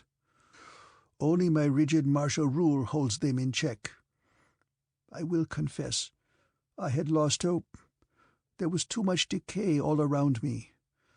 In my own house, among my closest advisers, I heard nothing but talk of armament, expeditionary forces, domination, renewed war against the ruins outside our little island of order. Empty war, meaningless overlordship of dead nations. They hoped to spend our slender resources in stamping out whatever traces might remain of human achievement, unless it bowed to our supremacy." When he looked at me, I thought of the expression, blazing eyes. "Now my hope springs up renewed," he said. "With a brother at my side, we will prevail." I thought about it. The Imperium had given me full powers. I might as well use them. "I think I can assure you," I said, "that the worst is over. My government has resources.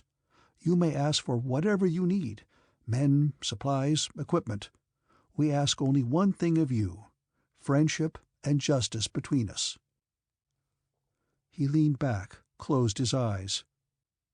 "The long night is over," he said. There were still major points to be covered, but I felt sure that Bayard had been grossly misrepresented to me, and to the Imperial government. I wondered how Imperial intelligence had been so completely taken in, and why. Bale had spoken of having a team of his best men here, sending a stream of data back to him. There was also the problem of my transportation back to the 00 world of the Imperium. Bayard hadn't mentioned the MC shuttles. In fact, thinking over what he had said, he talked as though they didn't exist. Perhaps he was holding out on me, in spite of his apparent candor. Bayard opened his eyes. "There has been enough of gravity for now," he said. "I think that a little rejoicing between us would be appropriate. I wonder if you share my liking for an impromptu feast on such an occasion." "I love to eat in the middle of the night," I said, "especially when I've missed my dinner." "You are a true Bayard," he said. He reached to the table beside me and pressed a button. He leaned back and placed his fingertips together. "And so now we must think about the menu."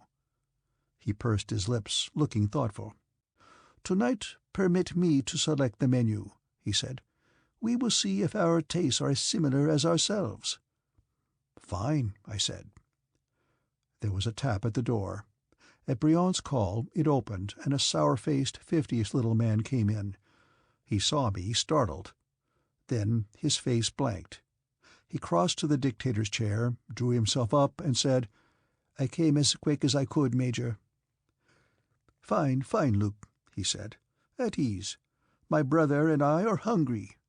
We have a very special hunger, and I want you, Luke, to see to it that our dinner does the kitchen credit." Luke glanced at me from the corner of his eye. "I see the gentleman resembles the Major somewhat," he said. "An amazing likeness.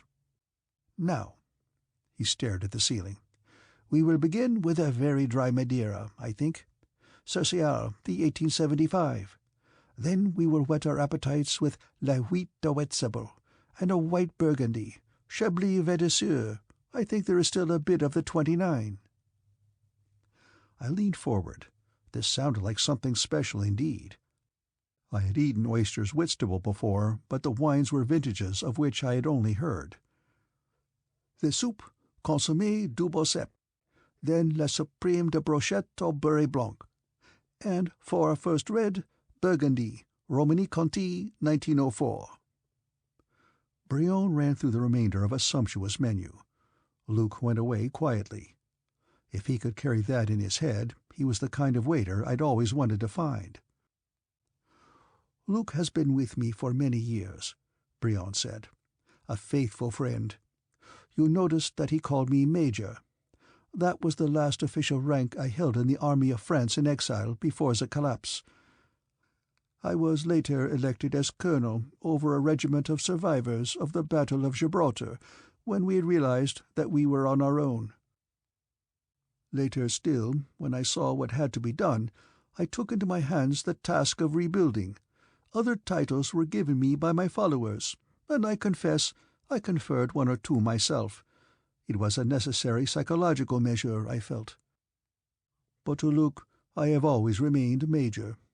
He himself was a Sioux officer, my regimental sergeant-major."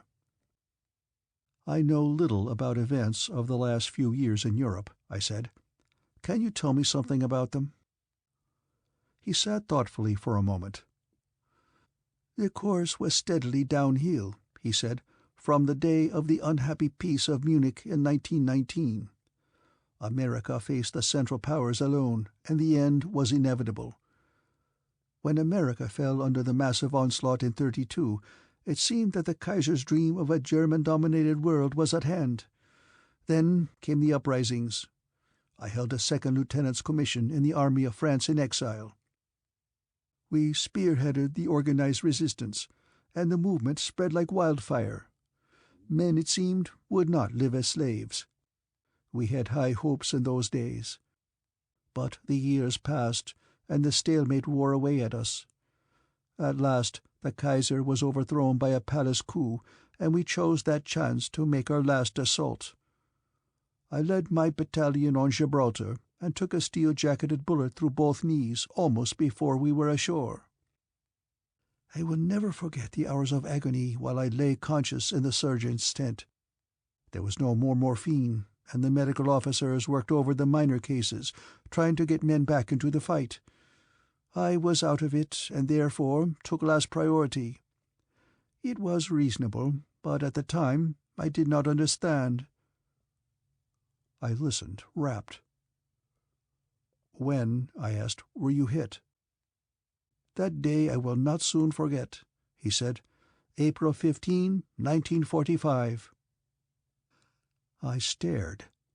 I had been hit by a German machine-gun slug at Jena, and had waited in the aid station for the doctors to get to me on April 15, 1945. There was a strange affinity that linked this other Bayard's life with mine, even across the unimaginable void of the net. We finished the 1855 brandy, and still we sat, talking through the African night. We laid ambitious plans for the rebuilding of civilization. We enjoyed each other's company, and all stiffness had long since gone. I closed my eyes, and I think I must have dozed off. Something awakened me. Dawn was lightening the sky. Brion sat silent, frowning. He tilted his head. "Listen." I listened. I thought I caught a faint shout, and something banged in the distance.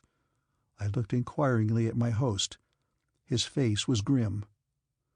"All is not well," he said. He gripped the armchairs, rose, got his canes, started around the table. I got up and stepped forward through the glass doors into the room. I was dizzy from the wine and brandy. There was a louder shout outside in the hall, and a muffled thump. Then the door shook, splintered, and crashed inward. Thin in a tight black uniform, Chief Inspector Bale stood in the opening, his face white with excitement. He carried a long-barreled Mauser automatic pistol in his right hand. He stared at me, stepped back, then with a sudden grimace raised the gun and fired. In the instant before the gun slammed, I caught a blur of motion from my right, and then Brion was there, half in front of me, falling as the shot echoed. I grabbed for him, caught him by the shoulders as he went down limp. Blood welled from under his collar, spreading. Too much blood, a life's blood. He was looking into my face as the light died from his eyes. End of Chapter 12.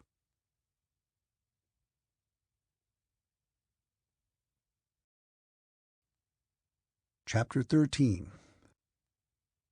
"Get back, Bayard," Bale snarled. "Rotten luck, that. I needed the swine alive for hanging." I stood up slowly. He stared at me, gnawing his lip. "It was you I wanted dead, and this fool traded lives with you." He seemed to be talking to himself. I recognized the voice now, a little late. Bale was the big boss. It was the fact that he spoke in French here that had fooled me. "All right," he said in abrupt decision. "He can trade deaths with you, too. You'll do to hang in his place. I'll give the mob their circus. You wanted to take his place? Here's your chance." He stepped farther into the room, motioned others in. Evil-looking thugs came through the door, peering about, glancing at Bale for orders. "Put him in a cell," Bale said. "And I'm warning you, Cassou, keep your bloody hands off him. I want him strong for the surgeon." Cassou grunted, twisted my arm until the joint creaked, and pushed me past the dead body of the man I had come in one night to think of as a brother. They marched me off down the corridor, pushed me into an elevator, led me out again through a mob of noisy toughs armed to the teeth, down stone stairs, along a damp tunnel in the rock, and at the end of the line sent me spinning with a kick into the pitch black of a cell. My stunned mind worked, trying to assimilate what had happened. Bale. And not a double. He had known who I was. It was Bale of the Imperium, a traitor. That answered a lot of questions.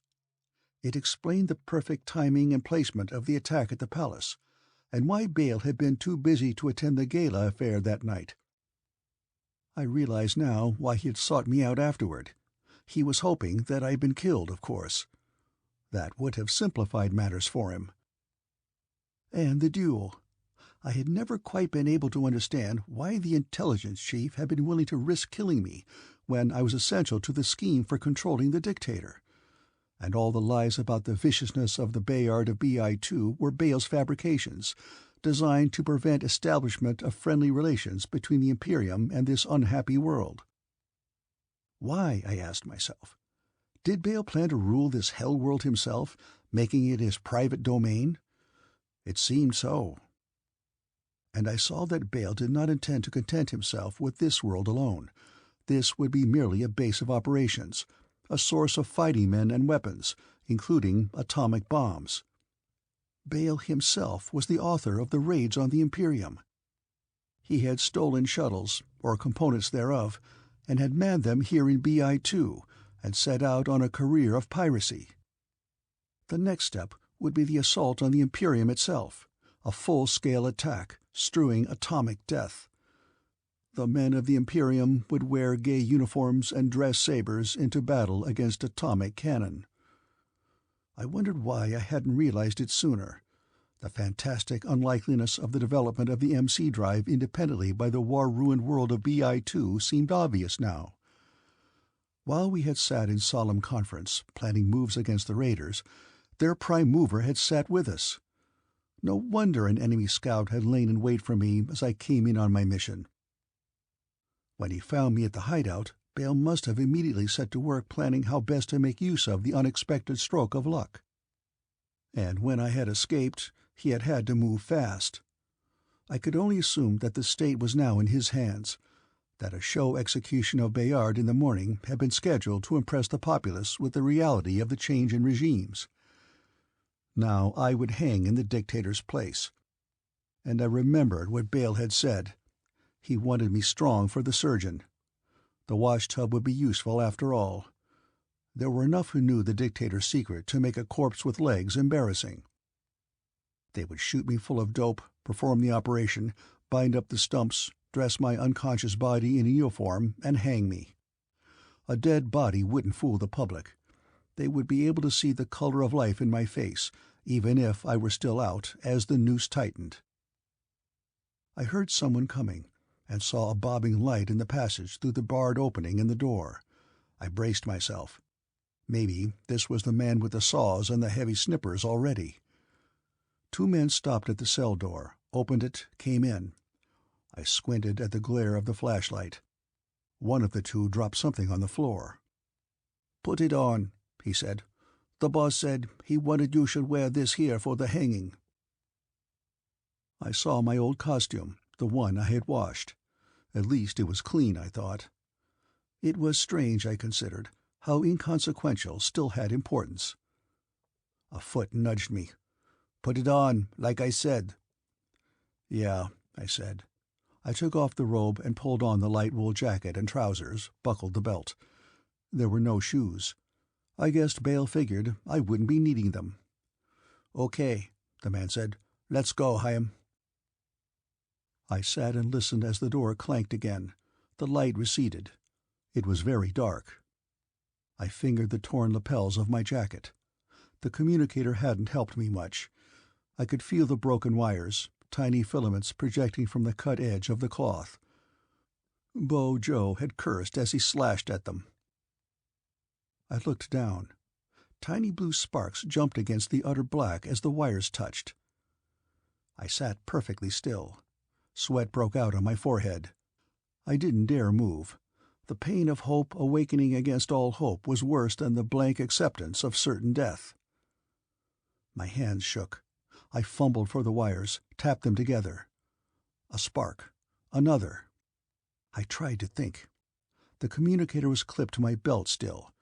The speaker and mic were gone, but the power source was there. Was there a possibility that touching the wires together could transmit a signal? I didn't know. I could only try. I didn't know Morse code, or any other code, but I knew SOS. 3 dots, 3 dashes, 3 dots, over and over, while I suffered the agony of hope. A long time passed. I tapped the wires and waited. I almost fell off the bunk as I dozed for an instant. I couldn't stop. I had to try until time ran out for me. I heard them coming from far off. The first faint grate of leather on dusty stone, a clink of metal.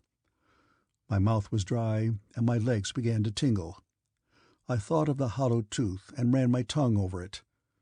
The time for it had come. I wondered how it would taste, if it would be painful. I wondered if Bale had forgotten it, or if he hadn't known. There were more sounds in the passage now, sounds of men and loud voices, a clank of something heavy, a ponderous grinding. They must be planning on setting the table up here in the cell, I thought.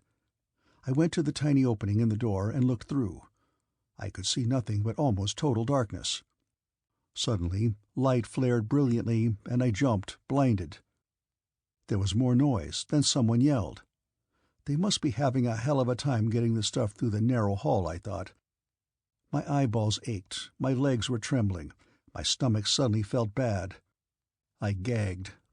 I hoped I wouldn't go to pieces. Time for the tooth now. I thought of how disappointed Bale would be when he found me dead in my cell. It helped a little, but still I hesitated.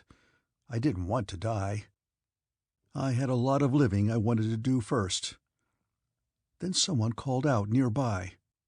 "Wolfhound!" My head came up. My code name. I tried to shout, choked. "Yes," I croaked. I jumped to the bars, yelled. "Wolfhound! Where in hell?" "Here!" I yelled. "Here!" "Get back, Colonel," someone said. "Get in the corner and cover up." I moved back and crouched, arms over my head. There was a sharp hissing sound, and a mighty blast that jarred the floor under me. Tiny particles bit and stung, and grit was in my mouth. With a drawn-out clang, the door fell into the room. Arms grabbed me, pulled me through the boiling dust out into the glare. I stumbled, felt broken things underfoot. Men milled around a mass blocking the passage. Canted against the wall, a great box sat with a door hanging wide, light streaming out. Arms helped me through the door, and I saw wires, coils, junction boxes stapled to bare new wood, with angle irons here and there. White uniformed men crowded into the tiny space. A limp figure was hauled through the door. "Full count!" someone yelled. "Button up!" Wood splintered as a bullet came through. The door banged shut, and the box trembled while a rumble built up to a whine, then passed on up out of audibility. Someone grabbed my arm. "My God, Brion, you must have had a terrible time of it." It was Richthofen, in a grey uniform, a cut on his face, staring at me. "No hard feelings," I said. "Your timing was good. We've had a monitor on your band day and night, hoping for something," he said. "We'd given you up, but couldn't bring ourselves to abandon hope. Then 4 hours ago, the tapping started coming through. They went after it with locators, and fixed it here in the wine cellars. The patrol scouts couldn't get in here, no room. We pitched this box together and came in." "Fast work," I said. I thought of the trip through the dreaded Blight, in a jury-rig made of pine boards. I felt a certain pride in the men of the Imperium. "Make a place for Colonel Bayard, men," someone said. A space was cleared on the floor, jackets laid out on it. Richthofen was holding me up, and I made a mighty effort, got to the pallet, and collapsed. Richthofen said something, but I didn't hear it. I wondered what had held the meat cutters up so long, and then let it go. I had to say something, warn them. I couldn't remember. End of Chapter 13.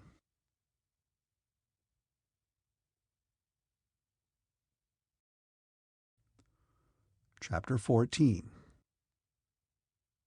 I was lying in a clean bed in a sunny room, propped up on pillows.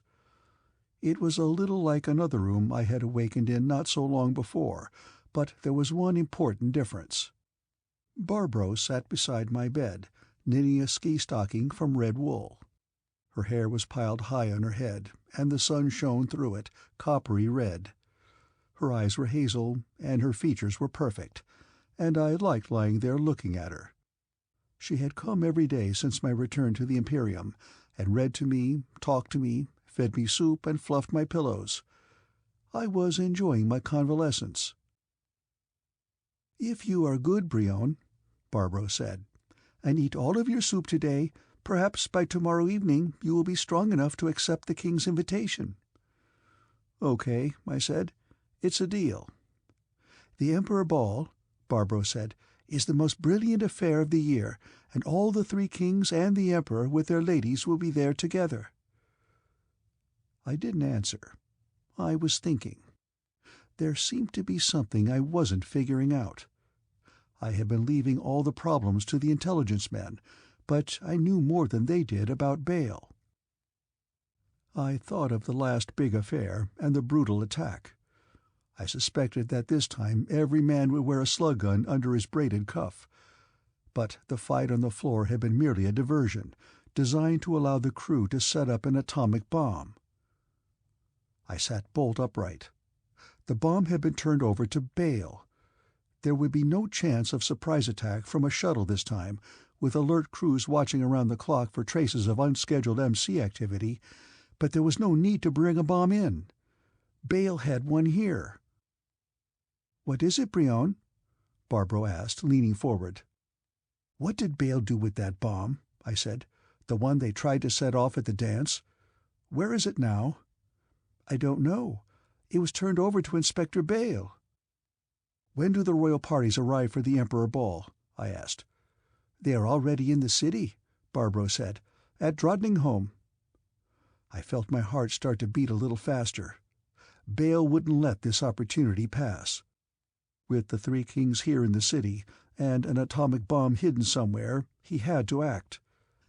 At one stroke he could wipe out the leadership of the Imperium, and follow up with a full-scale assault. And against his atomic weapons, the fight would be hopeless. "Call Manfred, Barbro," I said. "Tell him that bomb's got to be found fast. The kings will have to be evacuated from the city. The ball will have to be cancelled." Barbro spoke into the phone, looked back at me. "He has left the building, Brion," she said. "Shall I try to reach Herr Goering?" "Yes," I said. I started to tell her to hurry, but she was already speaking rapidly to someone at Goering's office. Barbro was quick to catch on. "He is also out," Barbro said. "Is there anyone else?" I thought furiously. Manfred or Hermann would listen to anything I might say, but with their staffs it would be a different matter. To call off the day of celebration, disturb the royal parties, alarm the city were serious measures. No one would act on my vague suspicions alone. I had to find my friends in a hurry, or find Baal. Imperial intelligence had made a search, found nothing. His apartment was deserted, as well as his small house at the edge of the city. And the monitors had detected no shuttle not known to be an Imperium vessel moving in the net recently. There were several possibilities. One was that Baal had returned almost at the same time as I had, slipping in before the situation was known, while some of his own men still manned the alert stations. A second was that he planned to come in prepared to hold off attackers until he could detonate the bomb, or possibly an accomplice would act for him. Somehow I liked the first thought best. It seemed more in keeping with what I knew of Baal, shrewder, less dangerous. If I were right, Baal was here now, somewhere in Stockholm, waiting for the hour to blow the city sky high. As for the hour, he would wait for the arrival of the Emperor, not longer. "Barbro," I said, "when does the Emperor arrive?" "I'm not sure, Brion," she said. "Possibly tonight, but perhaps this afternoon." That didn't give me much time. I jumped out of bed and staggered. "Here I come, ready or not," I said. "I can't just lie here, Barbro. Do you have a car?" "Yes, my car is downstairs, Brion. Sit down and let me help you." She went to the closet, and I sank down. I seemed always to be recuperating lately. I had been through this shaky legs business just a few days ago, and here I was starting in again. Barbara returned, holding a brown suit in her hands. "This is all there is, Brion," she said. "It is the uniform of the dictator that you wore when you came here to the hospital." "It will have to do," I said. Barbro helped me dress, and we left the room as fast as I could walk.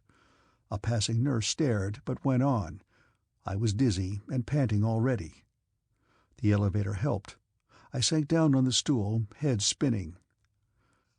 I felt something stiff in my chest pocket, and suddenly I had a vivid recollection of Gaston giving me a card as we crouched in the dusk behind the hideout near Algiers, telling me that he thought it was the address of the big boss's out-of-town headquarters.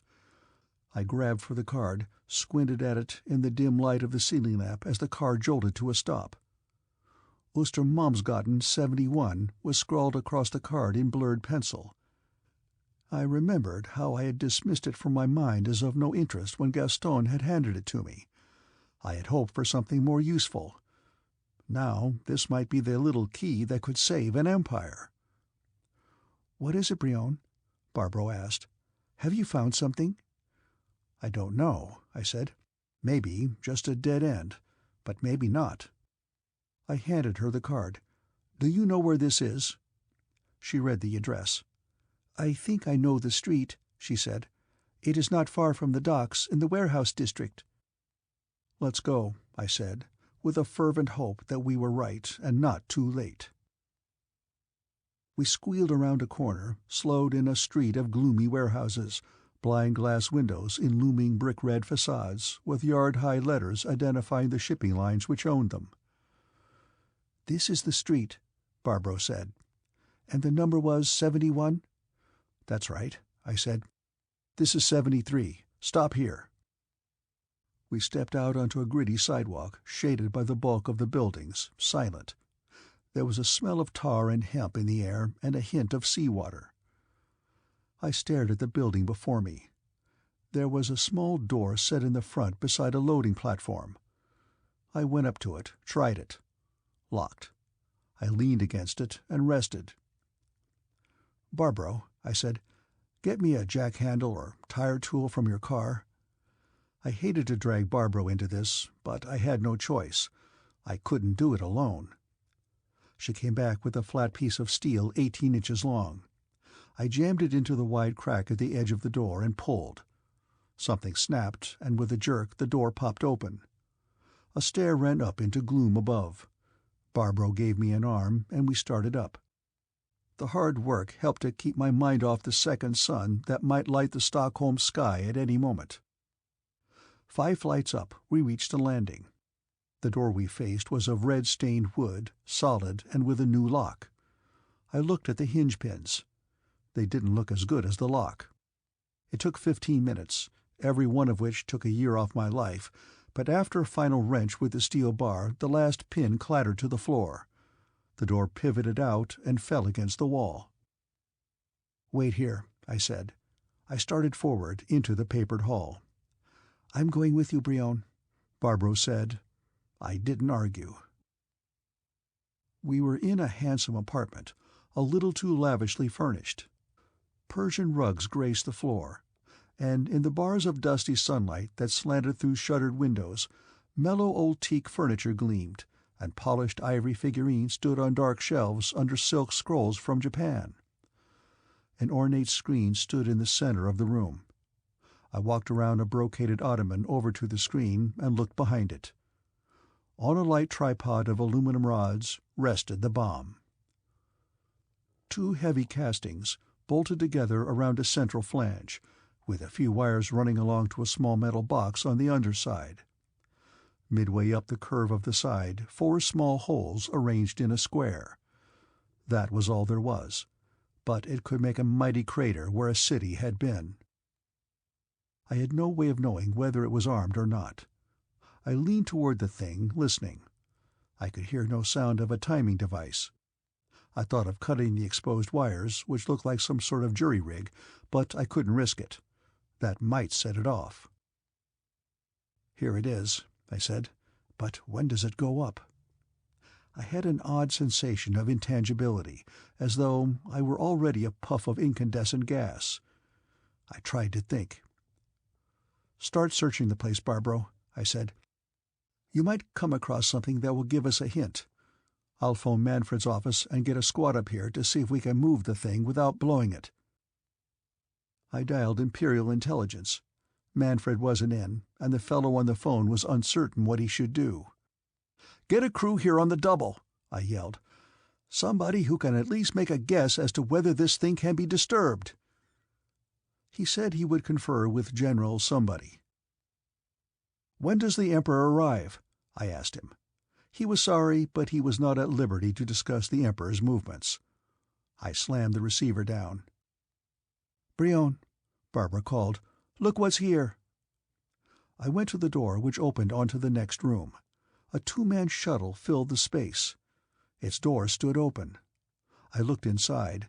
It was fitted out in luxury. Bale provided well for himself even for short trips. This was what he used to travel from the home line to BI-2.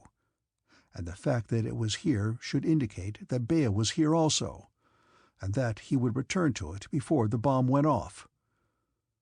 But then again, perhaps the bomb was even now ticking away its last seconds, and Bale might be far away, safe from the blast. If the latter were true, there was nothing I could do about it. But if he did plan to return here, arm the bomb, set a timer, and leave via the shuttle in the bedroom, then maybe I could stop him. "Barbro," I said, "you've got to find Manfred or Herman. I'm going to stay here and wait for Bale to come back. If you find them, tell them to get men here fast who can make a try at disarming this thing. I don't dare move it, and it will take at least 2 to handle it. If we can move it, we can shove it in the shuttle and send it off. I'll keep phoning. I don't know where you should look, but do your best." Barbro looked at me. "I would rather stay here with you, Brion," she said, "but I understand that I must not." "You're quite a girl, Barbro," I said. End of Chapter 14.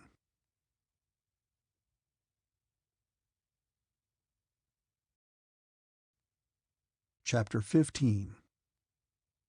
I was alone now, except for the ominous fear behind the screen. I hoped for a caller, though. I went to the door, which leaned aslant against the rough brick wall outside, and unlatched it, maneuvered it into place and dropped the pins back in the hinges, then closed and relatched it. I went back to the overstuffed room, started looking through drawers, riffling through papers on the desk. I hoped for something that might give me a hint of what Bale planned. I didn't find any hints, but I did find a long-barreled .22 revolver, loaded. That helped. I hadn't given much thought to what I would do when Bale got here.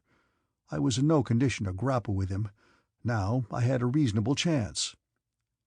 I picked out a hiding place to duck into when and if I heard him coming, a storeroom in the hall between the bomb and the door. I found a small liquor cabinet and poured myself 2 fingers of sherry. I sat in one of the fancy chairs and tried to let myself go limp. I was using up too much energy and tension. My stomach was a hard knot. I could see the edge of the bomb behind its screen from where I sat. I wondered if there would be any warning before it detonated. My ears were cocked for a click or a rumble from the silent, gray city killer. The sound I heard was not a click. It was the scrape of shoes on wood beyond the door. I sat paralyzed for a moment, then got to my feet, stepped to the storeroom, and eased behind the door. I loosened the revolver in my pocket and waited. The sounds were closer now, gratingly loud in the dead silence. Then a key scraped in the lock, and a moment later the tall, thin figure of Chief Inspector Bale, traitor, shuffled into view. His small bald head was drawn down between his shoulders, and he looked around the room almost furtively.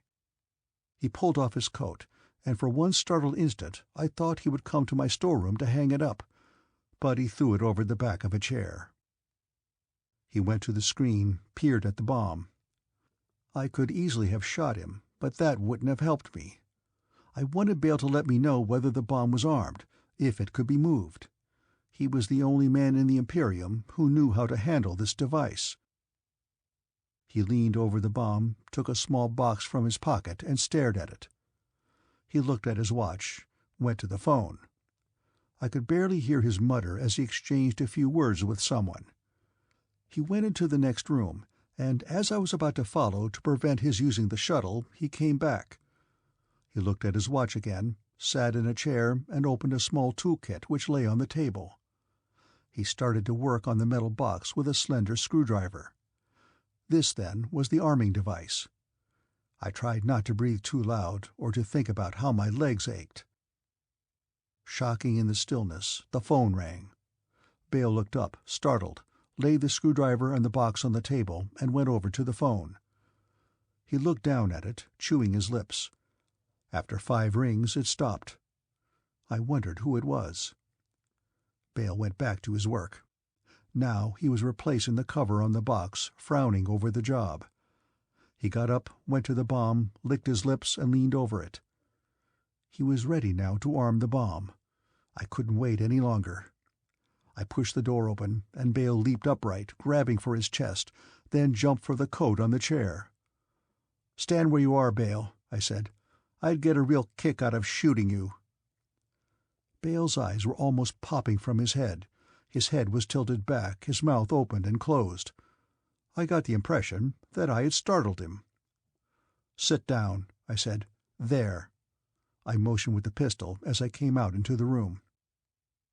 "Bayard," Bale said hoarsely. I didn't say anything. I felt sure now that the bomb was safe. All I had to do was wait until the crew arrived and turn Bale over to them. Then we could carry the bomb to the shuttle and send it off into the Blight. But I was feeling very bad now. I went to a chair and sank down. I tried not to let Bale see how weak I was. I leaned back and tried breathing deep through my nose again. If I started to pass out, I would have to shoot Bale. He couldn't be left free to threaten the Imperium again. It was a little better now. Bale stood rigid, staring at me. "Look, Bayard," he said, "I'll bring you in on this with me. I swear I'll give you a full half share. I'll let you keep BI-2 as your own, and I shall take the home line. There's plenty for all. Just put that gun aside." He licked his lips, started towards me. I started to motion with the gun, squeezed the trigger instead. A bullet slapped Bale's shirt sleeve, smacked the wall. He dropped down into the chair behind him. That was close, I thought. That could have killed him. I've got to hold on. I might as well impress him a little, I thought. "I know how to use this pop gun, you see," I said. "Just 1/4 of an inch from the arm, firing from the hip. Not bad, don't you agree? Don't try anything else." "You've got to listen to me, Bayard," Bale said. "Why should you care what happens to these popinjays? We can rule as absolute monarchs." Bale went on, but I wasn't listening. I was concentrating on staying conscious, waiting for the sounds of help arriving. "Take one moment and we're off. What about it?" Bale was looking at me with a look of naked greed. I didn't know what he had been saying. He must have interpreted my silence as weakness. He got up again, moved toward me. It was darker in the room. I rubbed my eyes. I was feeling very bad now, very weak. My heart thumped in my throat, my stomach quivered. I was in no shape to be trying to hold the situation in check alone. Bale stopped, and I saw that he suddenly realized that I was blacking out. He crouched, and with a snarl jumped at me. I would have to kill him. I fired the pistol twice, and Bale reeled away, startled, but still standing. "Hold on, Bayard, for the love of God!" he squealed. I was still alive enough to kill him. I raised the pistol, aimed, and fired. I saw the picture jump on the wall. Bale leaped aside. I didn't know if I had hit him yet or not. I was losing my hold, but I wouldn't let him get away. I fired twice more, peering from my chair, and I knew it was the light in my mind fading, not the room. Bale yelled. I saw that he didn't dare try for the door to the hall or the room where the shuttle waited. He would have to pass me. He screamed as I aimed the pistol with wavering hands, and dived for the other door. I fired, and heard the sound echo through a dream of blackness. I wasn't out for more than a few minutes. I came to myself, sitting in the chair, the pistol lying on my lap. The screen had fallen over and lay across the bomb. I sat up, panicky. Maybe Bayard had armed it. And where was Bayard? I remembered only that he had dashed for the next room. I got up, grabbed for the chair again, then got my balance, made my way to the door.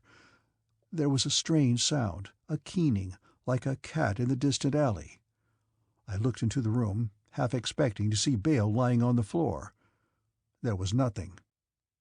The light streamed through an open window, and a curtain flapped. Bayard must have panicked and jumped, I thought. I went to the window, and the keening started up again. Bayard hung by his hands from the eave of the building across the alley 15 feet away. The sound came from him. The left leg of his trousers had a long stain of blackish red on it, and drops fell from the toe of his shoe, 5 stories to the brick pavement below. "Good God, Bayard," I said, "what have you done?" I was horrified. I had been ready to shoot him down, but to see him hanging there was something else again. "Bayard," he croaked, "I can't hold on much longer. For the love of God!" What could I do? I was far too weak for any heroics. I looked around the room frantically for an inspiration. I needed a plank or a piece of rope. There was nothing. I pulled a sheet off the bed. It was far too short. Even 2 or 3 would never make it. And I couldn't hold it even if I could throw it, and Bayard caught it. I ran to the phone. "Operator," I called, "there's a man about to fall from a roof. Get the fire department here with ladders, fast. 71 Ostermalmsgatten, 5th floor." I dropped the phone, ran back to the window. "Hold on, Bayard," I said. "Help's on the way." He must have tried to leap to the next roof, thinking that I was at his heels. And with that hole in his leg, he hadn't quite made it. The thought of Bayard sending me off on a suicide mission, knowing that my imposture was hopeless as long as I stood on my own legs, I thought of the killer shuttle that had lain in wait to smash us as we went in, of the operating room at the hideout, where Bayard had planned to carve me into a shape more suitable for his purpose.